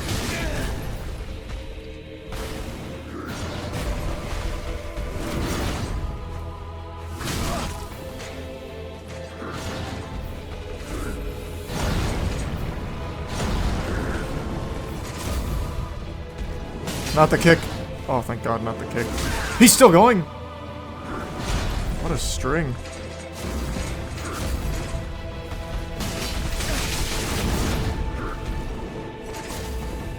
No, he's still going.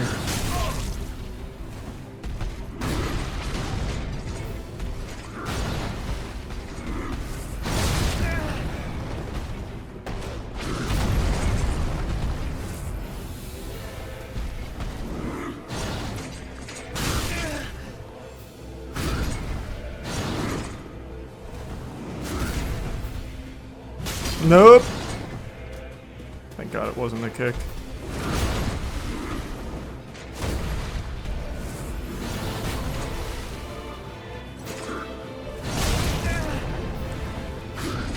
His string, oh God. His strings are so long.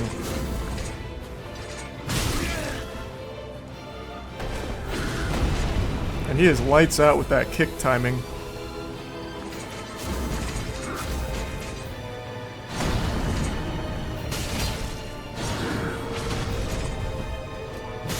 There. Excellent, Gundyr.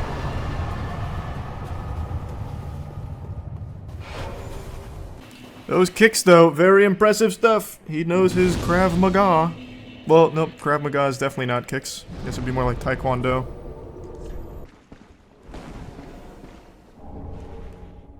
Got the Firekeeper's eyes. I don't remember what I'm supposed to do with them, but I've got them. Treat them like Fushigi balls, I guess. What are the Firekeeper's eyes for again?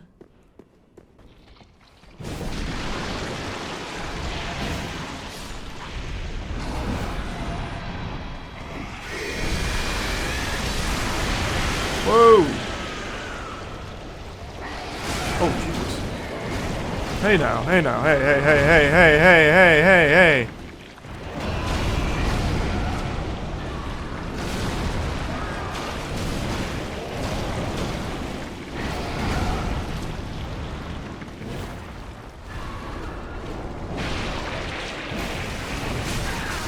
Really? Grow up. Fucking really? You moved your little hand? Oh, come on, man. What a fight we're having. You proud of this?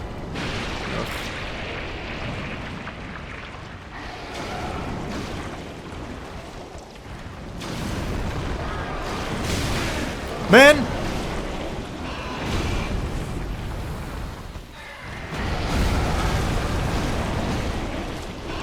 There.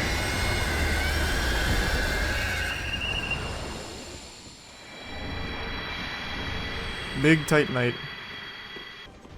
Oh, this is a dragon armor guy.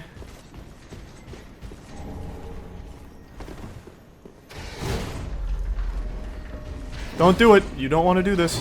Why?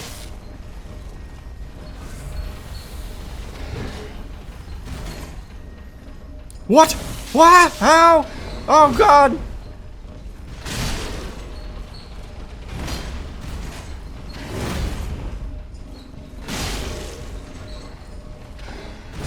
Jesus.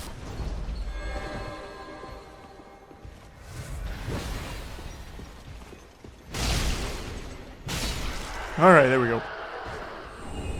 Good for you, brother. That was so impressive, man. Yeah, that was like a phone booth fight for sure. You got right up in my nuts on it. Alright, Dragon Slayer armor guy. Oh, I should have went to spin my souls. That's okay.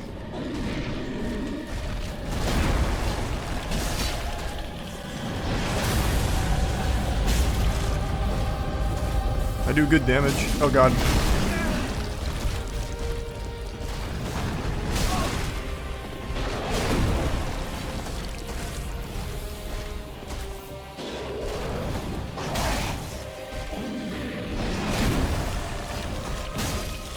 Yeah, that was greedy.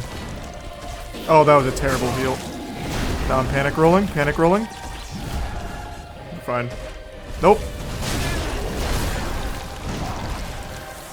Yeah, like I said, I'll probably switch off this at some point. I just don't know what to. I'm really thinking just doing the Rotten Grue Dagger. And just, like, swatting like flies. Because the moveset's so fast. He just, like, slaps his arm around.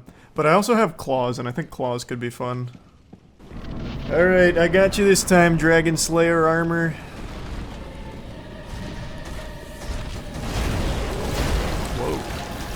Aggressive. Whoa, hey, whoa, hey.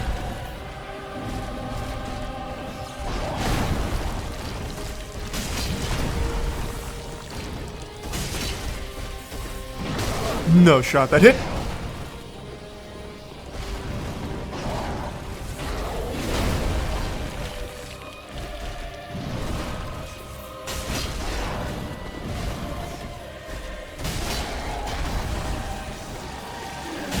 I thought he was staggered.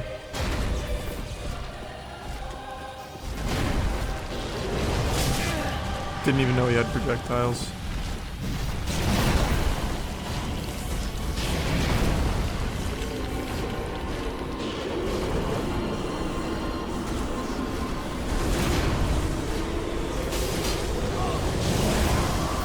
Oh boy, I'm getting spit on.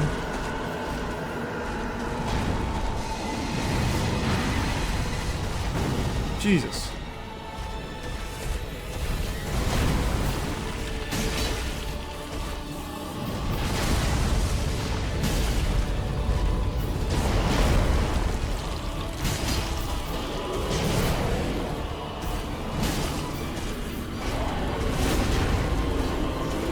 No, fuck. I got greedy. I shouldn't have gone for heavy.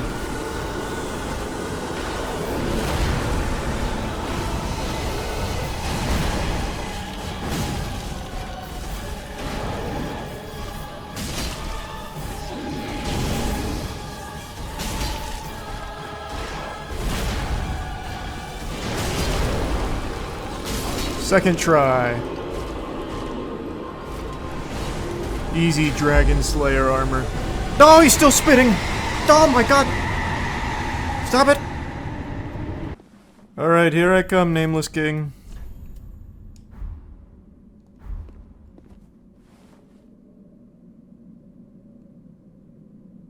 When do you pick me up? Am I not far enough over? Okay, no, we're good. Oh, almost had a big tracking moment on that.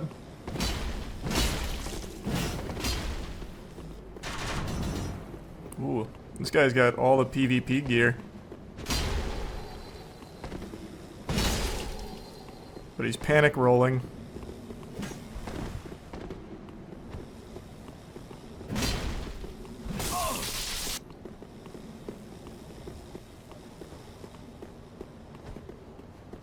He's looking for that parry.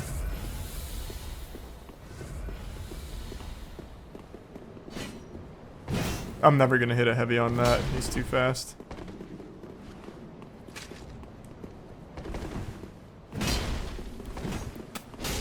But I will get him with that.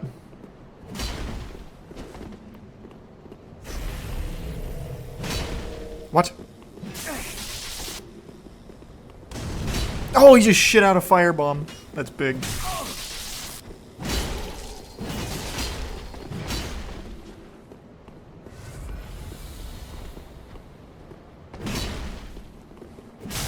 I thought I was out of range. Ah!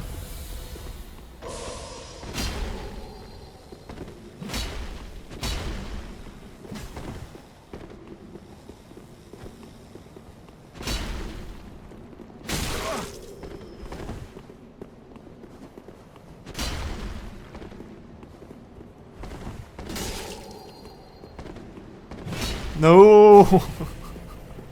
It's so tedious! Oh, I thought I could poise through that. Imagine. Roll? Oh, he didn't roll.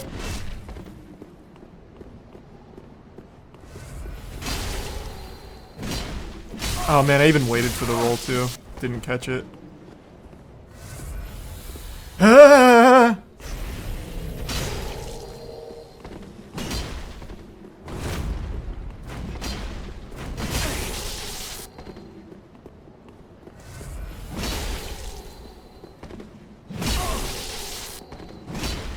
That one didn't connect.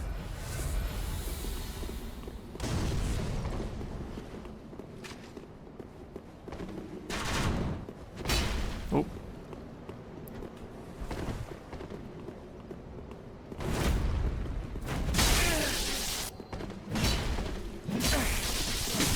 Uh-oh.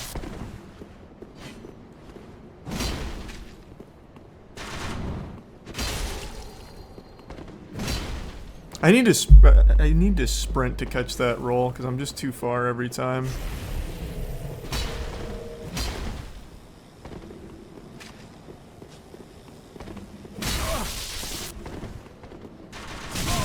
Oh.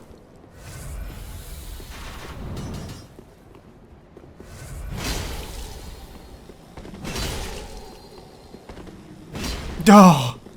A little too slow on the last. That missed? Okay. I tried to get cute.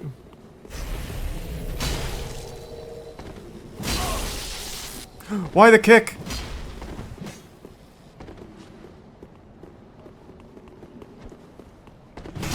Thought I had the backstab. Damn, he actually rolled in that time. No! I rolled the wrong way, fuck.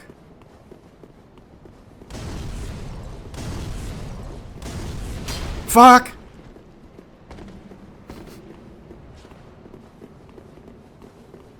There we go. What a fight. What a fight. I remember this dragon. Gimmick boss, plunge. I remember you. You don't have to plunge. You can kill him without. But it's just tedious. I think. Let me see. How much damage do I do? Oh yeah, that's so tedious. I'll just play it real safe. I've got plenty of Estus. I'll wait for this attack.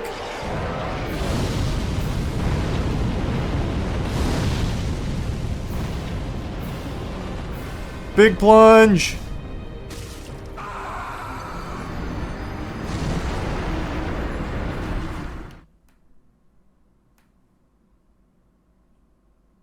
Well, what do you know?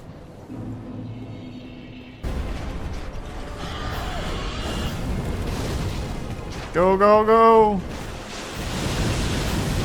Oh man, that's clean. Holy... What the fuck? What? How did he even reach?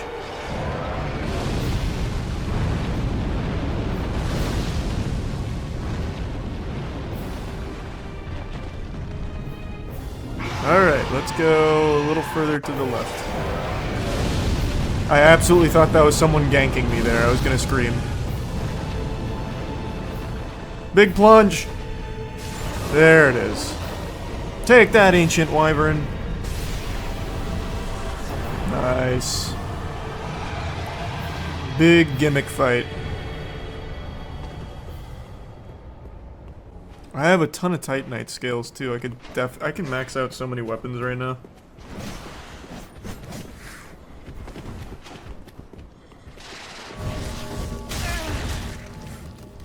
I wanted to see what he was looking at. I thought there was an item there. He took great offense to that, clearly. Here we go. Alright, Nameless King. Come on in. The water's fine. It's still so hype. Why are you still here? Just leave. Have some respect. Ah, here we go. I'm guessing it's this.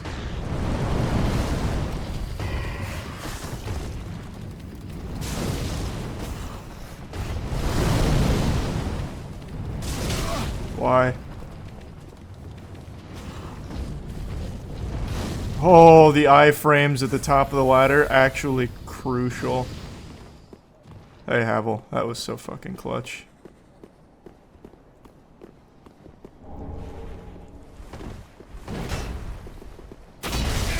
Disastrous.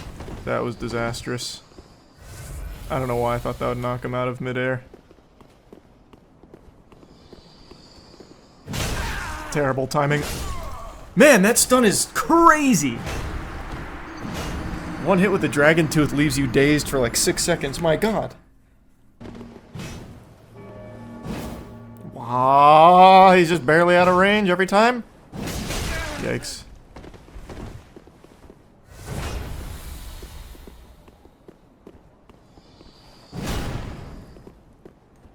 What? Unlucky. Is what it is. Should have just went for the backstab there.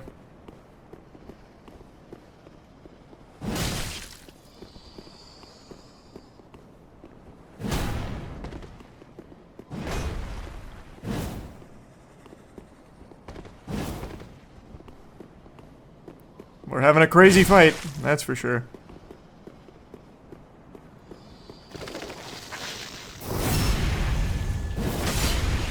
God. Alright. He's calcified. That went through him. I can't believe I'm still alive. The stun on that is actually crazy. Like the stagger goes ballistic on that.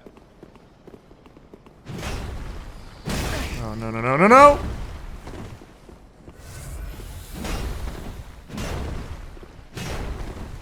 He's still going!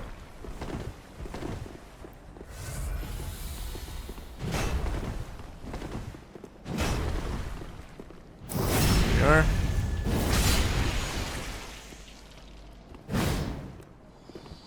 Really, man? That's so unlucky. Oh, it actually staggered. Should have went backstab. Excellent footwork, Havel.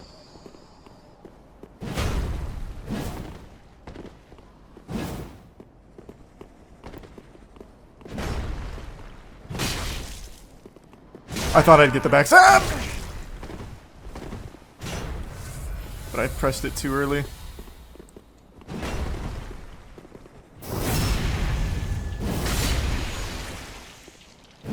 Oh, you cheeky devil.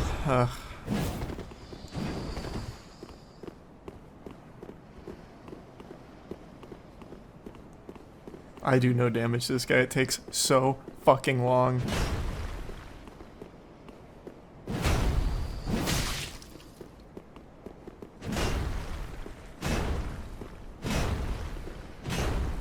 He's still going. He can do 5. What's his endurance?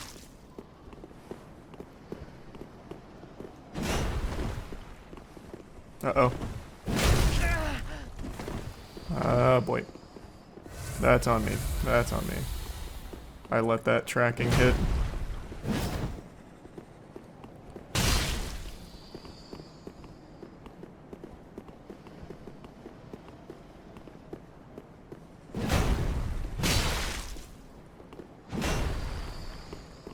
Come on. There we go. Oh my god, he got the block up in time. There we are. What a fight, Havel. Alright, Nameless King, here I come. I'll do one run with Fume and then I'll change builds, because I think we've ran Fume for long enough.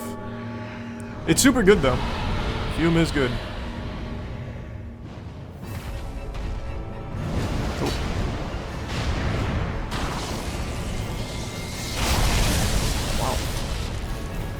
Alright, good start.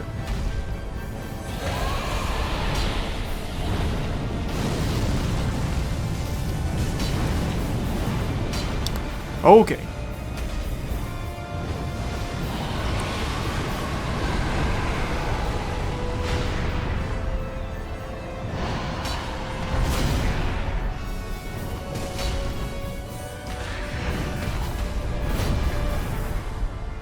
Ugh.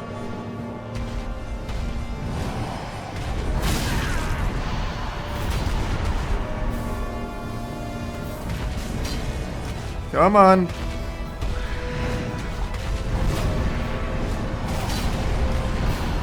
forgot how bad the camera was for this fight. At least for this part of the fight. Oh my god. That's unlucky. Now I'm dead.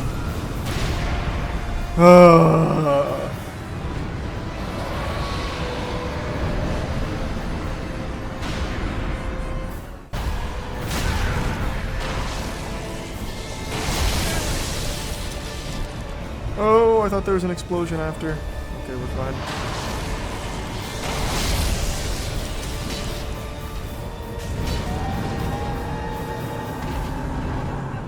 There we go. King of Storms down. That's big. Holy. He's a membership king. That camera was doing no favors. Thanks, membership Gumbo.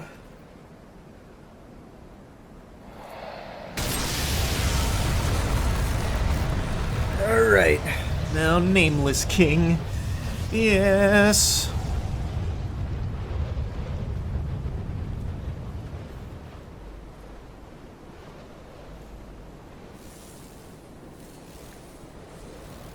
It's so badass.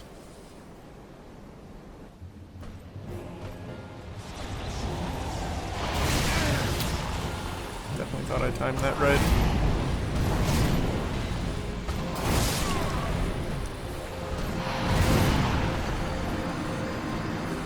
Unlucky.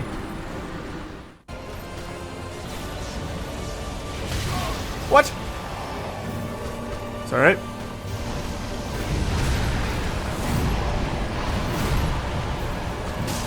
Holy shit, he's still going.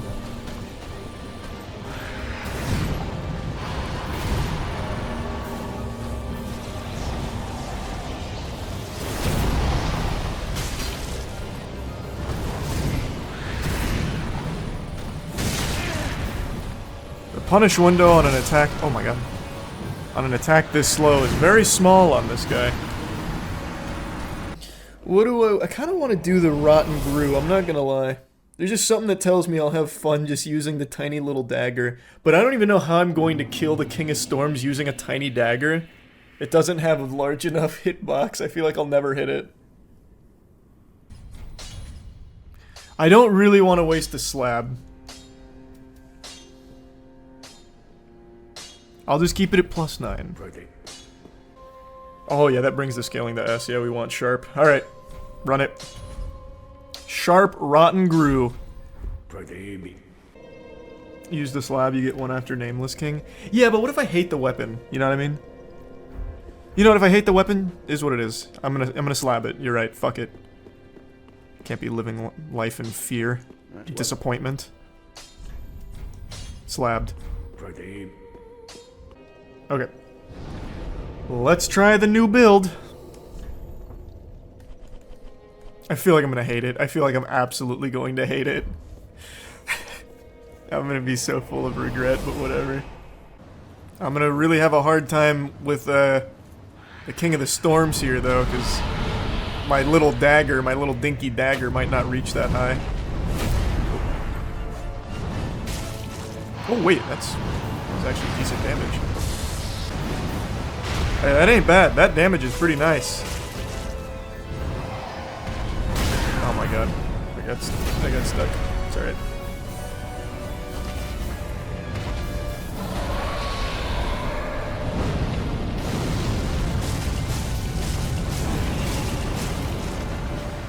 Not bad, not bad. Oh, you sack of shit. There we are. Hey, that's not bad. That is not bad.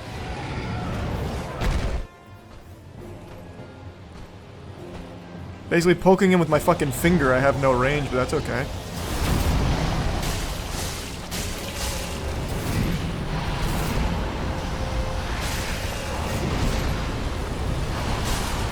Oh, that's unlucky. Oh, I thought that was about to be an AoE attack. Oh, I forgot all about that. I need to roll away on that, not in.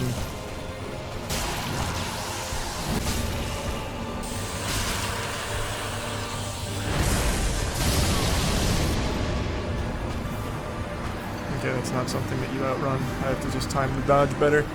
Decent damage, though, all things considered. Let me try two-handing.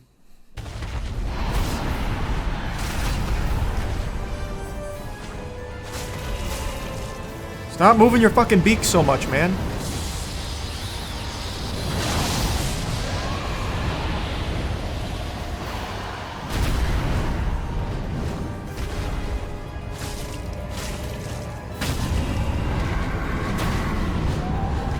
That was pretty clean. Hitless. Love that. I am indeed a fan of that.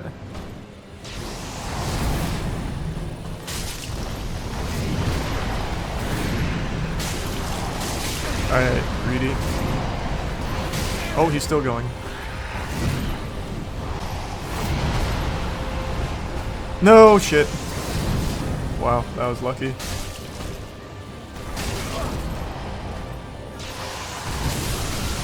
I didn't dodge in time.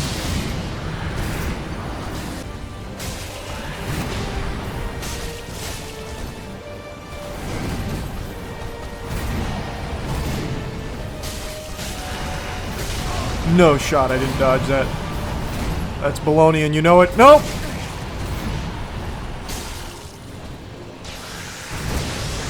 Play it safe.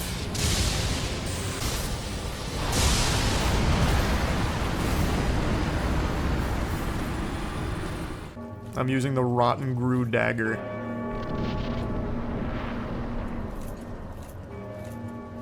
True, Damien.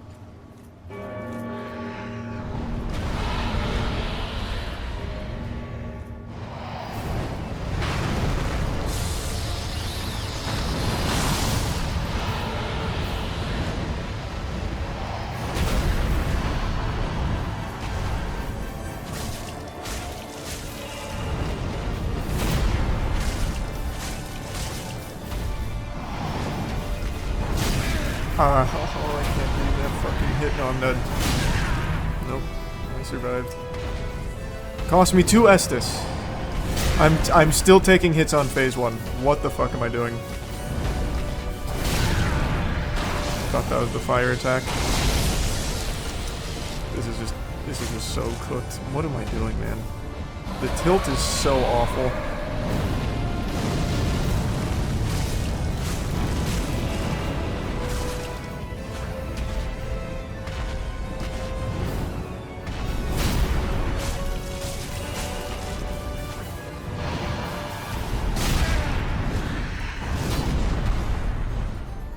5 Estus on phase 1.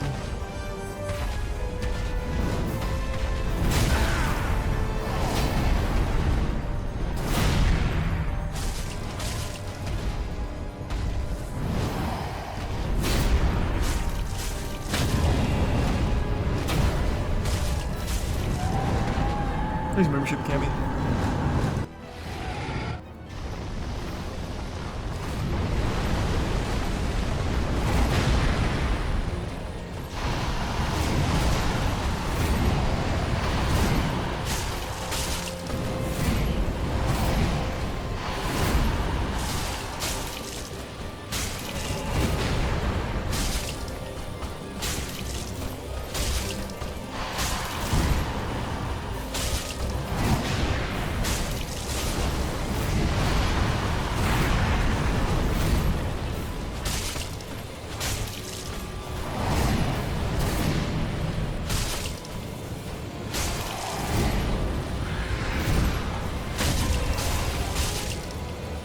That's pretty clean.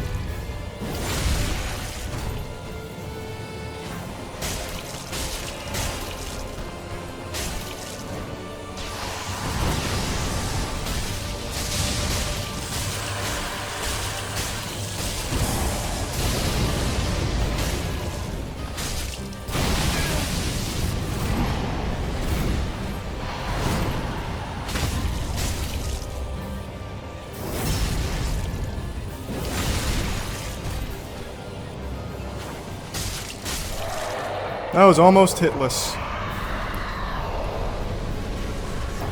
That was pretty fucking free.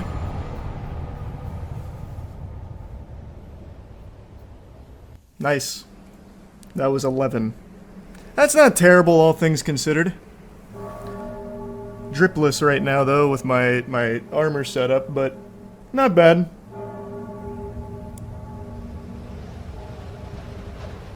Thanks to Prime Corroded, the resub Wallace.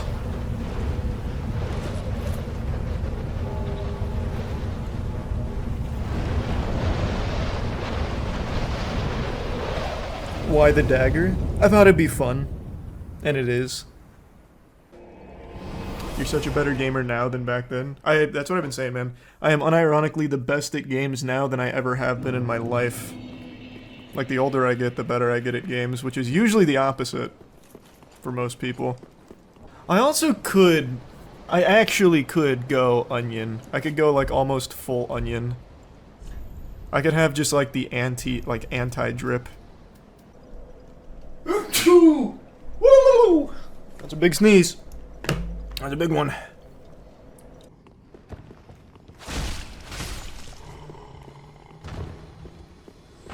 He's poisoned up there and he is mad about it, I know it.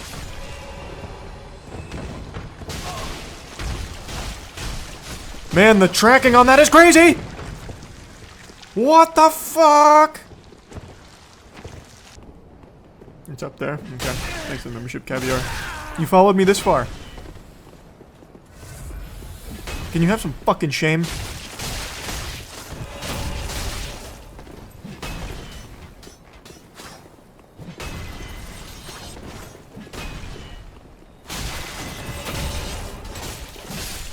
Excellent fight. You see how stupid you seem? Look how stupid you seem now. You see that? Why follow me this far?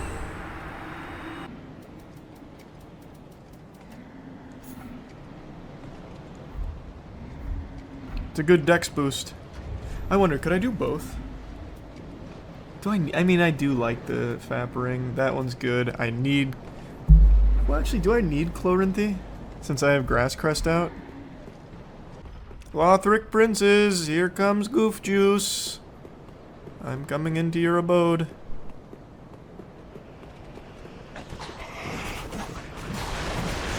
Really? Really? Can you guys grow up? Can you... Okay, really? Oh, we're playing one of those games?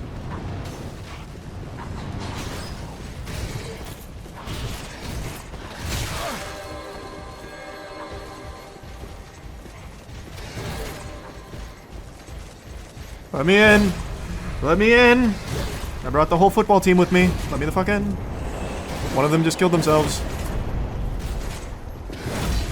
Holy shit, he squeezed in.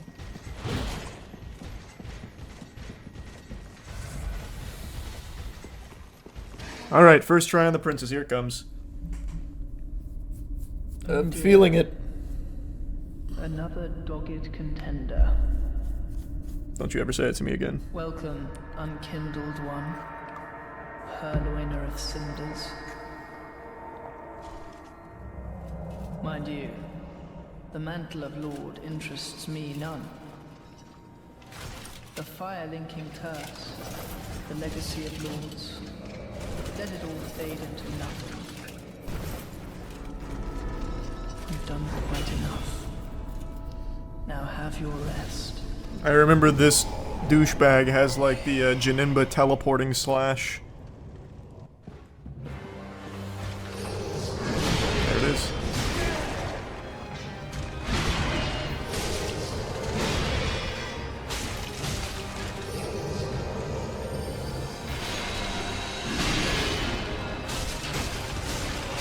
Uh-oh. Scary.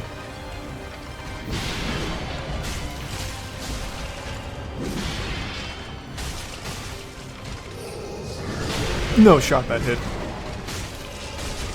Okay.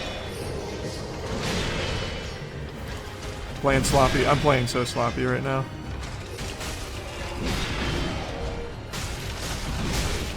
Oh, we traded blows at the end. I'm gonna have to Estus. You bitch. Alright, phase 2.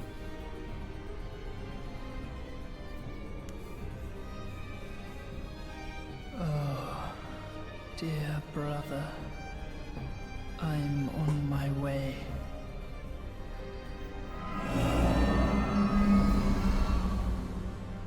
My brother, unyielding sword of Lothric's prince. Just let him die, man. He died at Cringe. Just let him pass on. For that is our curse.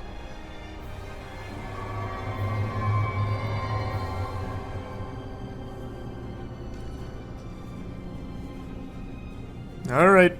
Let's run it back, huh? I'll give you that wallop again. Hopefully.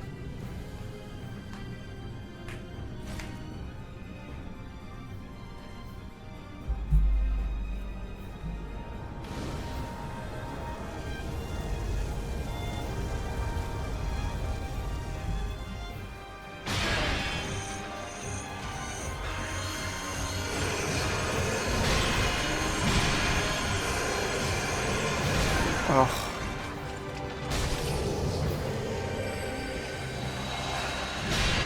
I couldn't fucking find him.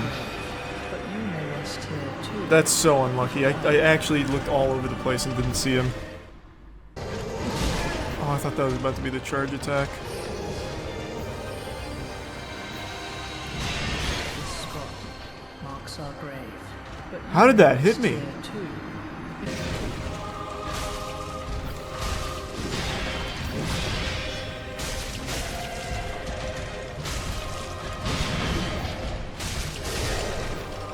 Oh, wow, that was fucking clean.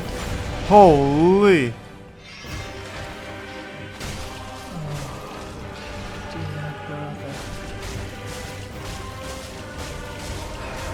I don't have the damage to kill.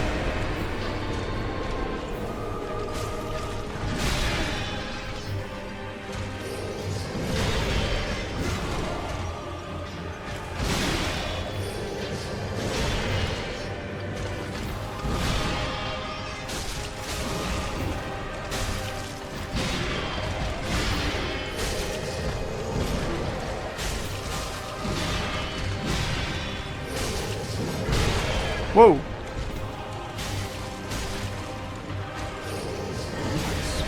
No fucking way I didn't roll in time. Oh my god, I'm actually so tight. That was just so free. What? What? How did I not roll in time? Alright, this is the one. Enough of this nonsense. Immediately bad roll. Got bailed out though.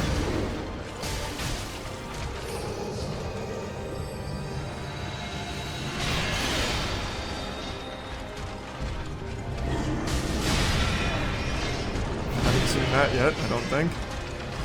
Oh.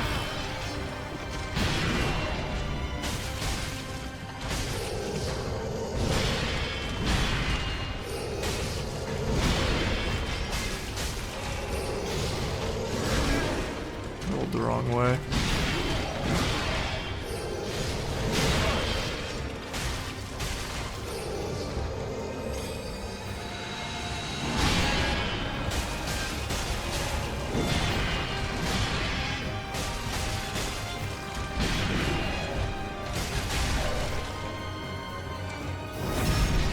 I think one-handing dagger is better DPS.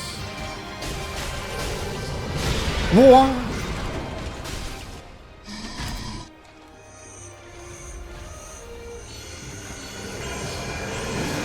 I'm dead.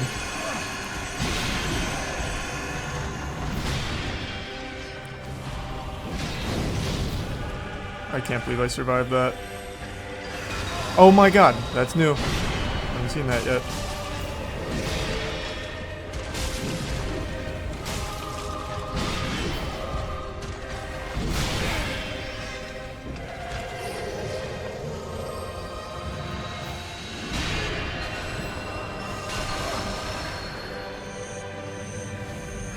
I'm playing this so terribly right now, it's crazy.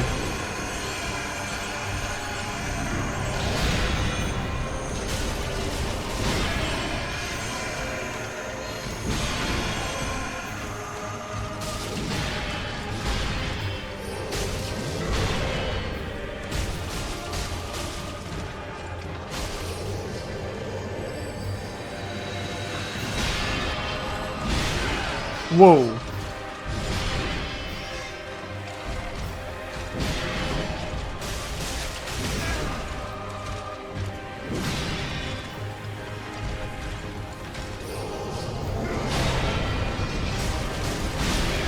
What the fuck?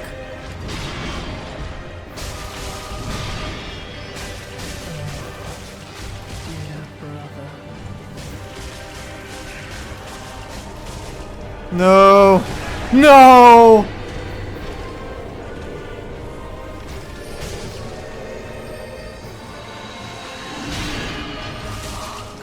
Okay, there we go.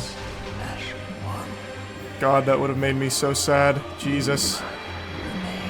He was 1 HP away and he squeaked it out.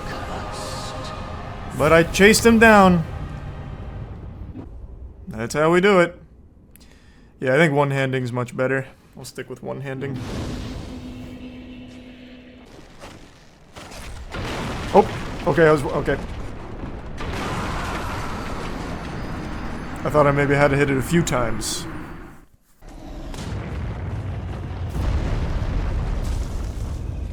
Will you stream Liza P again? Probably, I love Liza P.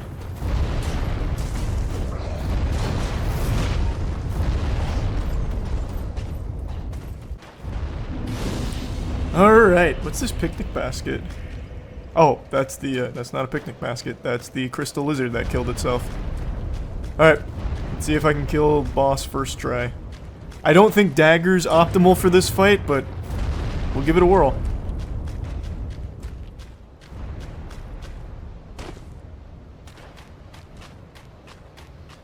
I remember he summons ads. It's kind of cringe.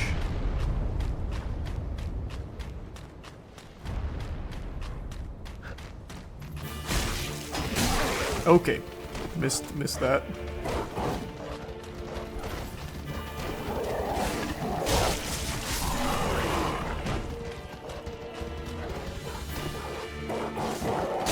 Oh god.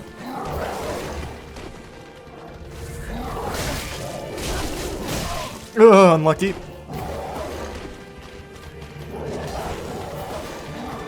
I've got to just separate ads. Hold on. There we go. The dog is stuck on him. Thank you. Come here, come here. Alright, there we are. Just you and me now. And then the next guy that it spawns. Okay, I'll keep knocking on that shield. Eventually you're gonna let me in.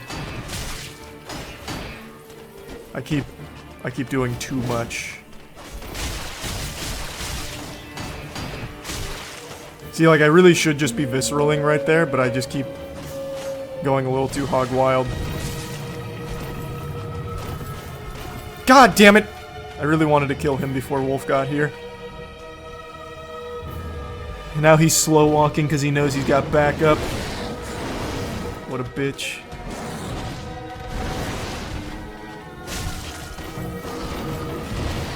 Yep. He's poisoned at least.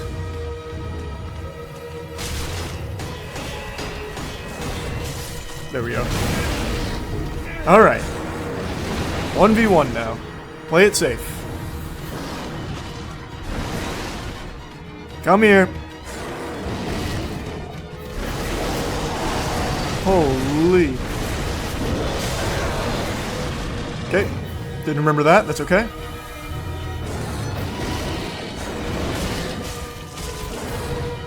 Up! For some reason it missed the lock on. That's okay. Alright. I'm super stunned. Very scary. Love that. Love that.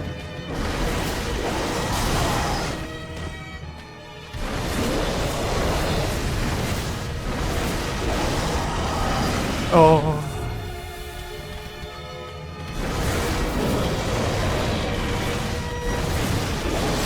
God!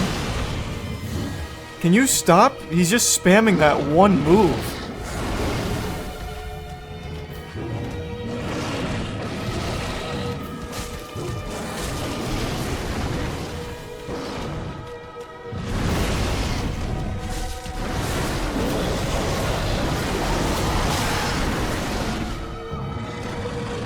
I hate it.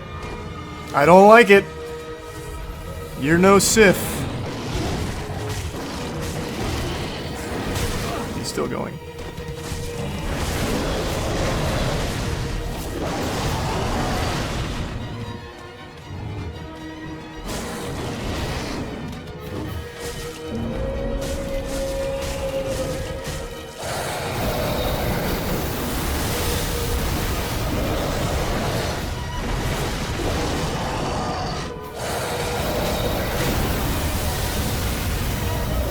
Clean, first try.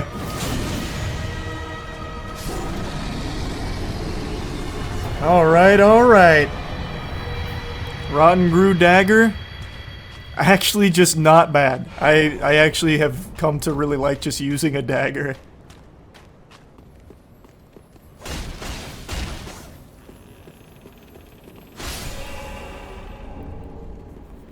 Charles White has invaded me, huh? I need to get near an edge just in case this is a cheater. I don't want it to ruin the game.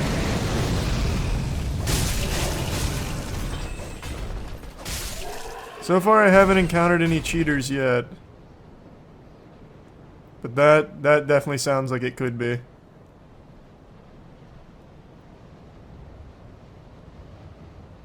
I see him.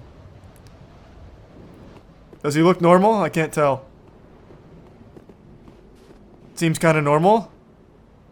Actually, that looks really good. Wait, what is that mask? It's even got my leg proportions pretty accurate. Damn, Charles White's looking good.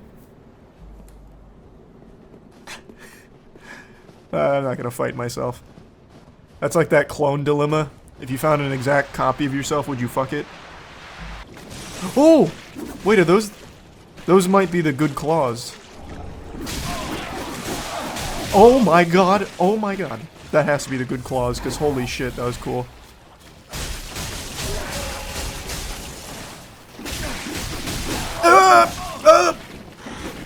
Charles White, help! Charles White, do something! Oh, fuck! Oh, sorry.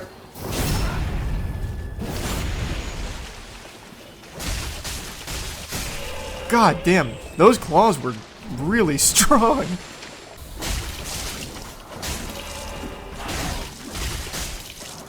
I love this little dagger. It's so nice.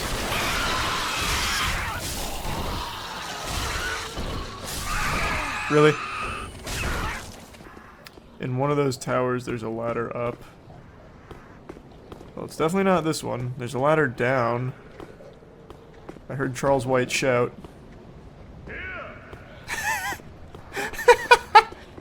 Oh. I kept running past it. Thanks, Charles. Sir Wilhelm. I thought for sure I would stagger him out of that. Holy.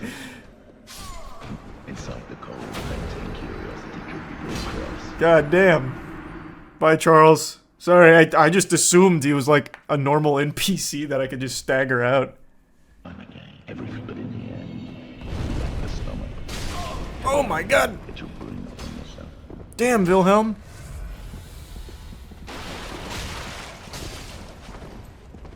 He's panic rolling.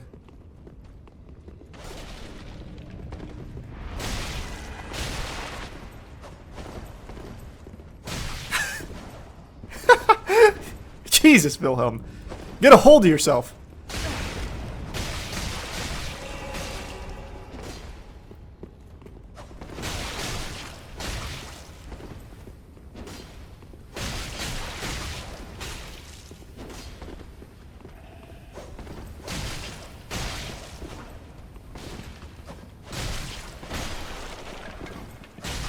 Excellent fight, Wilhelm.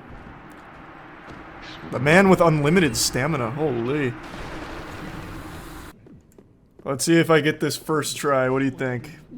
Probably a 0% chance of me first trying this, because I'm pretty sure it's three phases, but we'll see.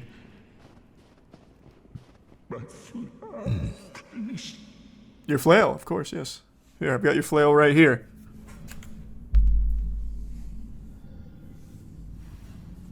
Summon Gale? I don't do summons. Unless that gives me a cutscene. I'll summon Gale if there's like a cutscene or something for it. Bring Frida to me, please. Canst thou not see the flame flickering once again? Soon will it surge. I can see it, feel it. Very thick accent. Sounds very cool.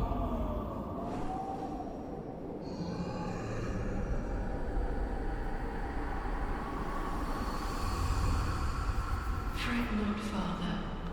We have no need of thy flail. 'Tis only the flame quivering at misguided ash. No, that's not what it is. Please, my name's Goof Juice. thine eyes.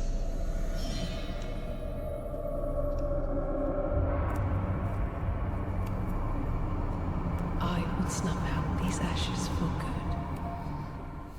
That's just so rude.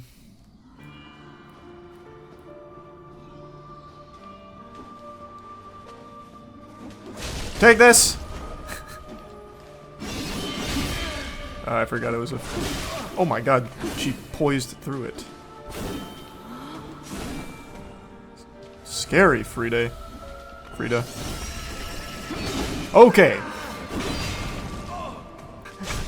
I had no idea where you went. I was just rolling.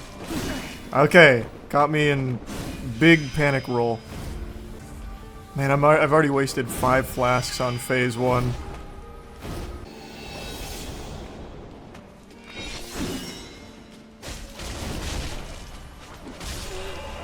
Okay. 1 Estus for the next 2 phases is not going to treat me super well, I got a feeling, but that's okay.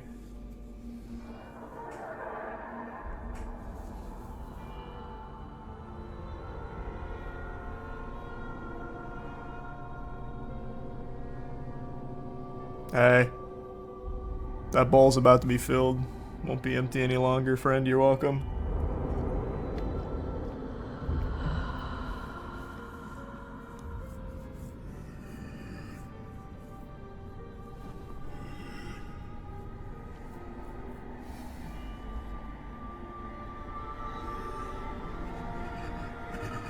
Hey, calm down.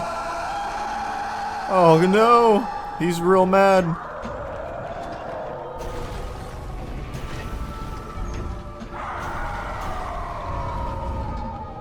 He's so cool.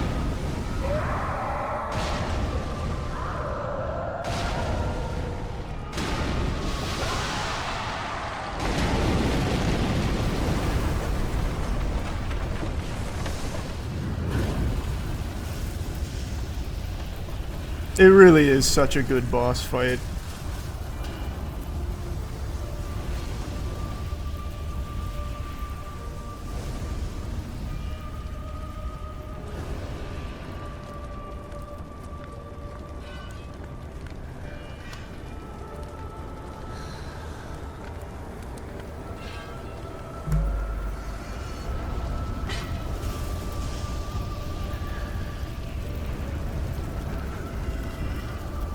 I think I focus big guy first.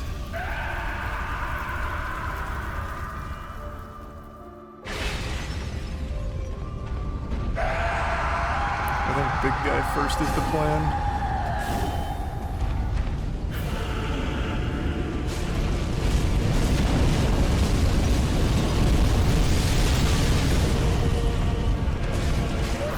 Oh shit. Turned around really quick.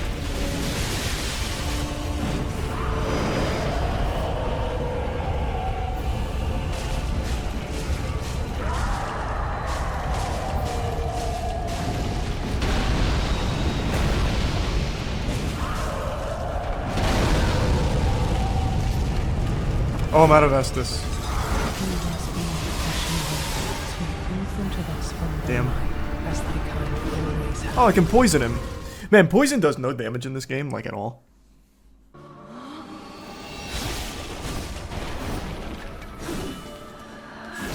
Oh god, wait, just Estus.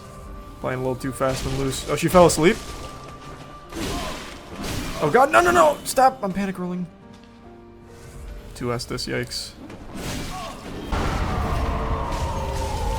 Oh, I'm stuck on his fucking pot. Oh.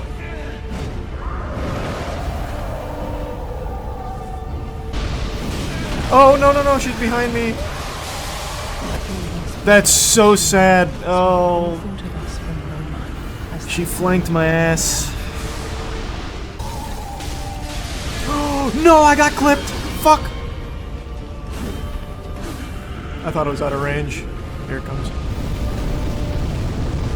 Damn you, sister!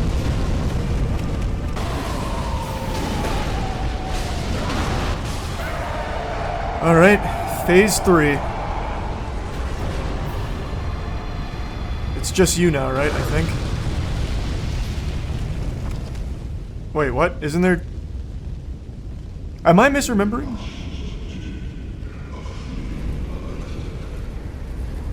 Oh, there you are. Ow, ow, ow, ow, ow! I didn't know that was hurting. Ow! Oh.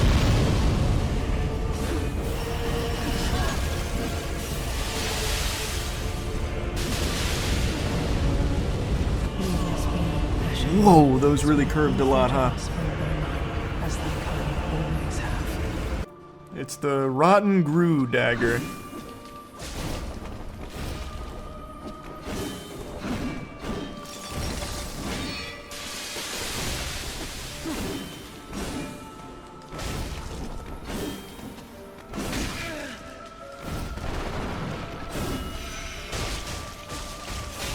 Wow, how did she poise through all that? Holy shit, I don't know how she made it through all of that. Thanks for gifted number, Zach. Why not two-hand? Faster one-hand. Regular dagger with bleed still better. Yeah, I don't know. Most bosses are immune to bleed. And poison, for that matter.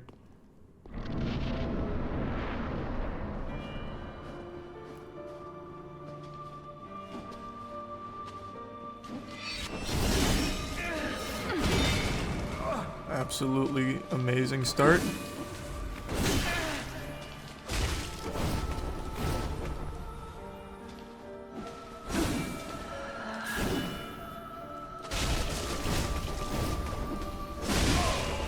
I don't know why we're trading all of a sudden.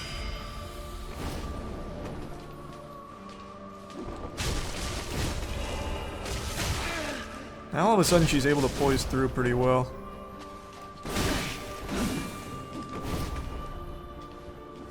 I'm just wasting so much Estus on phase 1, it's sad.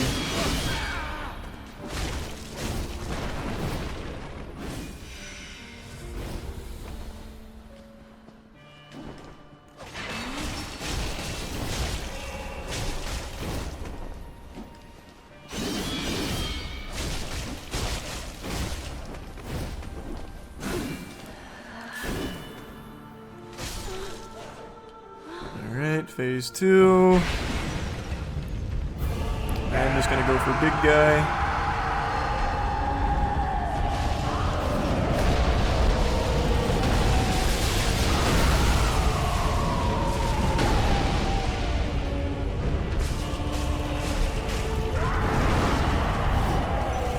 Get you out of the corner.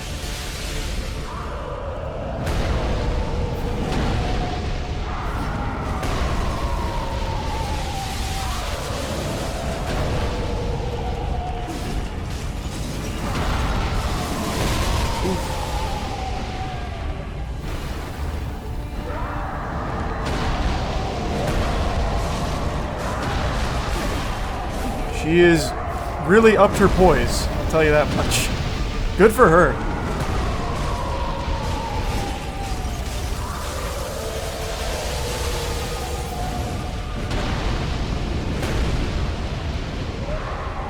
Probably best just to use this here, to be safe.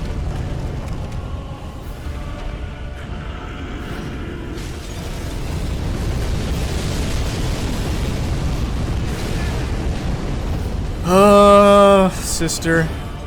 You son of a bitch.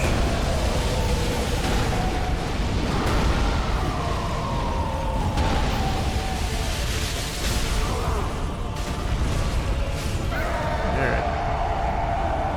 Phase 2's pretty free on big guy.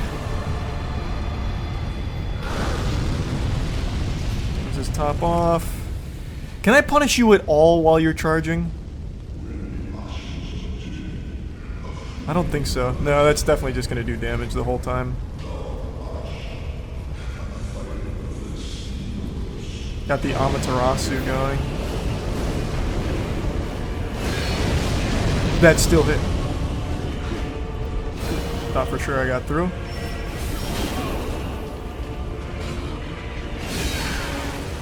Holy.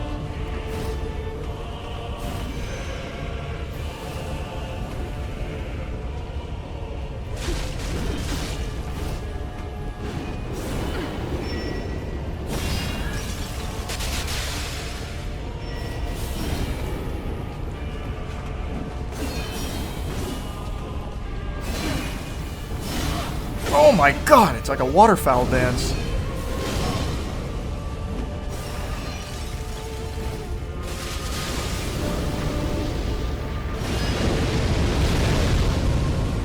Okay.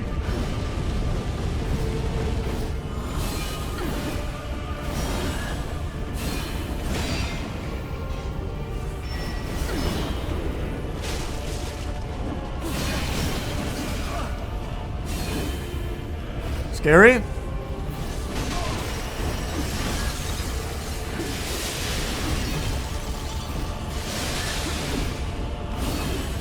Gotta heal.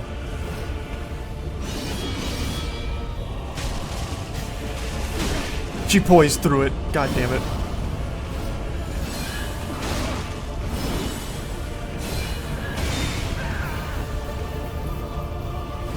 Shit.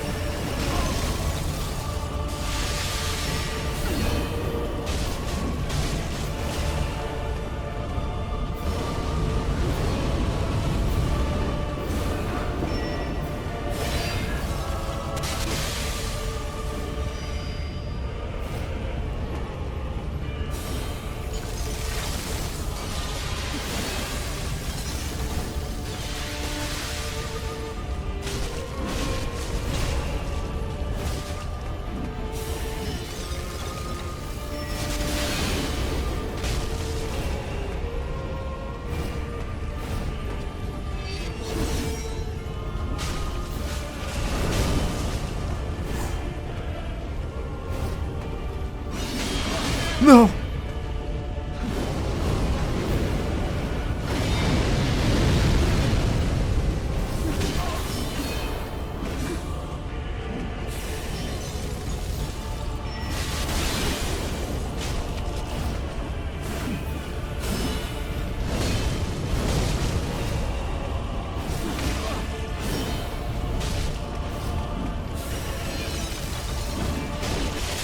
Gotcha.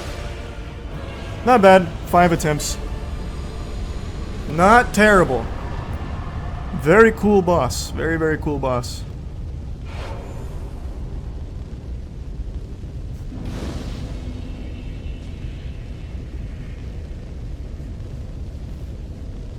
Yeah, it is definitely one of the best bosses in the game. For sure.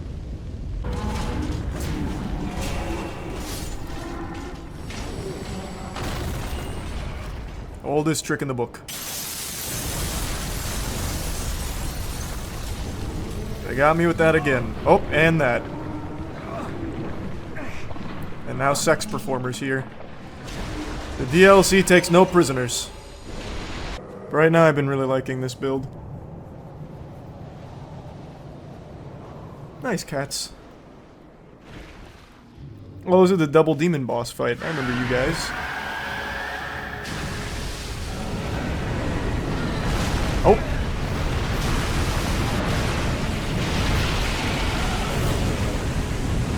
I feel like I should fight you first.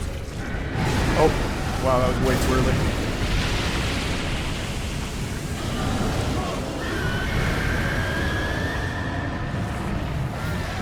Alright. Oh my god. Ah, the other guy collapsed.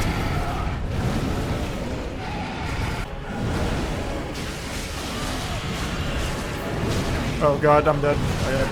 Yep. I rolled way too early. I should have had that. That was on me. Oh, I just really wanted to get the, visceral. Damn it. That's so unlucky. Can you get out of each other's asses, please? Just for a moment. I need you separated. Come on, yes, that's the way. That's the way. A little more, a little more.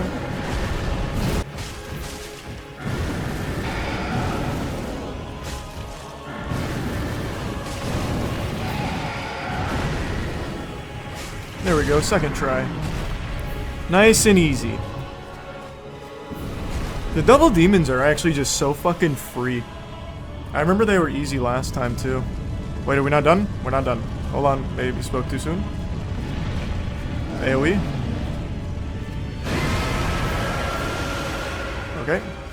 I don't remember this.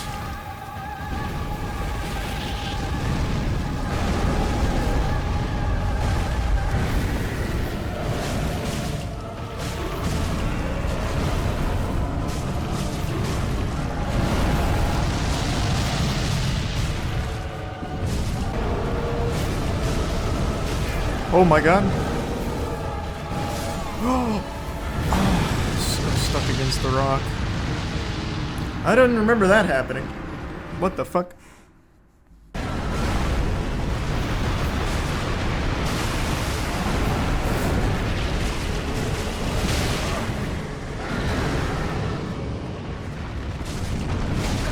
I'm playing a little too loosey-goosey here.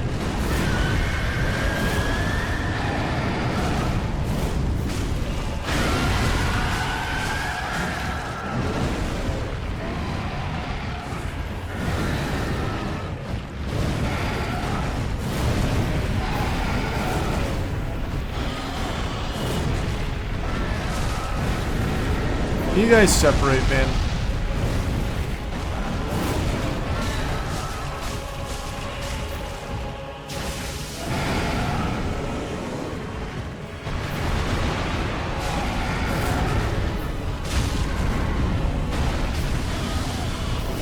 Pretty clean so far.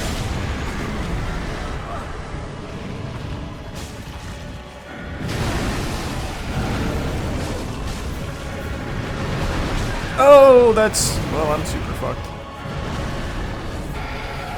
That's fine.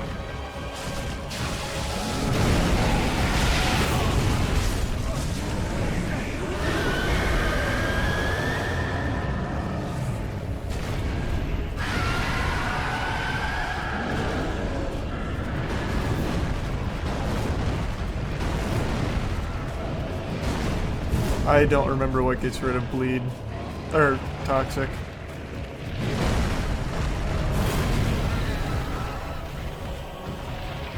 Thanks, tier 1 Whitney. I don't mind poison, but toxic is just much worse. Will this work? No, because it's toxic.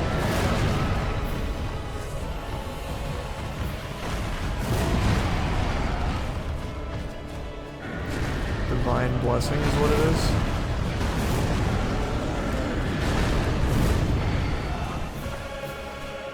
Holy fuck, I can't find any of my things.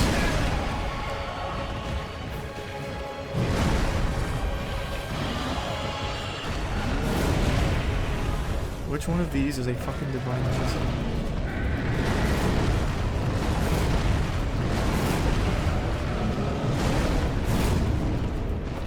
I didn't see any.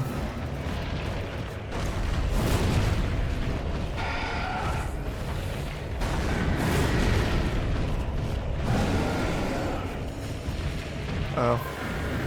Oh. That's a waste. Whatever.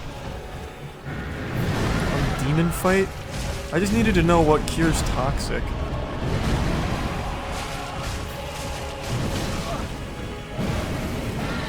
Oh, I have so many of those actually. I think they just go somewhere else because I have a ton. I remember picking up a lot of those.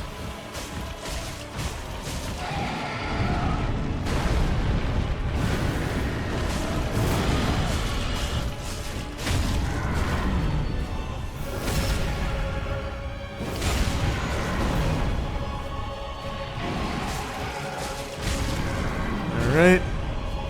Now I know there's a phase 2, so I'm prepared. What's the weapon art on this? Oh, quick step.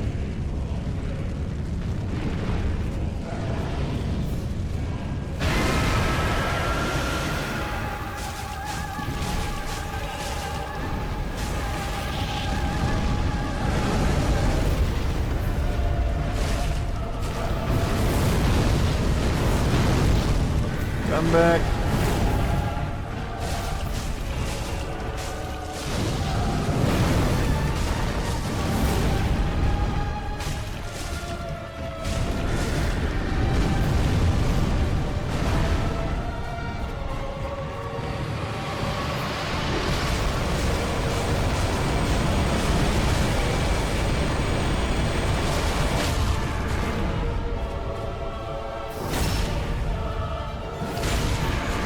He's so much tankier. All that shit I talked.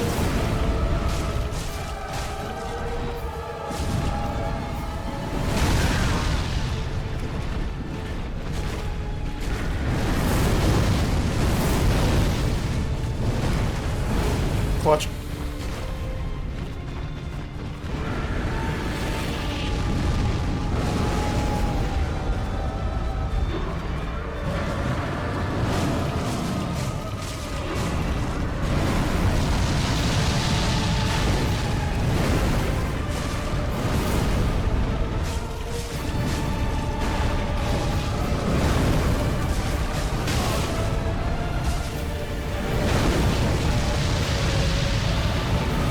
Oh god, I'm stuck, I'm stuck.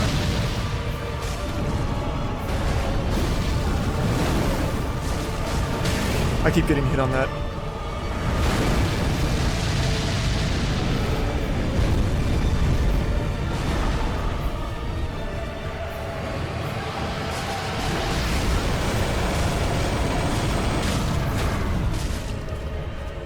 Nice.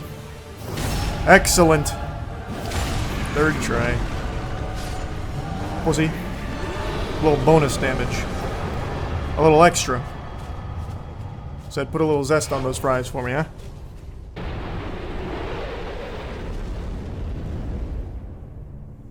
Yes, the Ring City.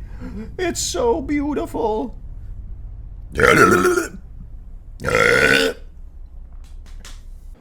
zone is nutty. I actually don't remember it all that well. I remember to get to Madeira, you have to like... oh, wow. Alright, alright, alright.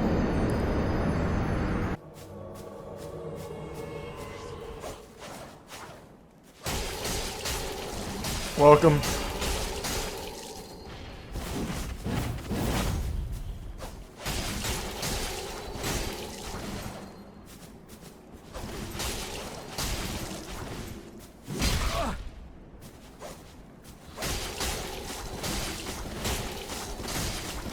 Excellent fight. Excellent fight.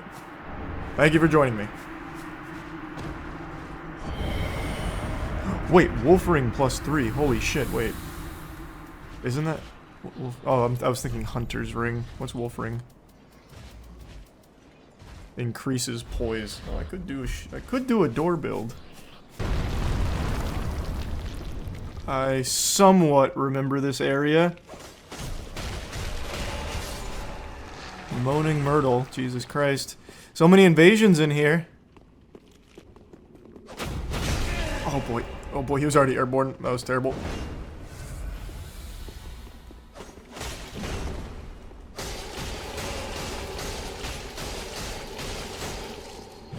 Whew. Oh god, scary.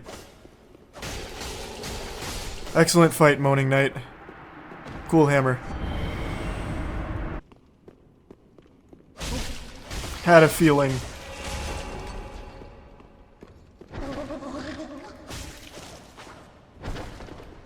Couldn't see the chain. They tried to hide it in the sand.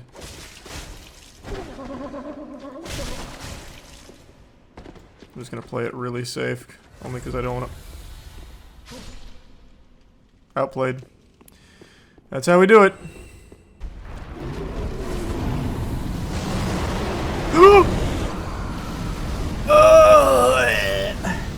I think it's in Gifted Members green.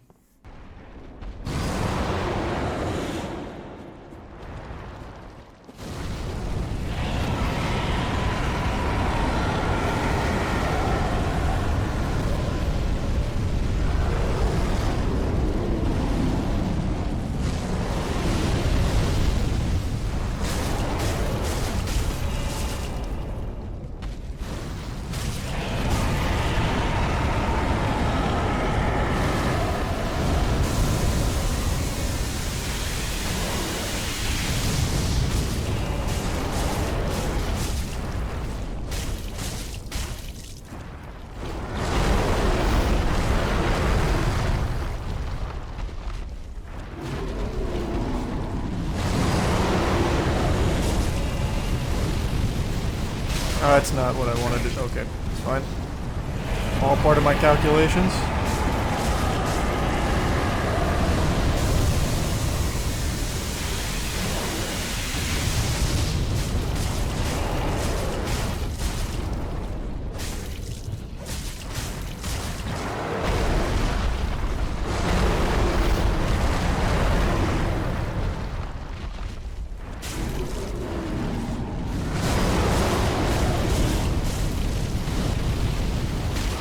Oh! I didn't think that would hit me there. Hurry up!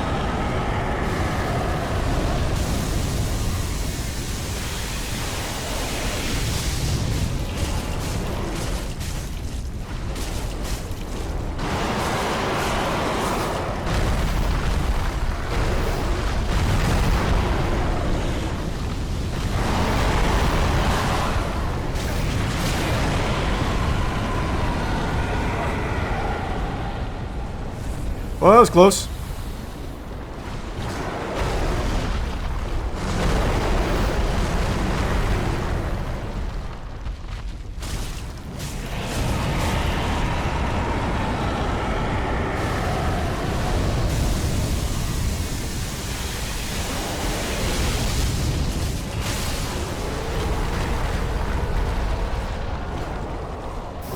Nice, that's big. Take that, pussy. I should have rested at the bonfire, get some Estus back. It's fine. I don't foresee me one-trying Madeira, getting Madeira on my first try. But we'll see.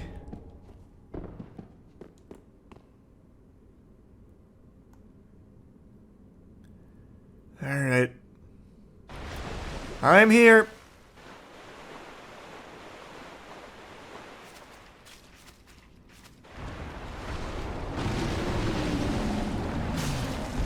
Oh, that's not a lot of damage. Yeah, this is not going to be a good weapon for this fight, I don't believe.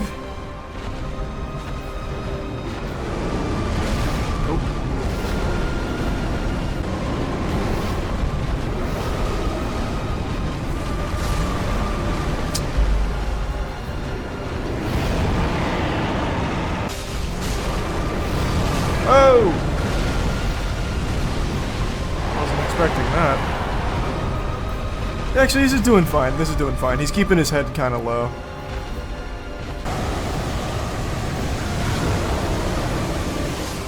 Oh! I thought it was close enough. I don't have any gold pine resin. I can buy some, I'm sure, but I'm not going to, not yet. So I don't think I'm gonna be using this weapon for this fight.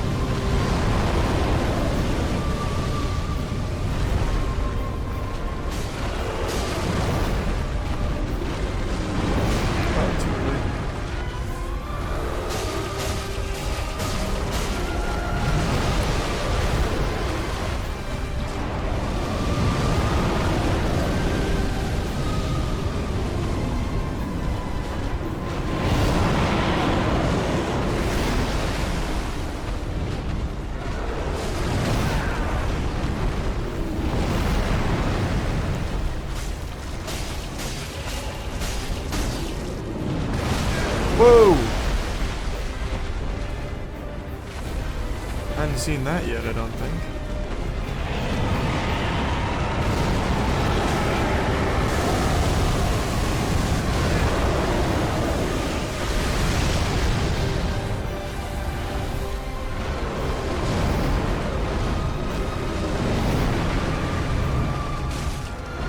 Nope, his head, please.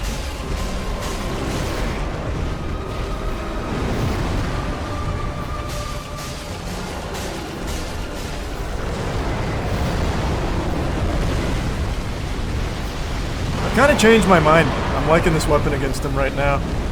He's like the first giant enemy that keeps its head low.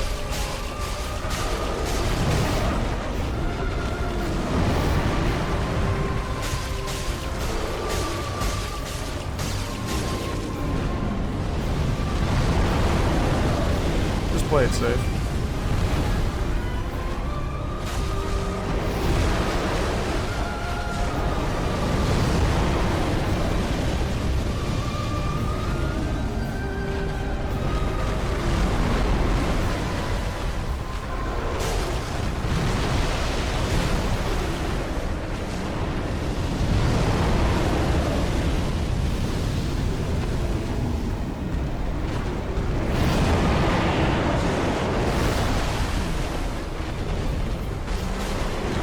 Oh!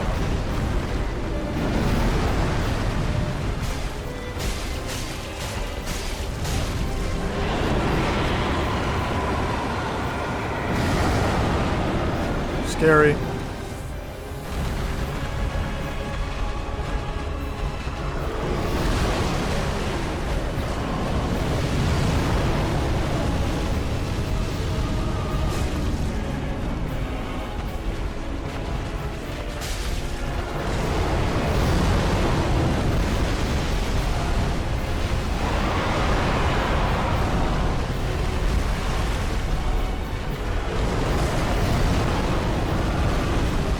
Stop! Stop fucking running! You coward!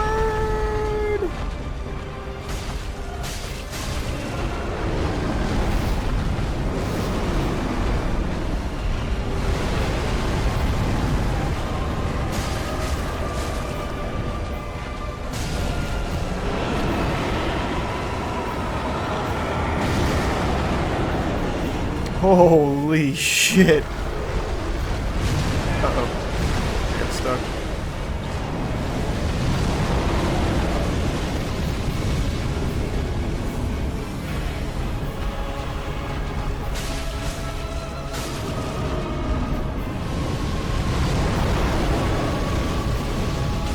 Oh, no, no, no, no, no, I got clipped. Fuck.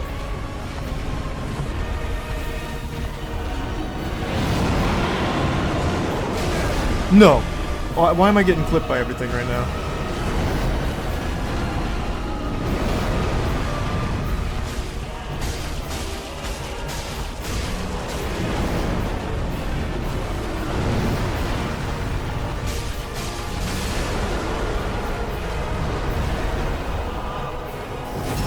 Nice.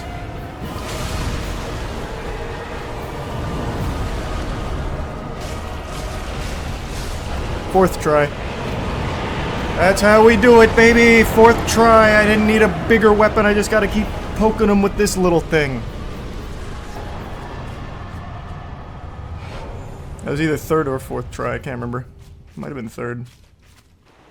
Alright, last boss of the DLC, Gale. Probably my favorite boss in Dark Souls 3. I think I have a ton of Titanite scales though, so that should be okay. Yeah, I have 28. Holy. Instantly maxed that out.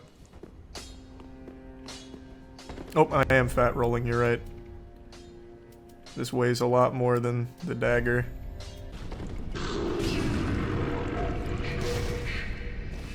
Okay, man. I just want to try the weapon art out on you.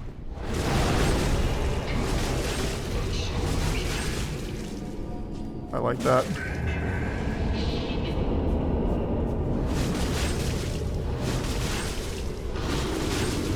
That is a lot of good damage. Take that! Oh god. Oh god. He's summoning people.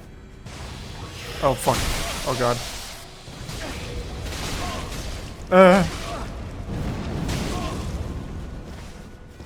Help! I'm just panicking.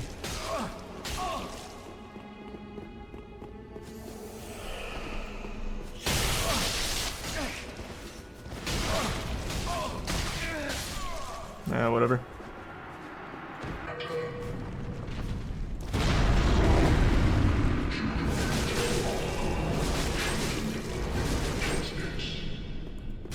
Hey, hey, hey.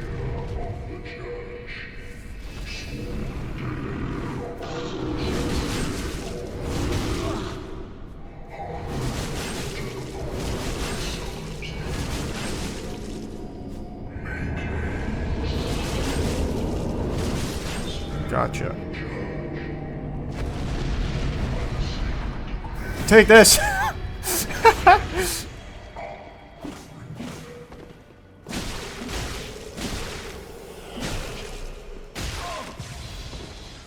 Ugh. Okay, really, man? Alright, I would have instantly killed this guy if I was just using the other weapon. It's okay.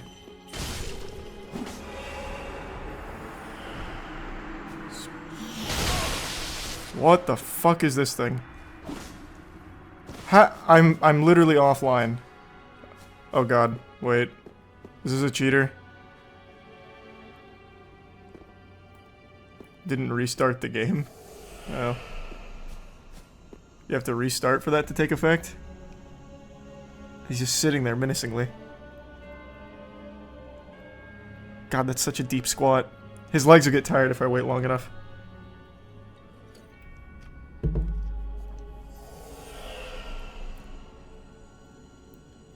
Oh god.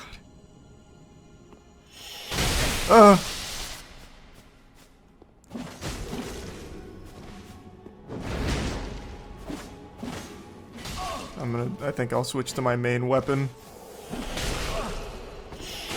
How does that come up without him casting anything?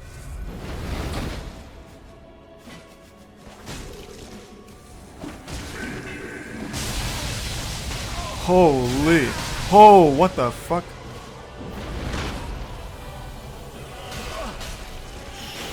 Okay. What? How did he summon? He's dead.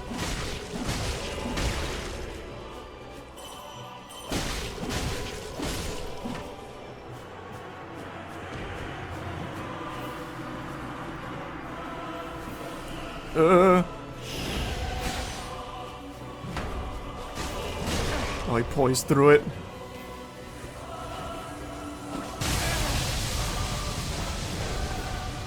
That move is a devastating one.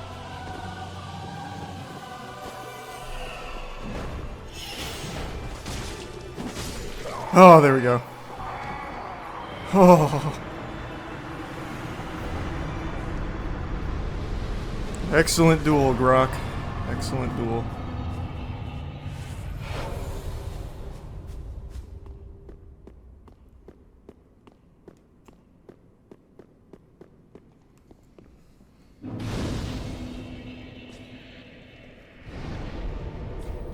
I don't know how he got in when I'm offline, but whatever. It was nice of him to let me kill the summon. That way it wasn't a 1v2. Very honorable man. Hello, ma'am. Embrace the shell. Embrace. Embrace. Yes.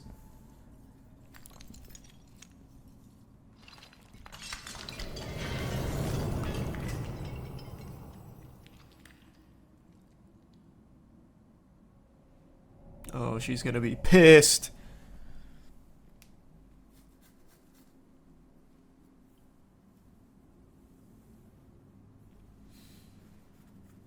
Why are you moving so slow, goddamn?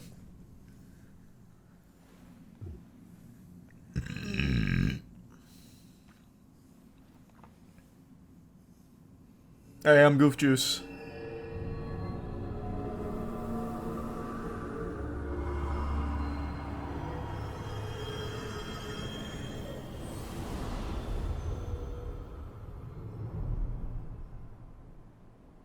Nice. We're here. Thanks for membership, Web.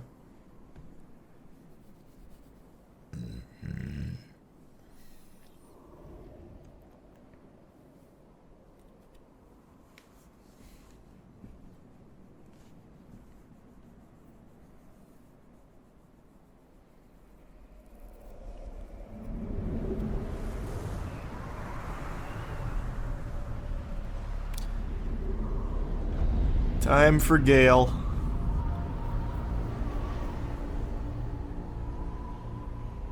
Man, that really is so pretty. You beat Nameless King already? Yep. I've beaten every boss in the game except for Gale. And I think just Soul Ascender, right? I think that's the... I think I'm just on final boss. I don't think I've missed any.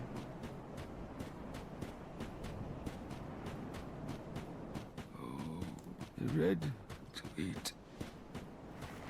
Hello, my friend. Do I strike you? I don't remember. Man's trying to give me a little blowy action, eh?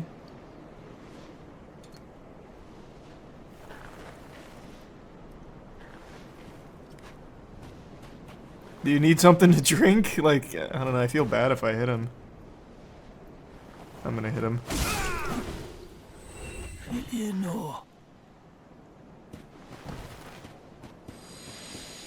I don't feel good about it. To be honest, I think I did him a favor more than anything.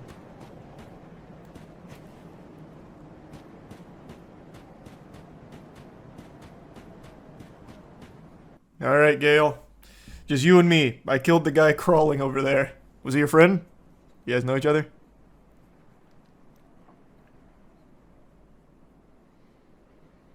Thanks, resub cheese. You beat Madeir? Yep, 4 tries. Yeah, I just beat Madeir, 4 tries.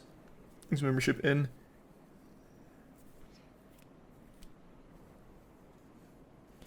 Achoo!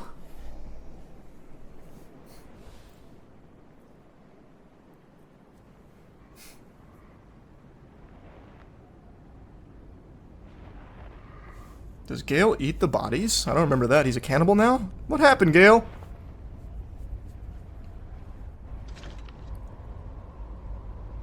What? Still here? We know each other. Hand it over. That thing. Your dark soul. That's the name of the game! Ow! It is painting.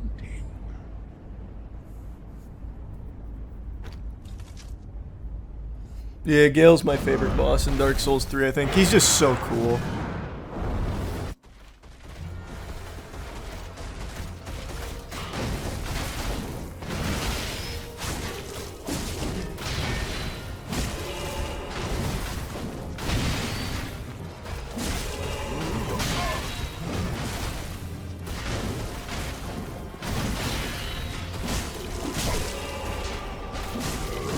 Oh, I thought I like fully staggered.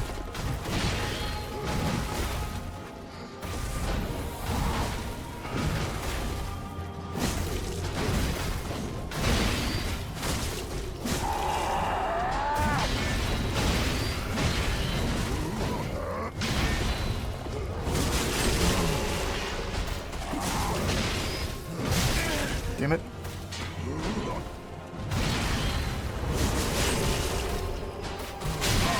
Uh-oh.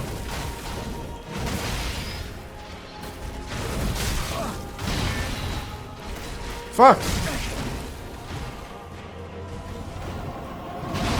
I don't remember the openings for healing. It's alright.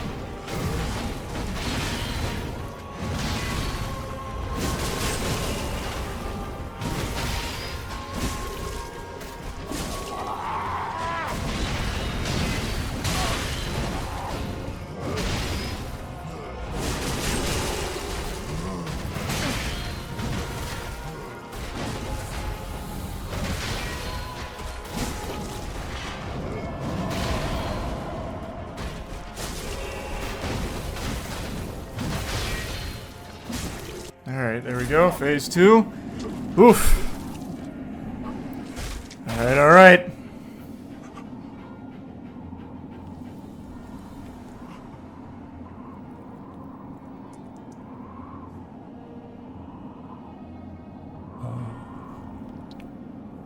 Is this the blood? Yeah. Hemoglobin, you know. The blood of the dark soul.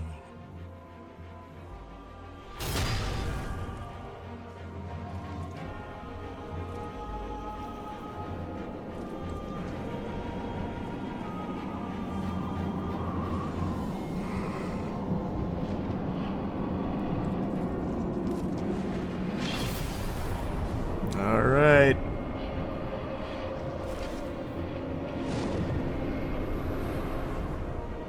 The blood of the dark soul. Blood for the blood god.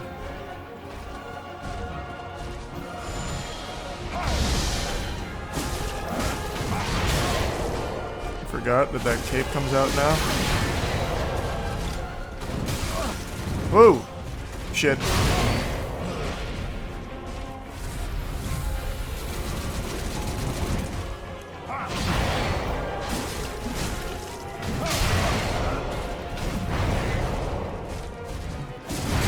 Oh!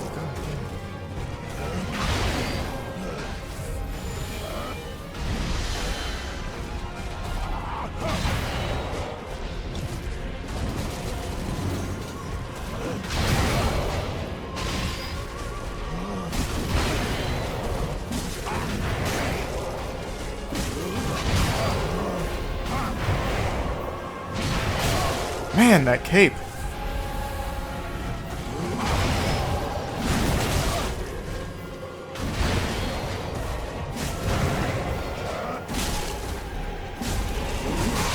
Greedy.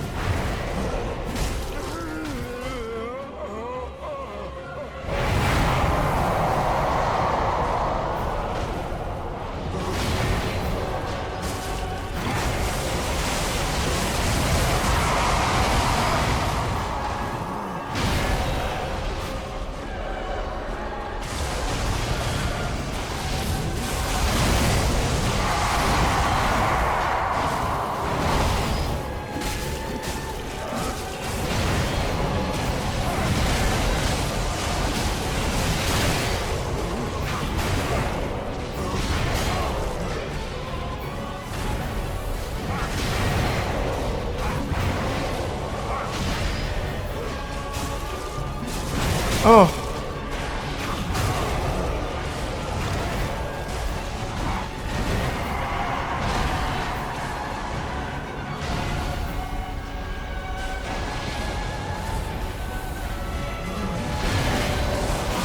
Damn it.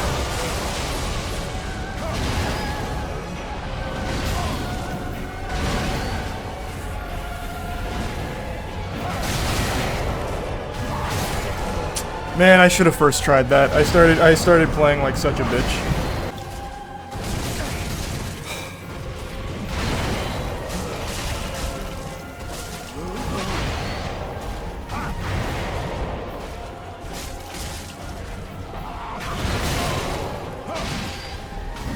Oh, no, no, no, no. Oh, I haven't seen that. That was new. Oh, what a shame. What a shame.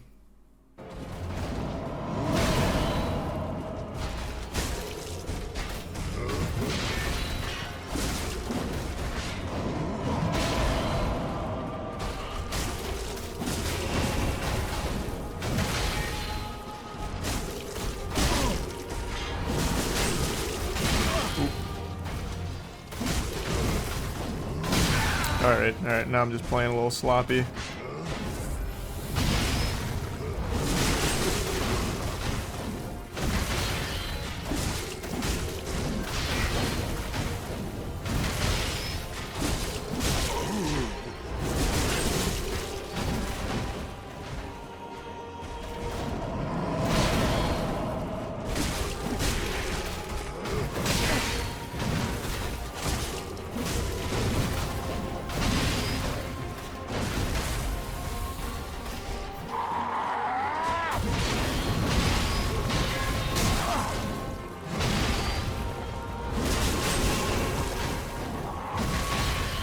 Oh, didn't mean to do that.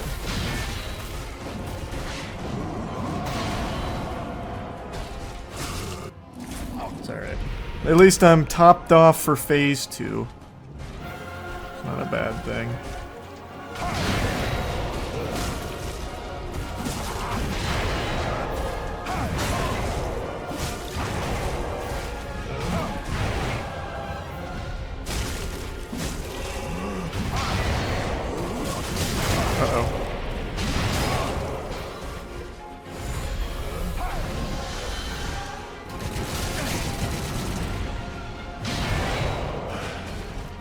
Scary. I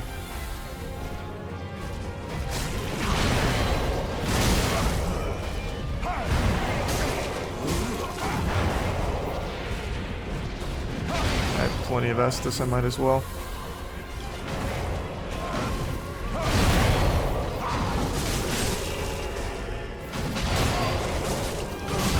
Oh god.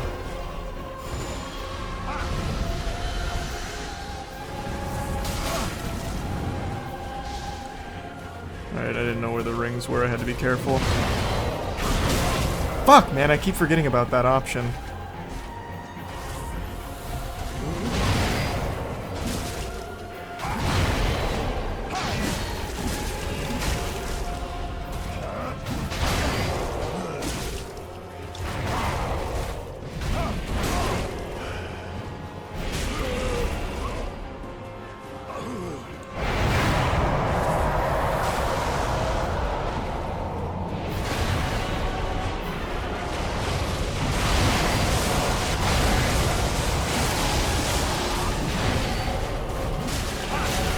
Stamina.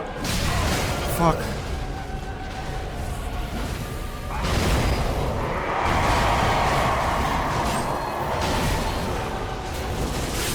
No, the lightning.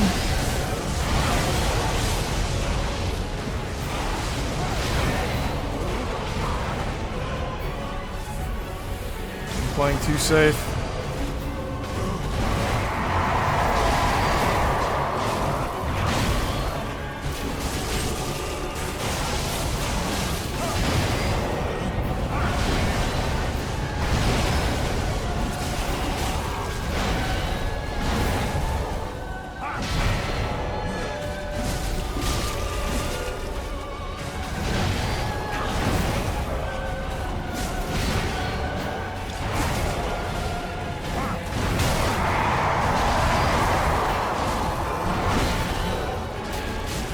Oh, get out of lightning.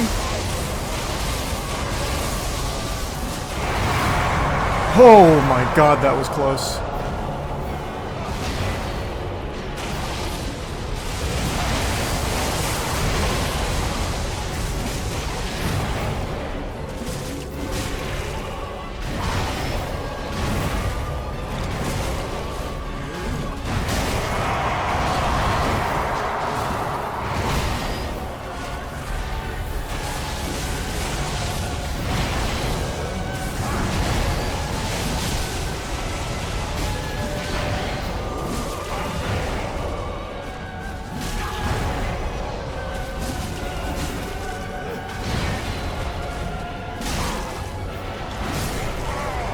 third try. Third or fourth try. Can't remember. That's easy. Let's fucking go. That's goof juice for you. That's the power of goof juice. I am the dark soul now. That's all DLC bosses done. And only one boss in general left. Nothing but lore. I don't need that. Alright, we'll give eyes. I didn't do eyes last time. Last time I did the marrying Henri ending. So we're gonna do eyes. Your eyes, yes. Yes. Here you go. Welcome back. Beautiful, beautiful. And you, of course, can't forget you. Welcome. And last but not least, it's you. There you go. Gang's all here. Thanks. Alright, hey guys, hey, it's me, Goof Juice, I know. I did them all. Slapped them all. To the true air. Gave them a bit of discipline. The true air Goof Juice. How many tries on Sister Friday? I think 4. I think I did every single DLC boss in 4 attempts or less. I got Gravetinder in 1, Midir in 4, Gale in 4, Friday in 4, Demon Prince in 2. Or 3. The boss that took me the most tries is actually Dancer, because I did an early Dancer. An early Dancer is fucking brutal. Do I finish with this sword, or do I finish with my one-handed dagger weapon? I'm not gonna use Gru Dagger. I'd probably just use the Harpy. I just got invaded. Oh, it's Charles White again! Coming to see me off. Hello. It's good to see you. I know. Hey, look at us. Look at us. I'm not picking that up. I feel like that's gonna break my game. Oh my god, I'm too curious. Alright. I see. Alright. Looks good to me. Thanks, Charles.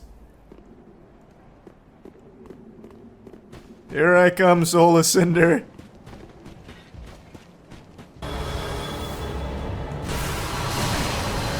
Oh god, that's the move from Elden Ring. For the sword of something and something. The easy mode sword, the weapon art for it. Man.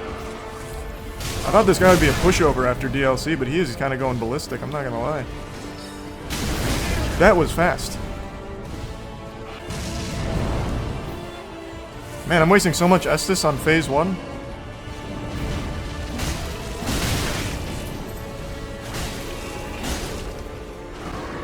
Alright.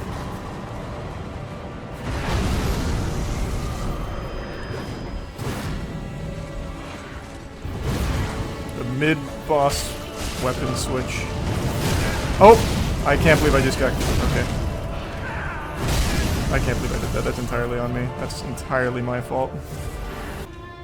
He is just fucking ragdolling me. Don't know what that does. Okay. Let's see what that does.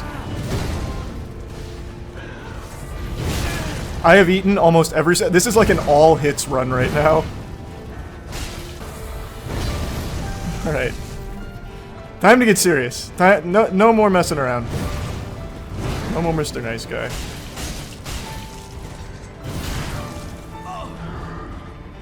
Okay.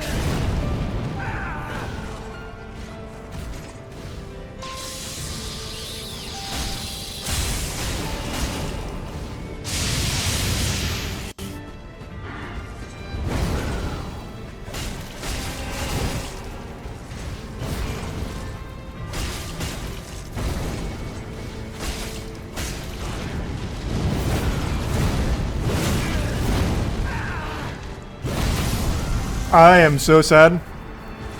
I actually just took a death on that. Oh my god.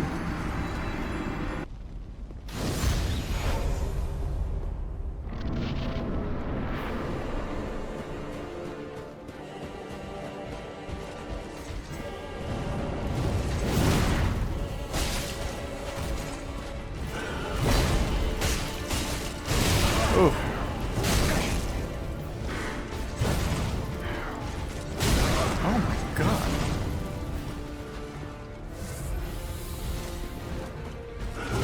Oh! Okay.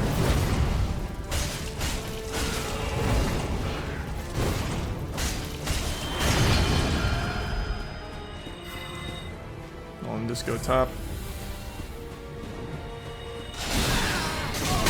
What a combo.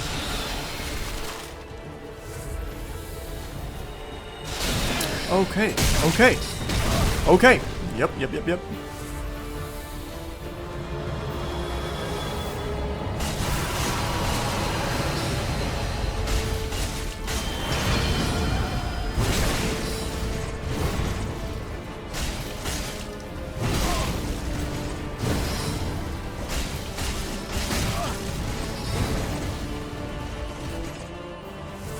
Playing like absolute dog shit on this guy. I'm just not taking him seriously. Man, the pig piper for it. Okay, buffering too many rolls.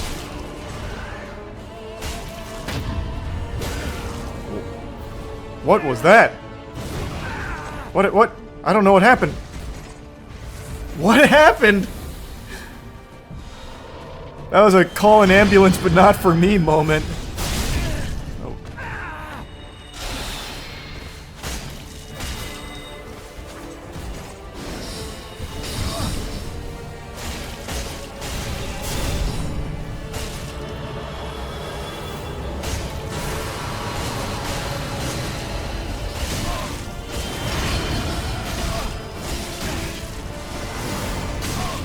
Jesus, I'm still getting hit by those.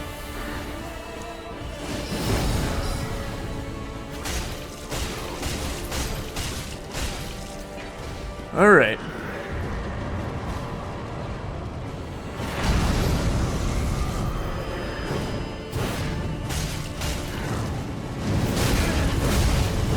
I don't understand that hit on that. Thought I was just behind him enough. Guess not.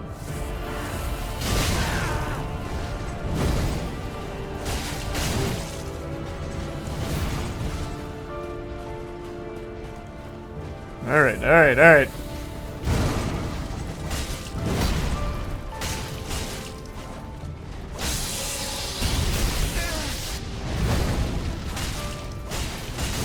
That kick, man.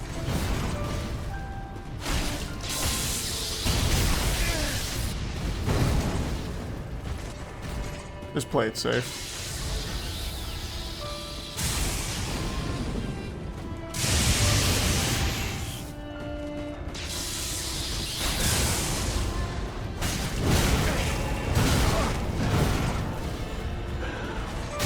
Holy.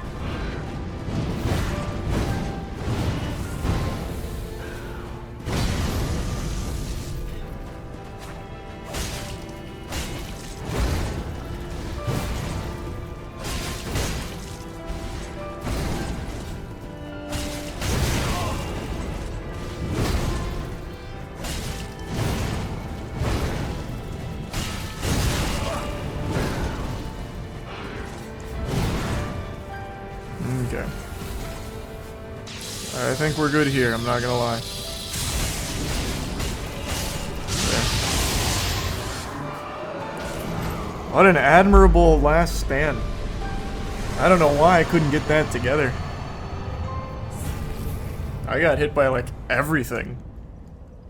He's objectively easier than every DLC boss, yet he was schmixing my shit up. Second try.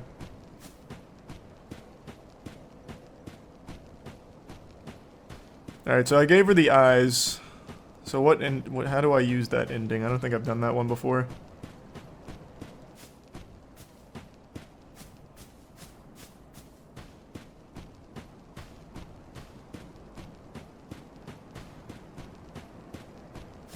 It's a summon sign next to the bonfire for her? Okay. Hello, Firekeeper. Got some new peepers, didn't ya? You're welcome.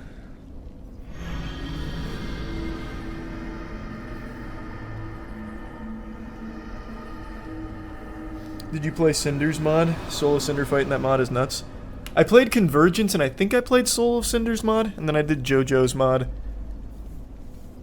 And I think I did Arch Thrones. I did quite a few mods. I think Souls of Cinder was one of them. Or not Souls of Cinder, Jesus, just Cinder's mod was one of them.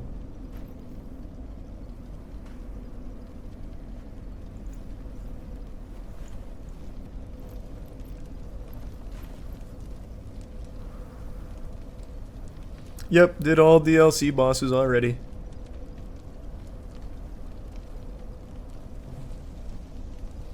You can crush her skull if you spam R1. Not doing that. We've come so far together. Without her, we don't complete this journey.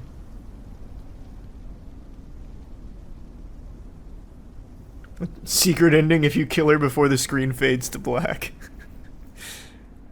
The secret ending is just like a really sad letter from the dev team. Darkness will shortly settle.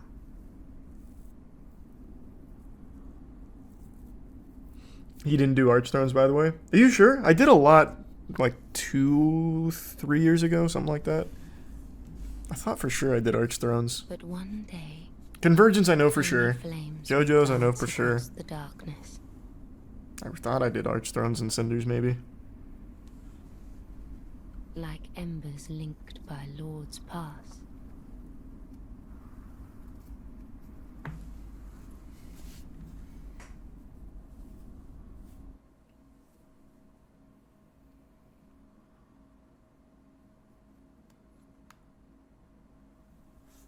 Oh, I'm so tempted. I'm tempted. I'm not doing it. I don't need to see the secret ending. Ashen One. I won't crush her skull. Hearest thou my voice still? Yes, that is a lovely voice.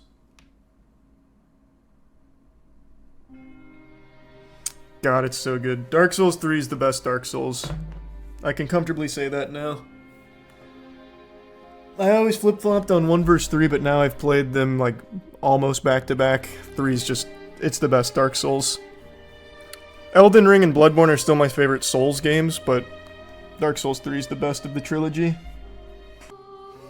Yep, next is Bloodborne.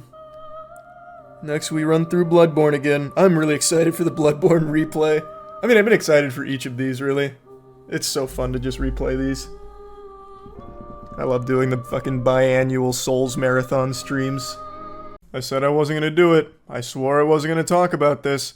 I made a solemn vow on stream that not even Batman could beat this conversation out of me, but it's gonna leave my lips because I can't take it anymore. This is worse than the torture Jack Bauer put his terrorists through.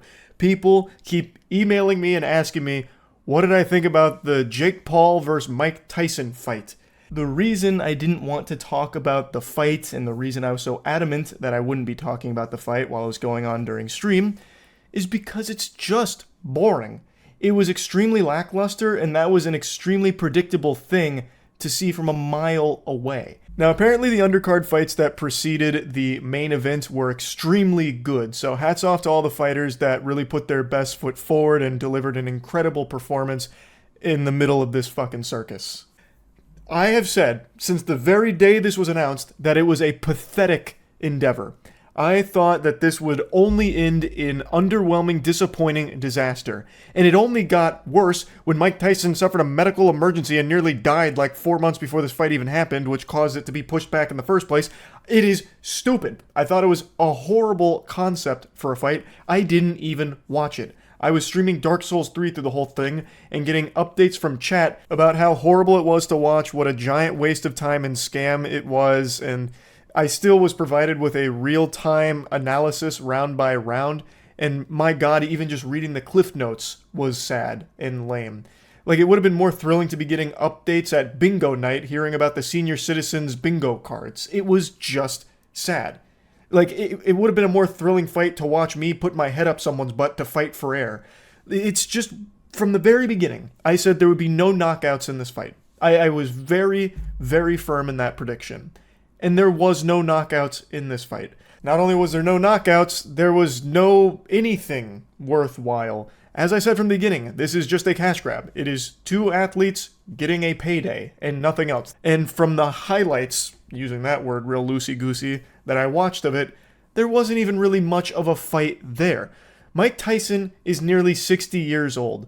He is a legend, but he's also a man. And there is no man that can beat Father Time. Time is undefeated and it always will be. And there are certain things that as you age, you just can't overcome in a physical sense like this. Honestly, I'm very impressed that Mike Tyson was able to even go the distance in this fight to actually finish it, because he was gassed really early from what I can tell.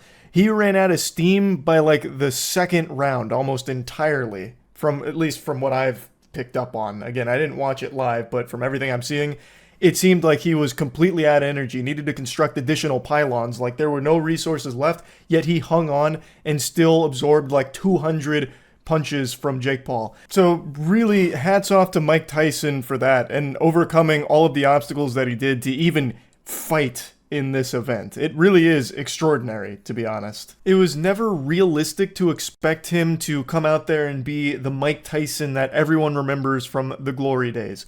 It was always going to be an incredibly difficult challenge to fight someone as young as Jake Paul. I am not surprised that Jake won this fight, and people are already clowning on him for it, saying that he's already booked his next fight against Joe Biden and then his following fight against Jimmy Carter. Jake Paul hurts more elderly people than a staircase. He's built a reputation of just challenging out of their prime fighters, retired fighters, sometimes not even fighters. I wouldn't be shocked if Jake Paul called out my father, saying that he's bad at iRacing and he wants to prove it by getting in the boxing ring with my dad. I know everyone, including myself, was saying this is a lose-lose for Jake because even if he won, he would still get laughed at for it, which he is, rightfully so. But if he lost, he would get laughed at for that too, for losing to a nearly 60-year-old man. But now, it's pretty clear it wasn't a lose-lose. It was a win-win. Two winners, Jake Paul and Mike Tyson. They both got like $20 million each for this. And you know who ultimately got put in a losing position, a little checkmate? Everyone who watched it. Everyone who spent their night waiting for something extraordinary to happen with Jake Paul versus Mike Tyson. I am surprised at how popular this was. I am shocked that people bought into the hype again. This is a classic how many times do I have to teach you this lesson moment. Logan Paul versus Floyd Mayweather. Like all of these fights like this, where it's YouTuber versus legend, are always underwhelming. I also speculated that this fight, Jake Paul versus Mike Tyson, had a no knockout clause. I still think I'm probably right on the money with that. This truly was just about getting a bag. I don't think there was ever the desire for Jake or Mike to knock the other out, so I think it was probably even written into the contract to maybe not go hog wild in the fight or anything. But of course, that's just a conspiracy theory. That's fucking tinfoil condom shit from me there. Not that it really matters. At the end of the day, this was never about a fight. It was always about a payday for both of them. So, I mean, congratulations to them. They definitely made a pretty penny off of this. Maybe next time when Jake Paul announces his next opponent, when he digs up the corpse of Muhammad Ali and challenges it to a fight, maybe then people will be like, maybe I'll sit this one out. I've been disappointed plenty of times now with these big YouTuber fights. Maybe this is the one that I'll finally skip on. Because right now, this is just an infinite money glitch right here. Jake Paul has made so much doing this same thing. And you think he gives a shit that people make fun of him for challenging retired fighters? Absolutely not. He doesn't care at all because it draws a crowd every time. And even if you hate him for it, you're still watching. And that's putting tons of doubloons in his pockets. And he knows that playing the villain is extremely lucrative because it gets people invested. They want to see him get knocked out, and he plays with that, and he makes a lot of money off that. So people will be cheering for whoever he goes up against. When Jake Paul announces that he's fighting the ghost of Christmas past next week, people will tune in hoping that this will be the time that, the dildo of justice rarely comes lubed, and it's coming at Jake raw. It's going to be the time he gets knocked out, and I can't wait to see it. And it probably won't, because Jake is a good fighter, and he is fighting people that don't actively fight anymore. When he did fight someone that does still actively fight, he lost. And I'm going to make another prediction here. I don't think he's going to make that mistake again. I don't think he's going to challenge any more active fighters. That's a bold prediction because he's going to be farming this for quite some time. I think he will continue to choose huge names, and nothing else. Huge names that people will recognize to draw a crowd to tune in to the latest fucking wet fart of a fight that he puts on. So there you go. There's the whole enchilada on my thoughts of Jake Paul versus Mike Tyson. I'm very happy I didn't watch it live. That would have made me actually mad, especially considering how bad the broadcast apparently was. That's a totally separate subject. So I was reading some of the complaints from people. Like, after I watched the highlights, I was reading from, like, some articles that were posted about, like, the Netflix issues that they were experiencing. How do you fuck that up so bad? This was a massive event for Netflix, and they definitely fumbled it in a big way. But maybe that could be spun as a blessing in disguise, because maybe there's people that were watching it, but the broadcast was so bad they turned it off. You saved yourself a headache. You saved yourself some time, because you didn't miss anything by turning the fight off. Maybe you went to bed a little early. Because of that, you got some extra slumber and you're feeling a lot more recharged today. So Netflix's blunder may have been to your benefit, at least some viewers out there. Though I do think Netflix should probably get that shit together for the next time they try and do a massive streamed broadcast. Because hooey, from what I've read, that was not smooth at all, huh? Anyway, though, that's really about it. So, yeah. I didn't really have any interest in seeing The Rock's new movie, Red One. It just looked like a Christmas movie that I'd forget about 5 minutes after watching it. But then I saw an interesting headline that caught my eye. The Rock says Oppenheimer inspired him to film Red One for IMAX. It can be game over. Scratching at the hair on my chinny chin chin, I let out an actual Santa Claus belly laugh of ho ho ho reading that. Because The Rock has become such a pretentious douchebag. I made a video going over all of his embarrassing shenanigans and like all of the weird lies he keeps telling for the sake of like products and stuff. I feel like he's become less human and more of just like an actual flesh puppet for any product in the world that wants a mouthpiece. He also just plays himself in every single movie that he's in, and he's also in every single movie. The only actor that has been in more films than The Rock is Jack Black. Jack Black has become like the movie industry darling who they shoehorn into every possible film that they even ideate on. Like, I feel like at this point Jack Black is going to be cast for the voice in my head. It's just, between The Rock and Jack Black, they have more movies between the two of them than half the world has in total films produced. It's crazy. But I'm getting sidetracked. The point is, this headline had me so curious how The Rock with a straight face could compare Red One, a Christmas movie about him and Chris Evans punching snowmen, saving Christmas, to Oppenheimer. I feel like these two films couldn't possibly be more opposite. And now the movie has come out. It's not exactly doing extremely well when it comes to the reception here. It's not, going ballistic in the box office or anything. I just saw the movie, so I want to give you my review and tell you if I found the Oppenheimer influence in there. Spoiler alert, I did not. But before getting into like my thoughts on the movie, I want to go over exactly what he was saying in regards to Red One versus Oppenheimer. So it comes from this little sizzler here, where he did like a minute-long breakdown of why you should be seeing Red One in IMAX. I'd play the video, but it has music in it that I'm pretty sure is DMCA, so I'm just going to read the transcript of it. He said, "With Red One, our intention was to make a movie that you can enjoy on the biggest screen possible. Legitimately, the biggest screens possible, well, they're IMAX. I was midway through shooting Red One. I had an opportunity to go watch Oppenheimer, and I watched it in the IMAX theater where Christopher Nolan watches and screens his movies, him and Emma, his wife. I even asked, let me sit where Chris is sitting. So they said Chris sits here to enjoy the movie. So I sat where Chris sat. I watched Oppenheimer. It was amazing. But I was thinking, holy shit, this thing, Red One on this screen with this technology can be game over. I remember texting Jake, and I sent him a picture first of my bare chest, and then I sent him a picture of the screen. We just had a great conversation afterwards about just how cool it's going to be. It's going to be very cool." Wowee, what a story. A thrilling tale indeed. My heart breaks for whatever employees have to interact with The Rock to fulfill these fucking requests. Like, man, just take a seat. Why do you have to sit in the same throne that Christopher Nolan sits in to watch movies, man? Just sit there and watch a film. It just makes me roll my eyes reading something like that. I needed to sit where Chris and his wife sit, of course. I needed to wiggle my butt cheeks into the same ass creases that Christopher Nolan's cheeks graced. It's imperative to my viewing experience of Oppenheimer. And that's when I had my eureka moment. As I was sitting there watching Oppenheimer, great movie by the way, I couldn't stop thinking about my Christmas film, Red One. When the bomb went off for the first time in Oppenheimer, the bomb in my noodle went off at the same time, and I thought, IMAX, the big screen, watching St. Nicholas, Santa Claus, launch the reindeer on the big screen with me, The Rock, flexing with my polar bear sidekick. That could really be game over. It's just cringe.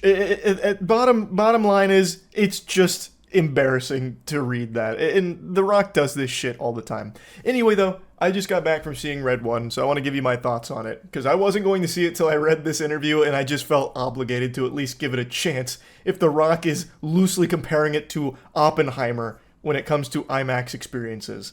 I'll be honest, I went in there expecting this shit to be poop. The reviews were not being kind to it, and again, I wasn't very interested from the trailers. It just felt like a throwaway cash grab. Speaking of cash, this movie had a $250 million budget. Who greenlights this shit? Why? Why? Like, actually, what kind of galaxy gas are you huffing? That's craziness. $250 million for a Christmas movie that really no one has been asking for. It just makes no sense. I feel like there's absolutely some shady dealings going on when it comes to these budgets for something like this in particular, because there's no excuse for it. I think a large part of this money went to The Rock, Chris Evans, J.K. Simmons, Lucy Liu. It has a star-studded cast for no reason. It's a movie that I don't feel any of them even wanted to be a part of at all. Like, it really just feels like they kind of just phoned it in here. Like, there's nothing special, and yet it was $250 million, which means it is one of the larger budget movies that's been made. Like, Pirates of the Caribbean, for example, had less budget than fucking Red One. It's inexcusable. It is so gross. But at the end of the day, how was the movie? Was it good? No. Was it bad? No. It was just mid. As I expected, it was just a movie that was okay, and I will forget about by tomorrow, because it's just not very good.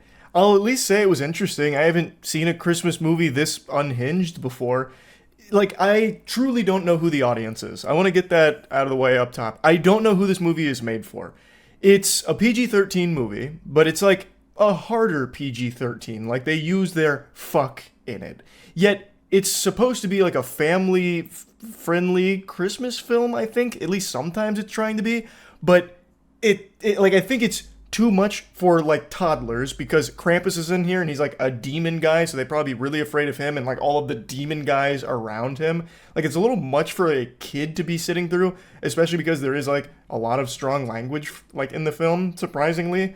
And yet it's also not good enough to be enticing for an adult audience, because the comedy doesn't work. The comedy is huge misses across the board. The comedy is not hitting. It is shitting big time. And also, the action is super weak. Like, there is some action here, but it's not good. Like, it's one punch, maybe two punches, and that's like an entire fight sequence. So it doesn't really have anything that I think adults will be entertained by either. It has impressive visuals, which, you know, thank God you would hope would be the case with $250 million. But again, there's nothing here that I think appeals to adults or kids. And I also think, like, the demographic in the middle is also not even going to be interested in seeing this at all, because it is just like at least it puts on the appearance of a family-friendly Christmas film and not much else. I don't know who this is supposed to appeal to. I don't. And it was pretty clear with the theater's attendance. I was there almost entirely by myself in one of the biggest theaters at the theater I went to. One of the biggest auditoriums. When I was picking out the tickets, there were only, I think it was 6 occupied seats, and I showed up late. So I got there at like 9:10, and the movie had started at 9, and thus I would imagine everyone who was going to see it had already got their tickets and was in there. There was only 6, I think, it was either 6 or 8, filled seats when I was getting ticket. That's crazy. $250 million, and you can't even put asses in the seats with this kind of star-studded cast. You have failed. And I think the age of like Hollywood superstars guaranteeing box office successes is long behind us, which I think is a good thing. But I mean, damn, this was like shocking to me too, because I thought it would probably still do decently with this kind of star power, but it doesn't seem like it will be. So again, I don't know who the audience is. It seems like the audience doesn't exist in the first place. And even if there was an audience there, I feel like they'd still just be disappointed. It'd be a letdown. It's just not a very good movie. I will say it is interesting though, like it is unhinged. So the concept is Chris Evans plays this superstar tracker hacker. He's like a dark web guy who gets hired by, you know, some weirdos to track people down that no one else can find. He gets an anonymous buyer who needs his services to find someone in the North Pole. So he hacks in there and he finds Santa Claus for our bad guys. And Santa Claus gets kidnapped. Now, Santa Claus, he lives in the North Pole with like a giant invisible dome that protects it so you can't just stumble across it. And when you go inside the dome, it's fucking Midgar. Santa Claus lives in Midgar from Final Fantasy, like almost 1-to-1. He's like in Shinra Tower. I was stunned. Like I felt like they had just lifted Final Fantasy VII like remake cutscene in there for Santa Claus's domain. And also in Santa Claus's domain, there's like fucking aliens that live there. Like there's aliens, there's sentient animals like the polar bear enforcer. There's like penguins that work for him as well, and they can all talk and communicate. There's trolls. Trolls live there as well, and like there's like a whole team of troll hackers. Like they are trolls who are like cybersecurity experts. There's like little goblin things. I was immediately very surprised with the direction this was going. So, I mean, credit where credit is due. I thought that was kind of cool and silly. Like, why the fuck are there aliens living with Santa? And I also did like their technology. They have unfathomable Warhammer 40k level tech at their disposal, which you can see like a little bit of in the trailer. So I thought those two things were cool. But aside from that, there's really not a whole lot else to like. Again, the visuals are cool, but the story sucks. The story's real bad. It's as predictable as you can possibly imagine. It follows exactly what you think it's going to follow from the very beginning of the movie. I feel like everyone who watches this is going to know exactly how it's going to play out, which I guess can be fine if the journey getting there is good, but it's really not. Like, I do like when the snowmen come in, because it's cool, right? And the snowmen have like an ice sword. I wish the fight was better, aside from like one punch and like one jab with the sword, but whatever. The Rock's got Ant-Man technology, so he shrinks and extends, and, you know, that's cool. But they don't really do a whole lot with it. Like, the fight scenes are super short. For $250 million, you might as well have just really gone hog wild with the action. Like, that could have helped elevate it, but they didn't really do that. But I do like, I guess, the sense of adventure, because you have the snowman there, and then they visit Krampus, who's doing a slapping competition, which, I mean, that's near and dear to my heart with professional slapping, of course, but that's also highly underutilized. There's only like 2 slaps that get thrown, and that's it. Like, come on. It's just, I feel like everything it wanted to do, it just did extremely lazily. It's all just so flat and soulless. Again, it's not even horrible. It's not even like a terrible movie. It's just such a bland and really misguided one. Definitely not up there with Oppenheimer, I can comfortably say now after having watched it. And yeah, I don't know what the Rock is smoking, to be honest with you. I can't smell what the Rock is cooking anymore, man. It's sad. But yeah, Red One is okay, I guess. It's just mid. I don't know why you'd see it, really. Like, I guess maybe if it was on streaming services and you just wanted some background noise for the holidays that's loosely related to Christmas, I guess that could fill that role. But aside from that, I don't know the point of it. I really don't. That's about it. See ya. There are few products that have a worse reputation than YouTuber products. The only ones that even compete with that kind of awful reputation are maybe Ubisoft products and Concord. And it's not for no reason. For years, there have been numerous examples of content creators releasing overpriced urinal cakes that get peddled to their audience that are made so cheap that even Temu bootleg products blush. It's a reputation that's developed over the course of many years, and it's reached the point where most people, if you hear a YouTuber is releasing a product, it's a big scoff and an assumption that it's going to be dog shit and a cash grab. It's super easy to see why this reputation exists, because it just keeps happening over and over again, like with Mr. Beast, for example. So I totally understand it. I get it. I've released a few products over the years, and it's things that I'm personally very passionate about, and I want to deliver something high quality and amazing, not just as a YouTuber product, but as a product on its own two legs, like most notably the comic book series Godslap, which I've been working on for years with some very talented people to bring it to life and make really cool things with it, and Plague Seeker, and just a ton of different things that I've worked on for a while, and I want to be good, especially in a sea of like terrible YouTuber shit that comes out. All of this to say, there's been another project that I've been working on passionately for the last year and a half or so. I've talked about it only like once or twice on stream. It's soap. But it's not just like some white-labeled product that we're now peddling for a crazy markup. It's not some low-quality, cheap dog shit soap. It's high-quality, all-natural bar soap called Cheeky. And it was actually a product I never intended on releasing to people. It was a product I made for myself, with my friends. I've mentioned this before on stream. I have psoriasis.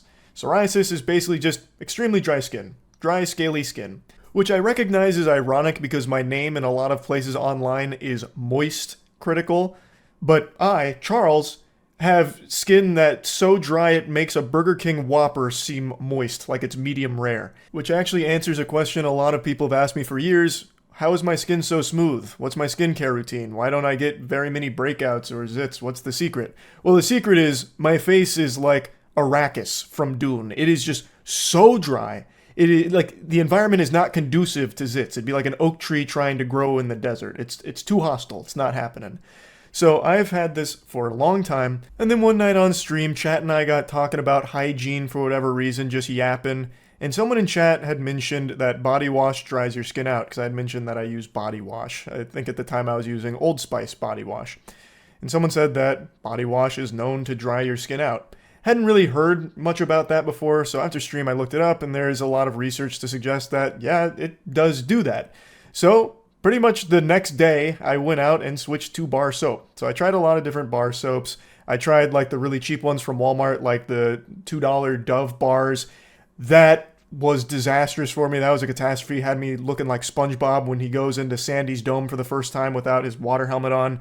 I hated that. I tried a couple of the more bougie bar soap brands that are on the more expensive end. Didn't fall in love with any of those either. And then I tried all natural bar soaps, so some of the big boys in all natural bars. And I was really liking the way those were making me feel. I was feeling much better after showers. I wasn't nearly as itchy or as dry. The big problem I had with it over time is I just really didn't like the way it was making me smell. I just didn't like the fragrances. Half the catalog was things like Mahogany Wood Man, Lumberjack Musk, Grease Bourbon Carburetor Mist, fucking nails, rusty nails. I just got so fed up with it over time, I just got really tired of stepping out of the shower smelling like a fucking leather shoe or whatever.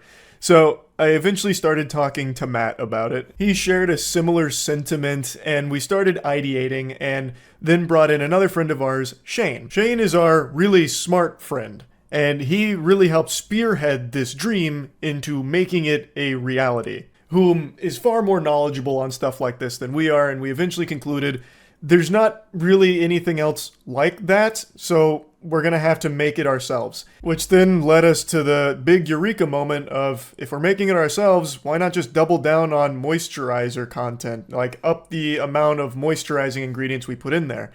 Which is exactly what we did. So using a similar process to Dr. Squatch and changing the formula around to make it more moisturizing so it hydrates my skin better. So we added more jojoba oil, shea butter, and really just went hog wild with trying to make the perfect bar of soap for me, and by extension, Matt and Shane, who also both shared in the dream of the holy grail of soap that's both very moisturizing as well as smells great. So we worked with some experts, teamed up with a manufacturer that could make this soap in meaningful quantities for all of us to use, and I really think we were successful in this quest. For the last year or so, it's been the only soap I've used, as well as all my friends and family, because we've just been giving it out to friends and family to use in case they want it, and they've all loved it and keep asking for more soap from us. So we eventually just decided, fuck it, we'll go ahead and just make it available for anyone to buy. So we called it Cheeky, and it's available right now to purchase at usecheeky.com. I'll have a link to it in the description. We've matched the Dr. Squatch price of $7 a bar, and right now it's the starter pack, which is 4 bars for $28. It's the 3 fragrances we've all been using for the last year, and then a little bonus, which is a Charlie and the Chocolate Factory inspired Charlie and the Soap Factory, which is our first soap we made, which doesn't have a fragrance, it's just soap smell. It's like how you imagine soap would smell from a fucking cartoon. But the 3 actual fragrances are lavender, citrus, and a tea tree, and they are fucking extraordinary. The bars are made with all natural ingredients, and I am so proud of what we've been able to make. My personal favorite bar is the lavender. This is how it's looked for the last year, just these little almost drug baggies of soap. And now, since we've decided to make it available for everyone, we upgraded so it's like actual packaging. So this is the Cheeky starter kit where you get the 4 different fragrances in there. So it's Lo-Fi Lavender, Touch Grass, which is the tea tree, and Pulp Francis, which is the citrus. And then the Soap Factory one, which is just normal soap smell. But it's the same thing. It's the same extremely high quality bar that we've been using for the last year from the bags. And hopefully you all enjoy it as well. Now, of course, it hasn't cured my psoriasis or anything like that, but I just feel so much better coming out of the shower after using Cheeky for the last year. It has blown everything else I've ever used out of the water, so hopefully you all have a similar experience with it and enjoy it. Now, I thought it'd be fun to show you some footage of the soap making process because we do a bit of R&D at the warehouse where we make soaps to test for different colors and different fragrances to see what looks and smells best, and we get really experimental with it. Now, the soap you're about to see be born is lavender. It's a soap we've already made. This is just a demonstration just to kind of showcase the process a little bit and have some fun. Also, you're about to see that soap making isn't the most complicated process in the world. It's very straightforward, which is why there's actually a huge community of people who just make their own soap at home. It doesn't require super expensive heavy machinery or super expensive materials in order to make a bar of soap. So a lot of people just make soap at home because you can get a lot of what you need. Well, you can get everything that you need from just going out to local stores for it. Hey, we're here in the R&D department, our little home laboratory where we test out flavors and, well, flavors is definitely the wrong word, fragrances and just different ideas for upcoming soaps. And we've got the lead engineer, chemist, superstar. So we're making a lavender soap, essentially, and for context, this isn't everything that is in our lavender product because we've already kind of developed the whole formula and there's like multiple things in there, and when we're trying to make different colors and fragrances and stuff, we don't need the whole formula in order to try this stuff out, essentially. So this isn't like 100% our bar, but this is kind of how we do it when we're trying out new things. And so we're gonna make, basically we're gonna go through the process of combining the oils, throwing in some color and some fragrance, mixing it all up, and yeah, making some soap. So basically the first step here is to start with this. We're gonna put everything in the big boy here. And so grab the spatula and what's in the big boy, Shane? Oh, the big boy is some olive oil. And so this is a very simple soap, which is olive oil and coconut oil, essentially. And so, yeah, so you're gonna pour that in. You can just toss it in and then you're spilling. Add in the fragrance, which is that. So this is lavender fragrance. This is actually something that like... Can we smell the concentrate before we put it in? Here, you guys smell that? Yeah. Take a whiff. Oh, it smells really good. Let me take a sniff. Oh wait, sorry, we're in a lab. Here she comes. Yeah, with that, essentially now we're gonna take the colorant, which is the purple. And what is the colorant? So this colorant is a mica, but which is like, there's different naturally occurring colorants that people use, and so we try to use like all natural colorants. This isn't exactly what we put in our bars, but this is just like a way to like test different shades, and then if we use something to test a different shade, then we might actually try to get a natural colorant made of that reproduces that, essentially. And so yeah, this is like, because it's a little bit glittery, it is a natural, naturally occurring thing, but you could dump that in, and then, yeah. Beautiful. Beautiful. All right, last step, we've got oils in here, we've got fragrance and colorants. We have to actually add the lye, and so this is kind of the thing that you want to be very careful. This is the dangerous part. This is the Matt part. This is the Every video ever, Matt does the dangerous All right, part. So my basically, life is worth less. You're gonna unseal this. Oh wow, that's Yeah. lye. And so this is why we have gloves and long sleeves and goggles on, because lye is like not good for you to touch or consume. And so this is also another important point about soap is basically that like this is how you make real soap. A lot of the soap that you see in grocery stores, like even bar soap or body wash, they're like chemical detergents because they're not real soap. Like soap is a technical term for what happens when it's saponification. You combine lye and oils and you get soap. And you are way too smart for anything on this channel. Okay, well, I'm sorry. I'm just saying that's why it's much better than your in-store body wash, essentially. And so, yeah, now we can put that back on. Danny! We do smart shit on this channel all the time. Remember that time we Remember that made Colombian French fries? food tier list we just did? That was a really smart one, right, guys? Ask me what borders Colombia. I know now. What borders Colombia? Brazil. I guess I put this on low. And yeah, we also don't make it all here because that wouldn't get very far. Yeah. Because I work 20 feet that way, and that would be a disaster. Yeah, we have a real facility that actually is, not. This. I don't see what your problem is. It's a lot cleaner than this. This is a good work environment. Yeah, there's only Great work environment. I'm inspired every day by my environment. Okay, so I'm just like leaning over here, and this smells so good. Doesn't it? Yeah. Don't tell all the people that's a work in progress. Yeah, that's Baja Blast. Detergents or body washes typically will leave your skin dry and itchy because they try to recreate this, but they don't often succeed, essentially. Is there a reason why? Like, why would they choose not to? And so the reason why is because, as you can see, this is very time consuming. So the soap isn't like, you can't make this soap and have it be like 50 cents, like a bar of Dove soap, because you need someone actually making the soap and you want to pay them a livable wage, essentially, And so it's a lot more time consuming. And so in order to save on cost, they're like, hey, how do we make this using synthetic ingredients where we can use a big machine that just spits out little bars, essentially, over and over again, or just make a big vat of liquid. And so, yeah, essentially it is a cost-saving move for them, but it results in a worse product. And so we're doing it the old-fashioned way, basically. And you can see Matt trying to, massage this down here. One thing I know about Matt is that he's good at massaging. I massage the shit out of things. And then it cures for how long? So yeah, this will it'll basically harden over the next like 24 to 48 hours, depending obviously on what's in it. And then it has to cure.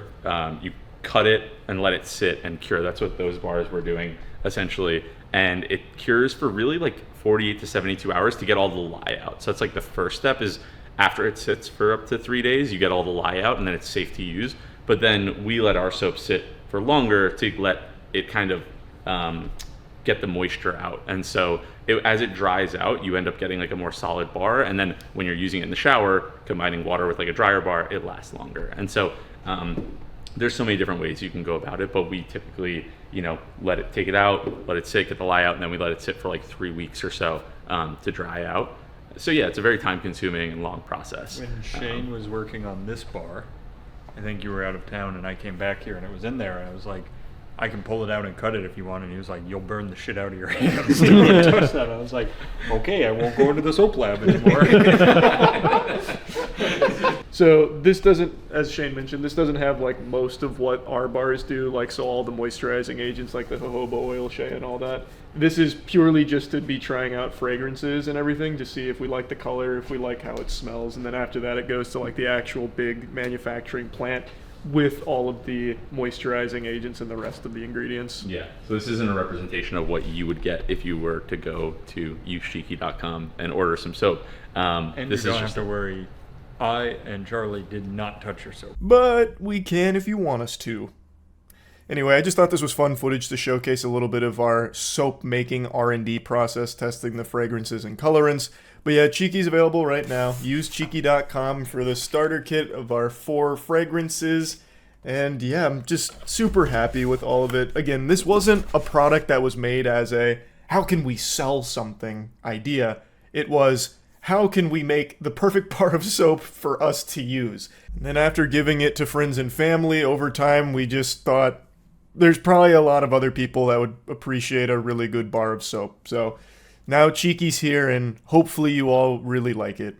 That's about it. So yeah. It's that time again where I start gushing about aliens. It's one of my favorite topics to discuss. It's the one I get most heated about on stream and have the most absurd conversations with chat on stream about.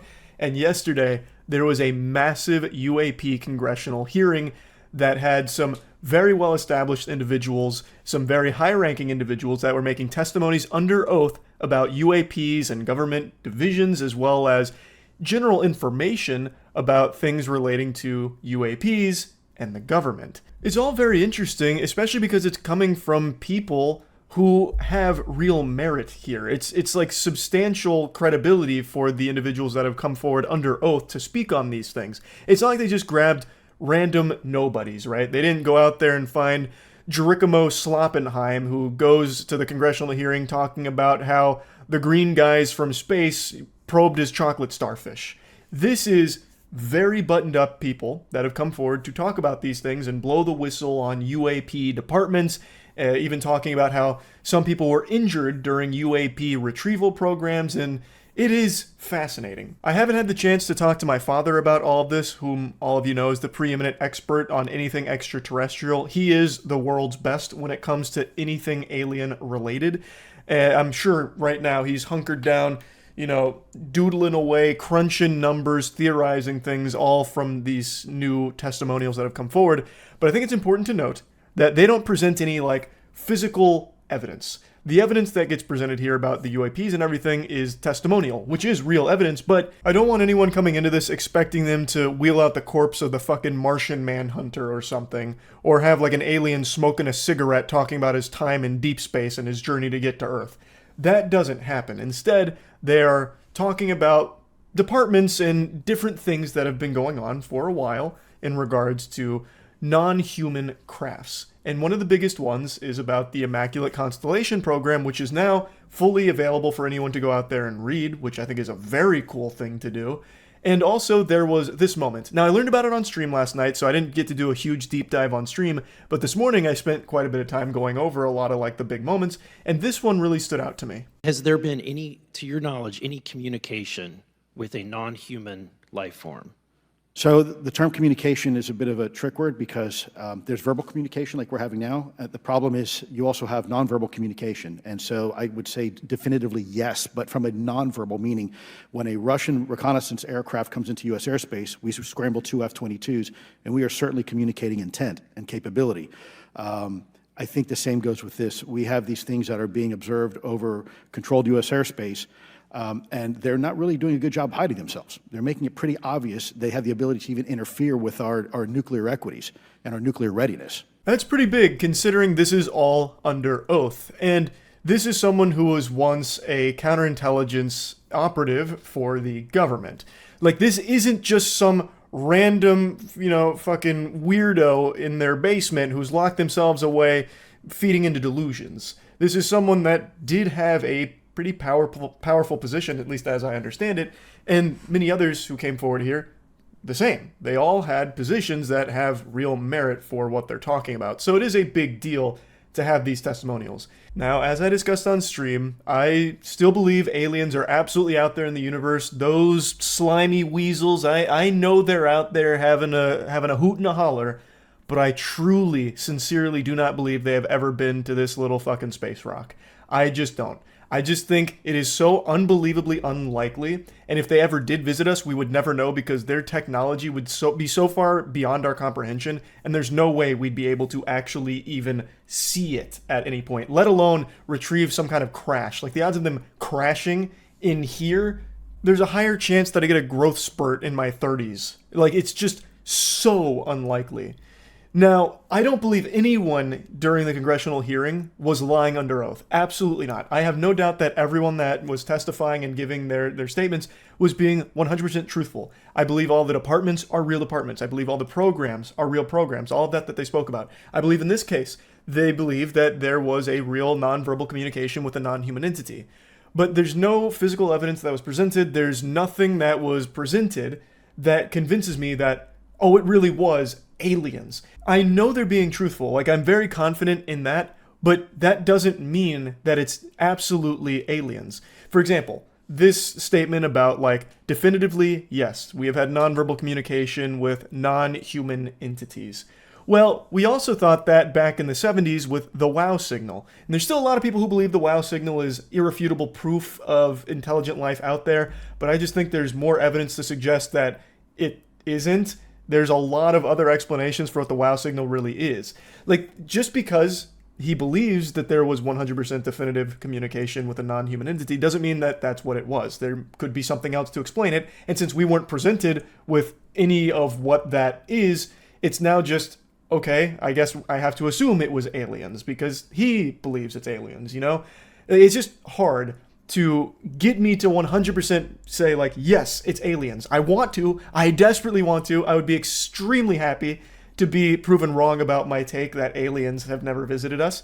But at the moment, there just still isn't that proof that gets me there and convinces me of that. But hopefully this is the start of more and more conversations and more information about UAPs and the government's involvement with UAP programs and departments. Maybe we can get some more declassified information and evidence of anything of non-human origin. That would be extremely exciting. If that information and that content exists, I would love for that to start being shared, and this seems like a good step in that direction if all of it truly is of non-human origin. So hopefully this is just the first of many UAP breakthroughs. Did you watch the UAP Congress hearing today? Apparently it was earth-shattering. The UAP thing was today? I'll definitely take a peek. I feel like if this actually was groundbreaking, my dad would have called me ASAP with a big "I told you so."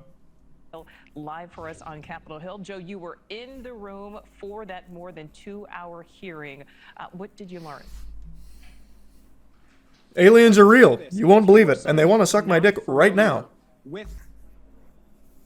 If these technologies are not made by any government, who's making them? Private companies, or are you implying they are crafted by a non-human intelligence? No, my buddy Eric makes them in his garage. That's precisely why we're here.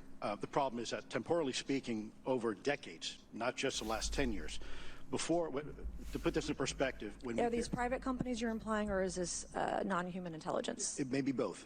Okay. When it comes to Blue Force technology. What? Maybe both. Like they're working together, or like there's different UAPs? I don't think they could both be true, right? They're private company aliens. Oh, of course, yeah. What's next? You gonna tell me the aliens unionized or something? Yeah, whatever. Man, I wish they just had 3 titties. To discuss. Okay. Are you read into secret UAP crash retrieval programs? We would have to have a conversation in a closed session, ma'am. I signed documentation 3 years ago that restricts my ability to discuss specifically crash retrievals. It's like the Suicide Squad. They got like that thing in their neck gonna blow his head off if he talks about it. And what is in the book is what I was told I'm allowed to talk about. Has the government conducted secret UAP crash retrieval programs, yes or no? Yes. That's not, well, that doesn't necessarily mean they were successful. That just means they might have seen something and then tried to go get it and reclaim it, believing that it could be a UAP. And then what they found could have very well been just my buddy Eric's man-made doohickey. But that would be cool if they have retrieved some. Were they designed to identify and reverse engineer alien craft, yes or no? Yes. So those 2 yeses right there at the end, very important there. Now, just shortly after that hearing, that was Congresswoman Nancy Mace sharing. I mean, it's cool to hear, but that's not surprising. I don't think aliens have ever visited Earth. I've made that very clear. I know aliens are out there. I think it's unlikely that we're the only intelligent life. I just don't think they've ever been here. I truly don't. But it's not surprising me to hear, like, I'm assuming it's true because he's under oath, that they had like a program to go retrieve it and try and like reverse engineer it. that doesn't mean that it ever found or produced anything, right? Like, I've had times where I've gone out trying to get laid. I didn't get laid. Shit, I didn't meet anybody. You know? Like, it's you know, you can have those plans, you can try and do those things. It doesn't necessarily mean that it worked. But I think the question should be, have they ever retrieved anything of extraterrestrial origin? Because you can have a department dedicated to reverse engineering it if it's ever retrieved. The question should really just be, have we ever actually gotten anything of extraterrestrial origin? That's what I want an answer to. And some evidence of. Yes. See, that's not confirmation they ever got one. Again, that is a program that would aim to retrieve them if there was any. Like, I feel like there's millions. Like, we have a fucking Space Defense Force program, right? They haven't fought off any alien invaders, I'll tell you right now. Apparently, the biggest bombshell during this hearing was documents regarding the Immaculate Constellation program, which is a secret UFO retrieval program the Pentagon is running. They just released them online for everyone to read. Ooh. United States Department of Defense and the intelligence community are withholding information about anomalous phenomena from Congress. It's a testimony from Michael Schellenberger. I do believe we probably have plenty of programs for that. Like, there's no way this guy's lying, not under oath. No shot. I definitely do think there are programs for, like, retrieval of UAPs or, like, any kind of investigation into it, reverse engineering if they ever find one. I just don't think it's ever happened. I don't think there's ever been a alien spacecraft that has ended up here. You don't think UFOs exist at all? I think it is so unbelievably like main character syndrome type shit to think that somehow aliens, if they have faster than light travel or wormhole traveling capabilities, would somehow just crash on our fucking tiny little planet. That would be so unbelievably unlikely because it's incomprehensible to us the technology that they would already have in order to even make it this far. Like, that's so unlikely. And for us to catch a glimpse of them is even more unlikely. If they made it here and we'd somehow see them in a fucking Tic Tac, that's unbelievably unlikely. So the witness is lying? Brother, how many times I gotta say it? No, I don't think they're lying at all. They're talking about programs. I have no doubt these programs exist. Just like we have our Space Defense Force program. But we're not defending the Earth from anything right now. We're not fighting off the fucking Tyranids out there with the space defense program America's got. They exist, I have no doubt. I have no doubt about it. They're definitely not lying. Tic Tac video, probably the most credible we have. Yep, that and the other one from the ship. Those are the two UAP videos that have the least amount of explanation for. What do you think about the theory that aliens created us and are coming now because we're close to ending ourselves? What? I think that's a theory that's based on nothing but someone who really likes anime. If life is found on other moons in our solar system, would people finally stop thinking we are special and we're literally the point of the universe? So for the longest time, I always thought if aliens ever visit us, if aliens ever have visited us and we finally reveal it, I always thought there'd be like a unifying moment, because in pretty much every sci-fi property ever, when people speak of humanity or Earth, it's always like one united front of humans. And I always thought if aliens were discovered, that would be that unifying moment where like everyone on Earth comes together. And now I'm 100% sure that would never fucking happen at all. That would just never happen. That just caused so much fucking chaos now. We'd take their oil. Yeah. Man, we would butt fuck them so hard if we could. How disappointed would you be if aliens just looked like humans but with pointy ears or glowing eyes? There is not a single alien design that would actually disappoint me. The only one that would disappoint me is if aliens looked like what that researcher said dudes are going to look like from gaming in 20 years. If they looked like this, then I'd be mad. But anything shy of this, I'm going to be blown away. I'm going to be so happy.